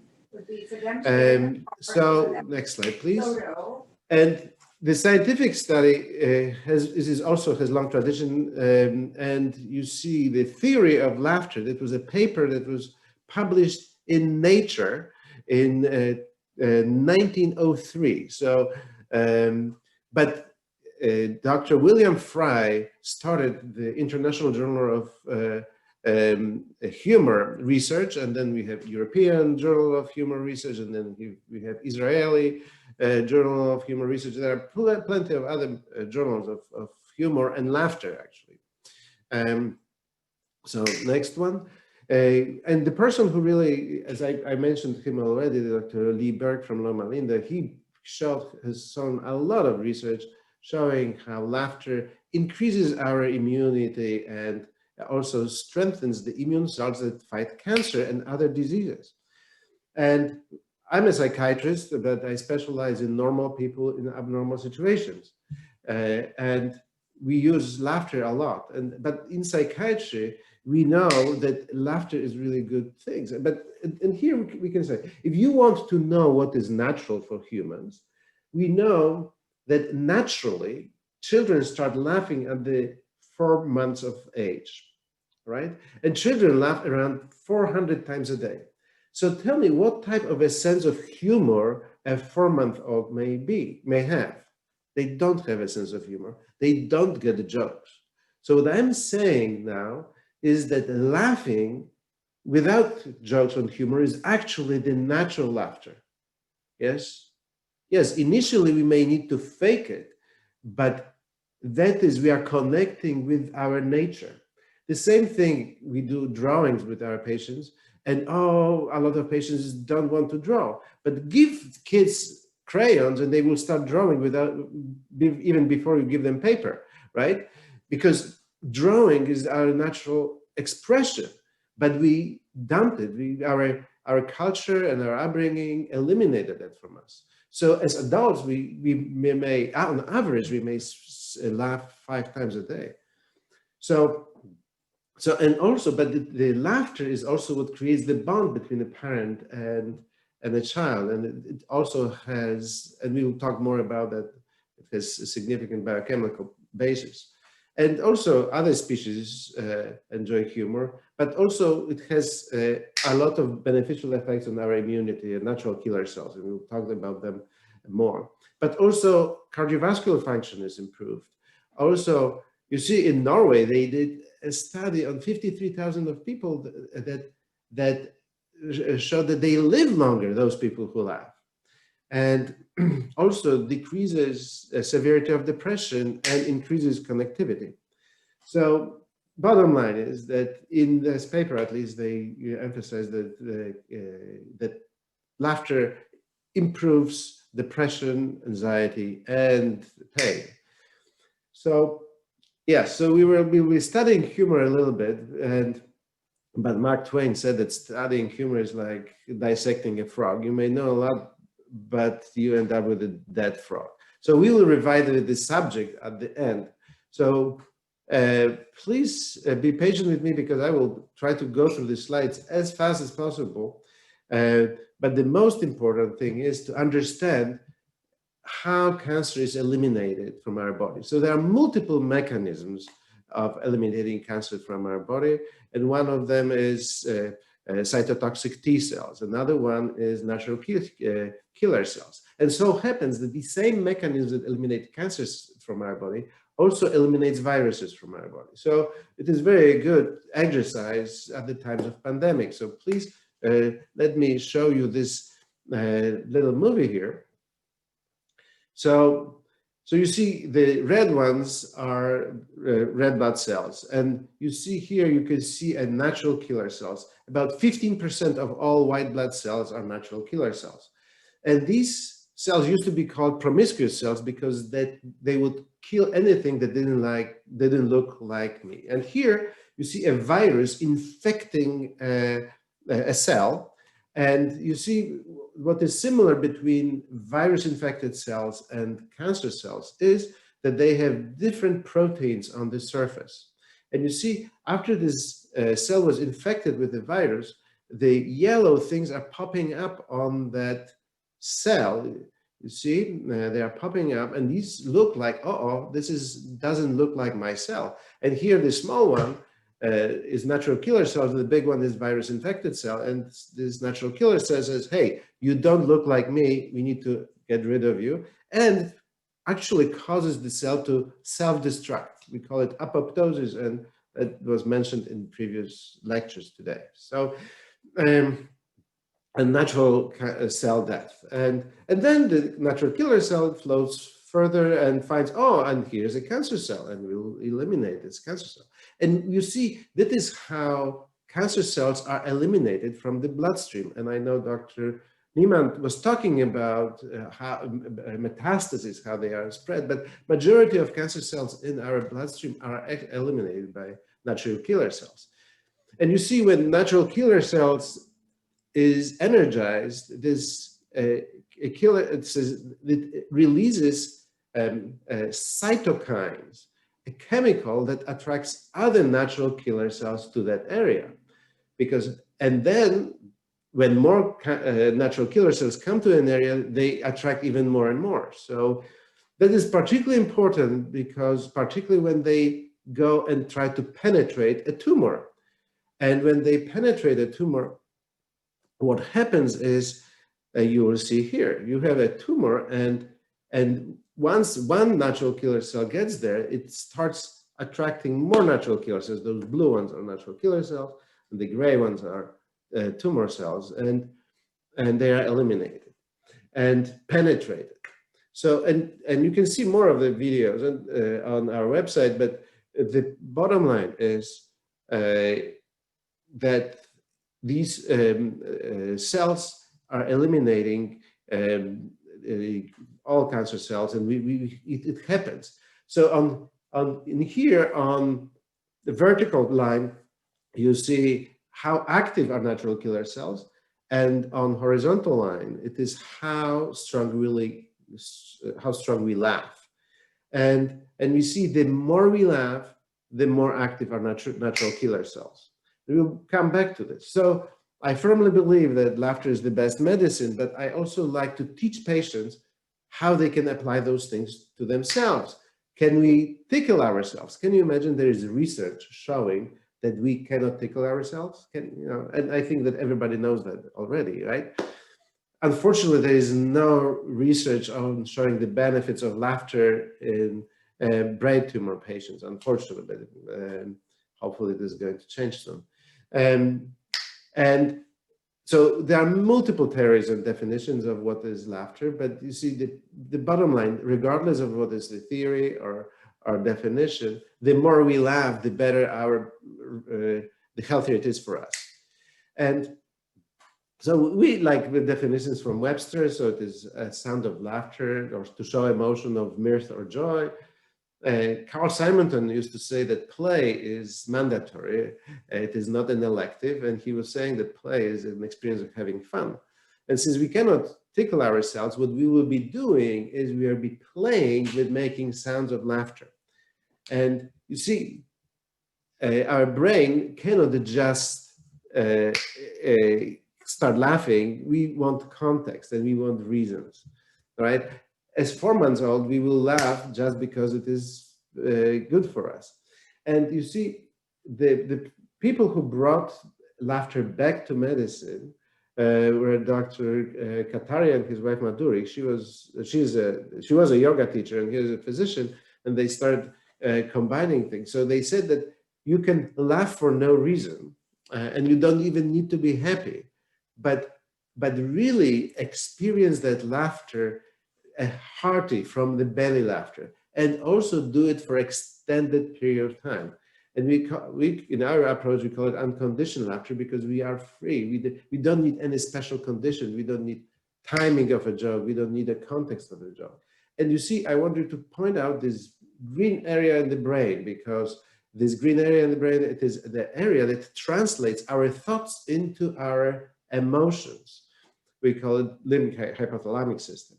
And in turn, this from that green area, we are releasing different neuropeptides that may stimulate, actually, they stimulate effectiveness of our natural killer cells, cytotoxic T cells, and other healing systems. But also, our thoughts may inhibit this part of the brain from laughing, right? Oh, it is not appropriate, I will look silly, and so on.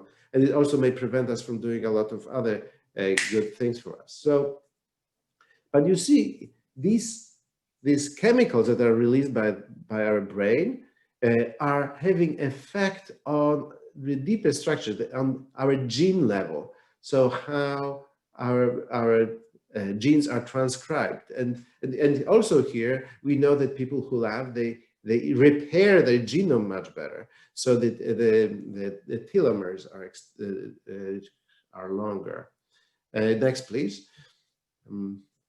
So we know that, I will not be stopping too long for those things, but we know that, for example, laughter prevents strokes to a certain extent, because it decreases, it allows for vessel dilation, so our blood vessels are wider. The platelets are not aggregating and creating clots, and we also decrease inflammation. How does it happen? It happens because we know that when we laugh, the cortisol levels, which is a stress hormone, is dropping. Interleukin 6, which is a marker of inflammation, is also dropping. And what else is good news is laughter is an antioxidant. Have you heard of you needing to eat a lot of antioxidants? I'm not saying to stop eating broccoli and kale. Yes, keep doing that. But you can add more antioxidants through laughter. And yes, next one, please. And you see, when we laugh, 27 different genes of our body are activated that stimulate natural killer cell activity. So you can see how that is important. And don't worry, you don't need to remember all the slides. You will get a copy of these slides via email if you have not received it yet. So you see, and in this actually study, the 27 of these genes were activated 4 hours after laughter. But the thing is that we know the benefits of laughter extend beyond 24 hours. And now you can understand why the laughter, it can influence the natural killer cell activity. And next slide, please. So we know that it decreases anxiety, improves mood. It gives us some hope, because if I can laugh, it is not so bad. When I'm laughing, I'm engaged in the life. I have healthy distance to myself and the situation that I am in. And just before my session, you could hear how humor and laughter was important in survivors. That is very important. And we can be engaged, but without attachment to the outcome. So when I'm getting engaged, but I don't plan, oh, I will give it 3 more chuckles and I will stop. No, when I'm laughing, and I will stop when I stop. And some of you said that you want to be connected with people. If you don't know people, it is hard for you to laugh, but it's also reverse is true.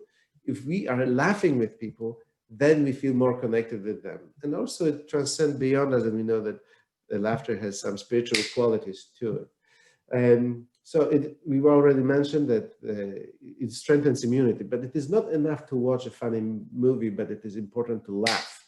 It is a universal laughter, and particularly the one that without jokes, because you see, humor depends on taste, timing, and sometimes may be inappropriate. When some person finds funny, another person may not.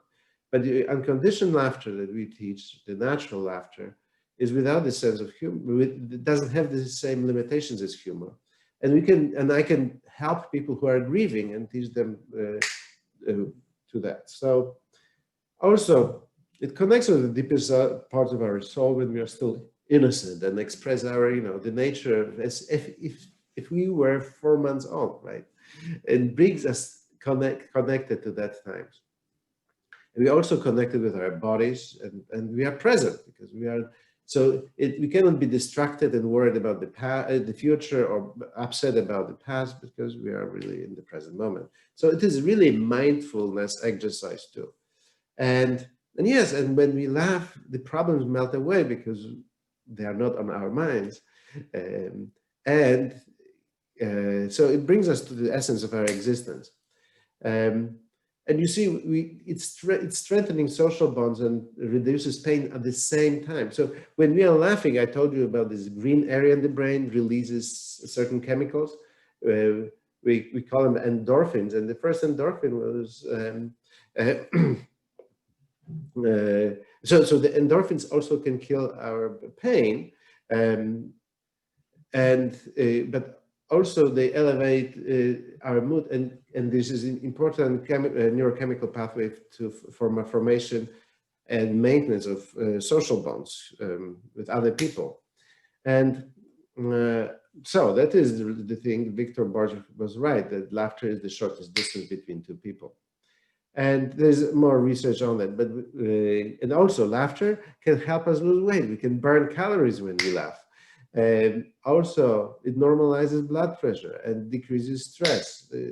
It reduces pain. We already mentioned that.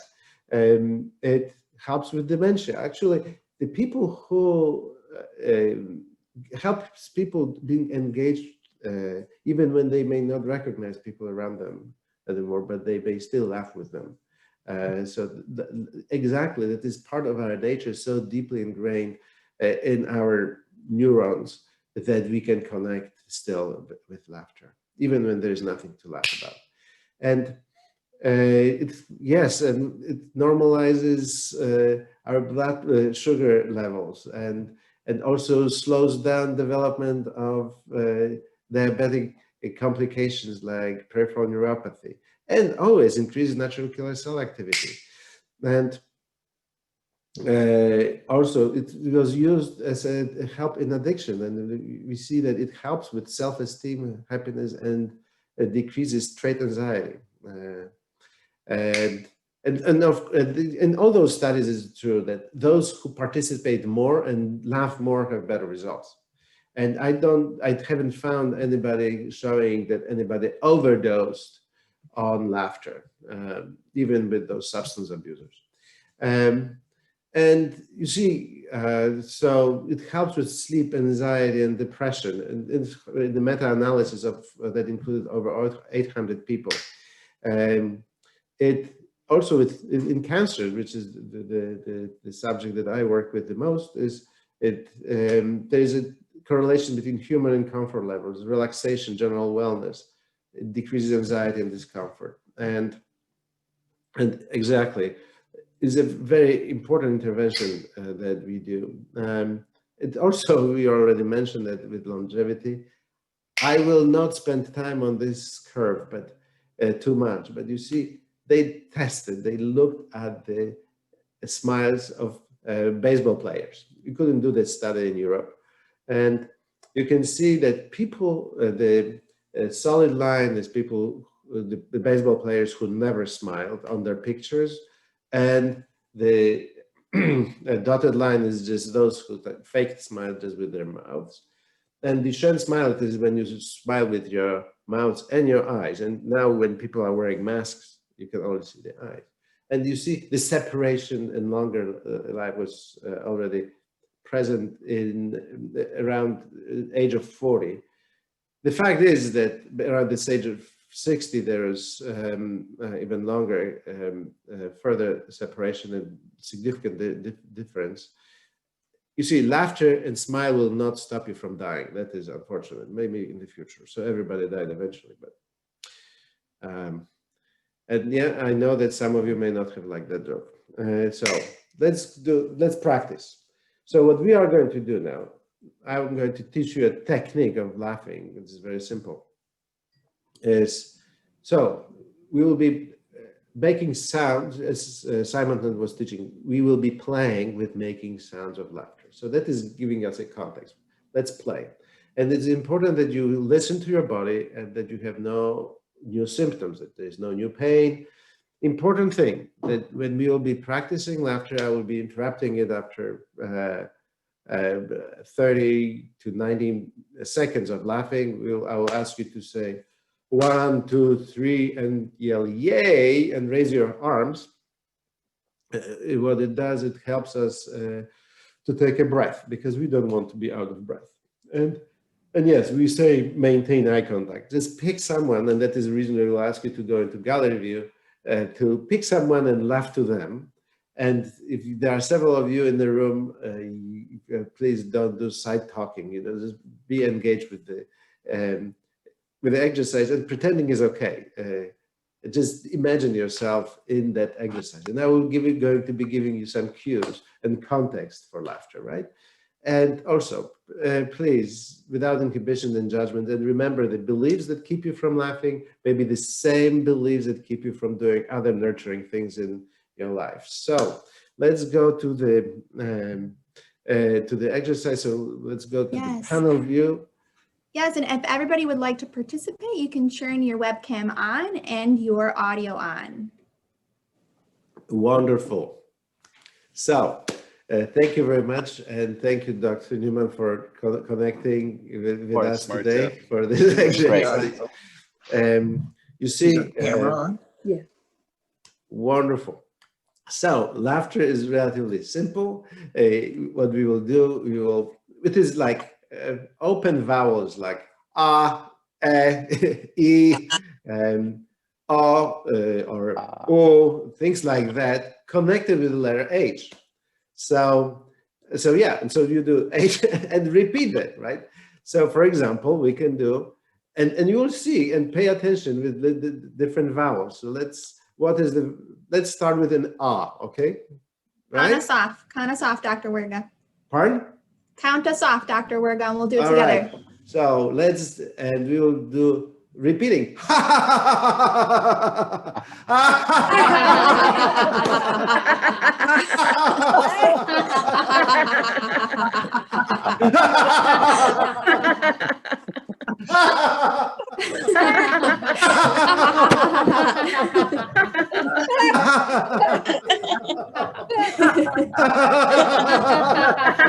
One, two, three. Yay! Yay! All right. So, and pay attention to different, what's happening with your body, but also listen to it. Like laughter may have different vowels may have a different pitch, right? So for example, E has really high pitch, right? Let's do it.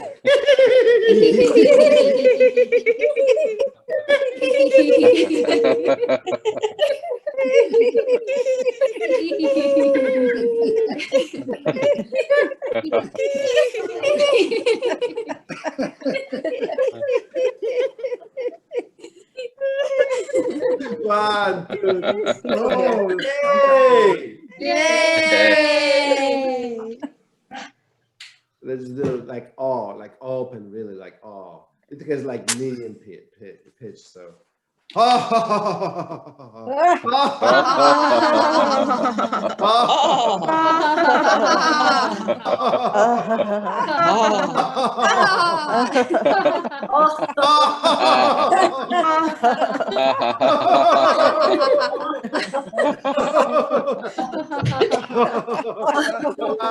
two, three.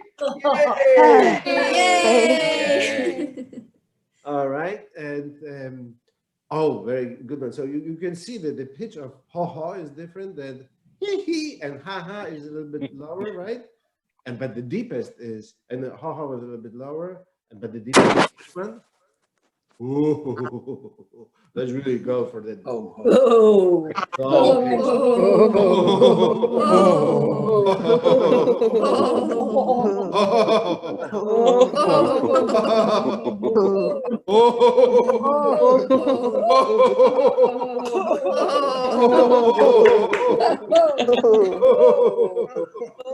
One, two, three. Yay! Oh, and we had Andy brought a little companion to us. Yes. So laughter and sharing joy is not just it is not connecting us, but it is trans-species. Actually, we enjoy seeing other species having fun. So that is incredible. So it is really very deep connection, biological connection that we have with all living creatures through having experienced and joy together. Laughter. So as we notice that we have different pitches. So when I touch my top of my head, it is going to be okay. When I do around my eye level, it is going to be ha ha ha ha ha ha. Oh, we forgot to do ha ha ha. Oh, let's practice ha ha ha. Okay.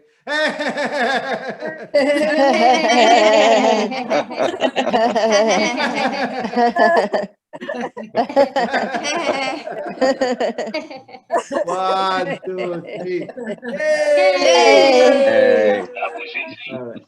So you see, so he,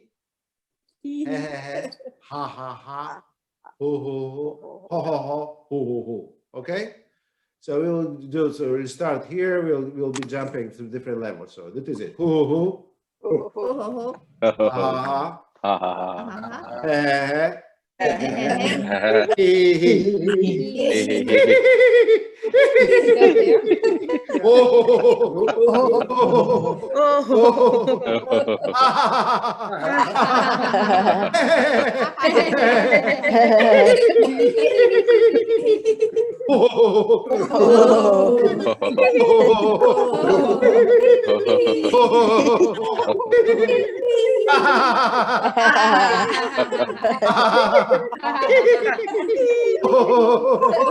One, two, three.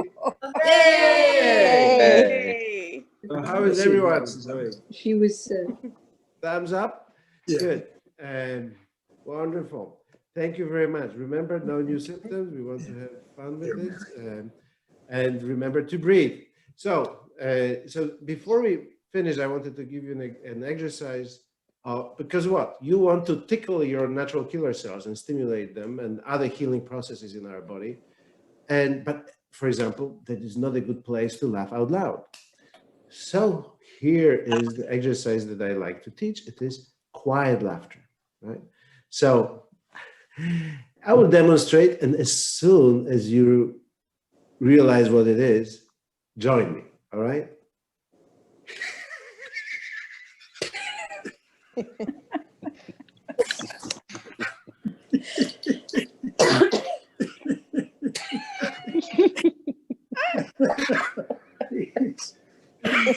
He's really interesting.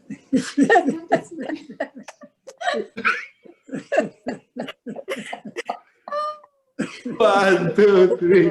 Yay! All right. So, So for our last exercise, I wanted you to do, because we like context. So you find a little bird that is laughter bird, right? And you want to resuscitate it, revive it. So this little bird needs some laughter, but you see, you don't want to startle that little bird, right? So you will start with quiet laughter. You will be laughing in your hands where you hold that little bird. And you will be laughing really quietly into your hands to revive that bird. And when you start moving, this bird starts moving, you will release that bird out and you will laugh out loud, right? Because what? Laughter gives life. And so you will give life to that bird through your laughter. And at the same time, you give yourself life and energy and healing. So, and also feel how you are getting energized and how healing is happening right now. Right now, your natural killer cells are strengthening other healing processes. So let's start with the quiet laughter and then out loud.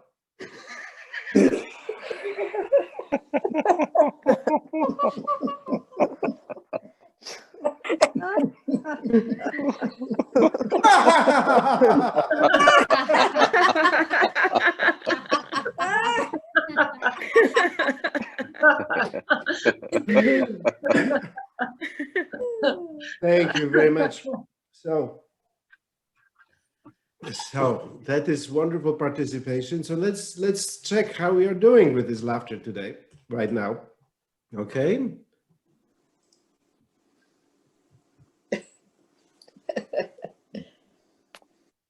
All right, another poll will be launched. Energy. Yeah, you had it. I have to go here first. There we go. And if you all can mute yourself as well for right now. Thank you.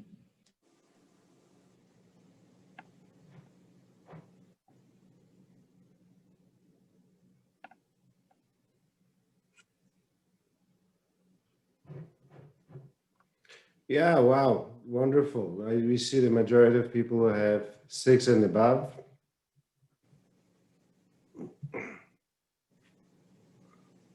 And your next, Paul, stress level.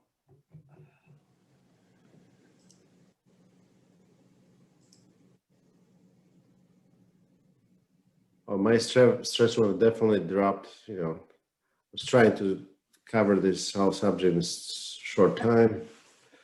Oh, yes, and thank you for joining me there too. And we'll ask you to your pain level.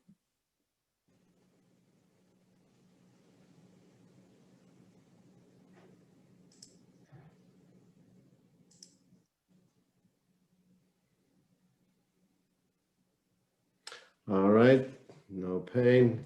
And we'll ask you to check what is your fatigue level.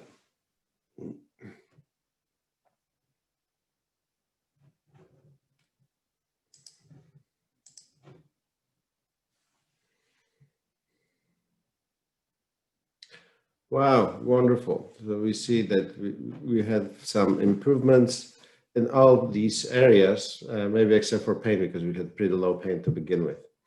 So, and tell us how much you engage in this process. And so, one is you didn't give it even a smile, you know, so you didn't even smile through that. And 10 is you when you're really milfordly laughing from your belly with all your body engaged.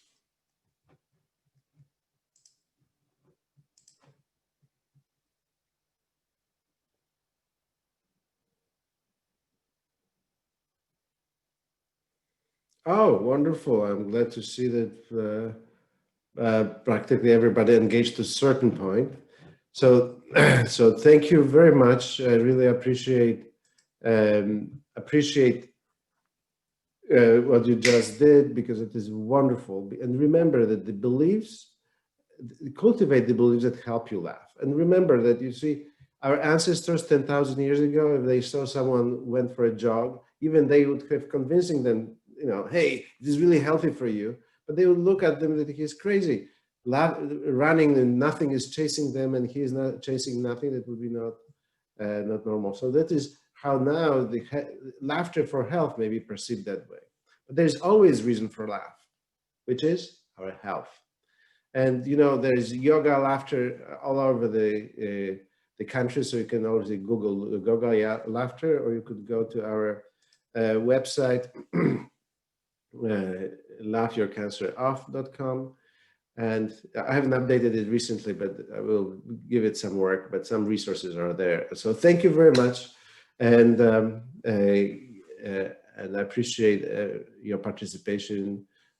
Dr. Niemann, thank you for inviting me, and Emily, thank you for helping with the presentation. So, we have any questions? Thank you so much. So for our question Q&A portion, we will ask our attendees to please type and submit them using the Q&A box, and we'll answer as many questions as time allows.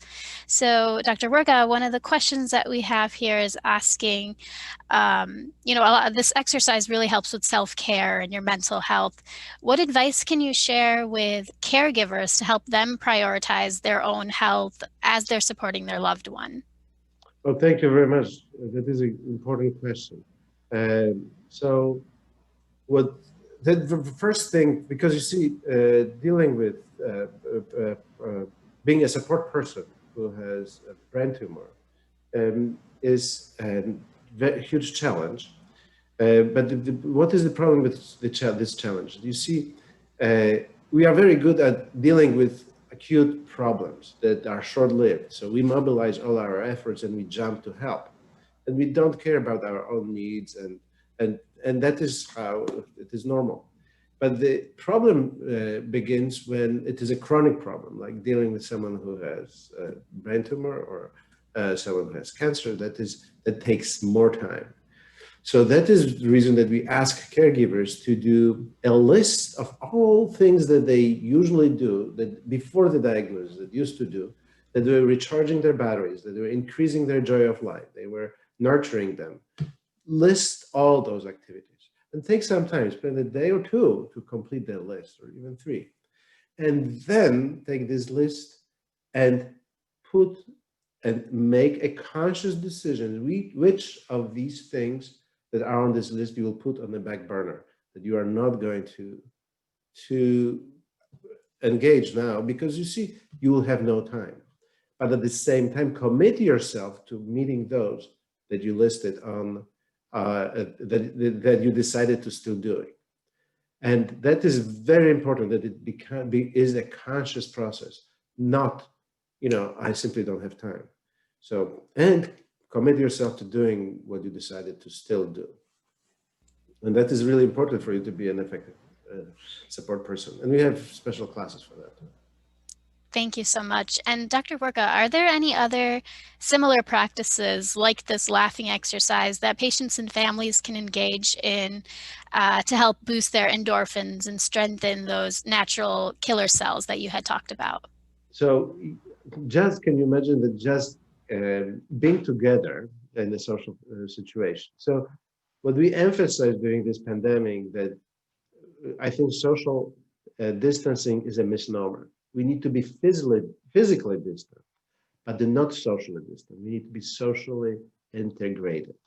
So that is the reason we ask people to turn on their cameras and show their faces, to have the sense of connection. So, and this sense of connection, yes, and our beliefs may also interfere with our feeling connected, but I really very much feel connected with you right now, anybody who I saw on the panel, because I know that we really connect.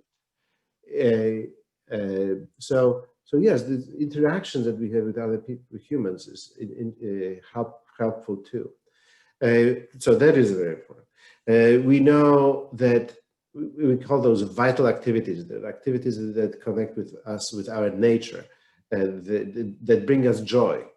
Joy is different from pleasure. Joy, we always remember it with joy and with pleasure, and we are not ashamed of it. But some of the pleasurable activities, we would rather not that other people don't know about them. So we prefer, so yes, no, don't skip on pleasure, do those things too, but most important are those that bring us joy, which is all concept, the joy. Eudaimonia was in ancient Greece, and hedonia was pleasure.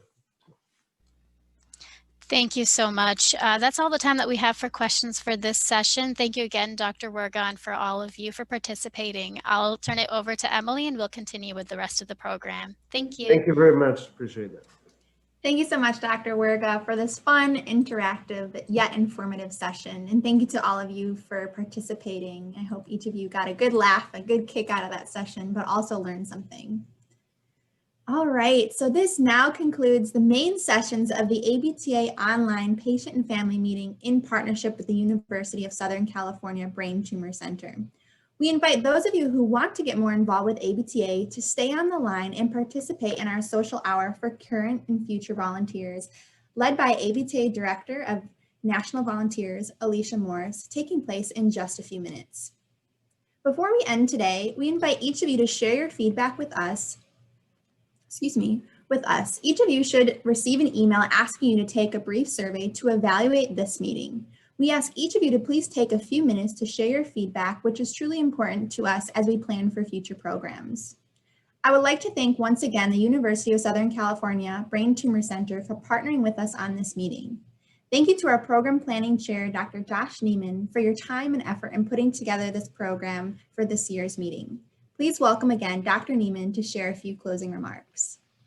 Yeah, thank you, Emily. Thank you, Dr. Werga. That was fantastic. I hope everybody that tuned in or will tune in later will really gain great insights. I think today we started off, the way which it truly should be. We started off from the science, from the cellular, and then we got into the clinic, and then we ended off with Dr. Werga with the whole body as a whole. And I think that should be the running theme, or that is the running theme of the way we plan this program for all of you. And I hope that you share these slides, or you have others that you know of listened and watch these. And again, I want to really, on behalf of myself, the Brain Tumor Center at USC and my colleagues, really thank all of you, and really thank Emily and the ABTA for putting on this tremendous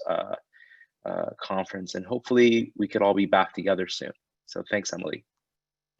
Thank you so much, Josh, and I appreciate your kind words. It truly is a pleasure to work with you and with USC, and we hope next year we will be able to gather again safely in person.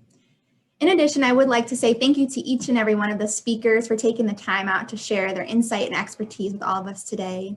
And also, I would like to thank all of our sponsors, our presenting sponsor, Novocure, our advocate sponsors, GT Medical Technologies, Integra Foundation, NX Development Corporation, Orbis Therapeutics, SDP Oncology, and UCLA Health, and our funder, Genentech, for all of your support of this virtual event.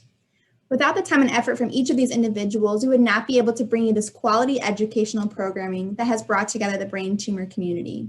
And most importantly, I thank each and every one of you for joining us online today and being a part of this community.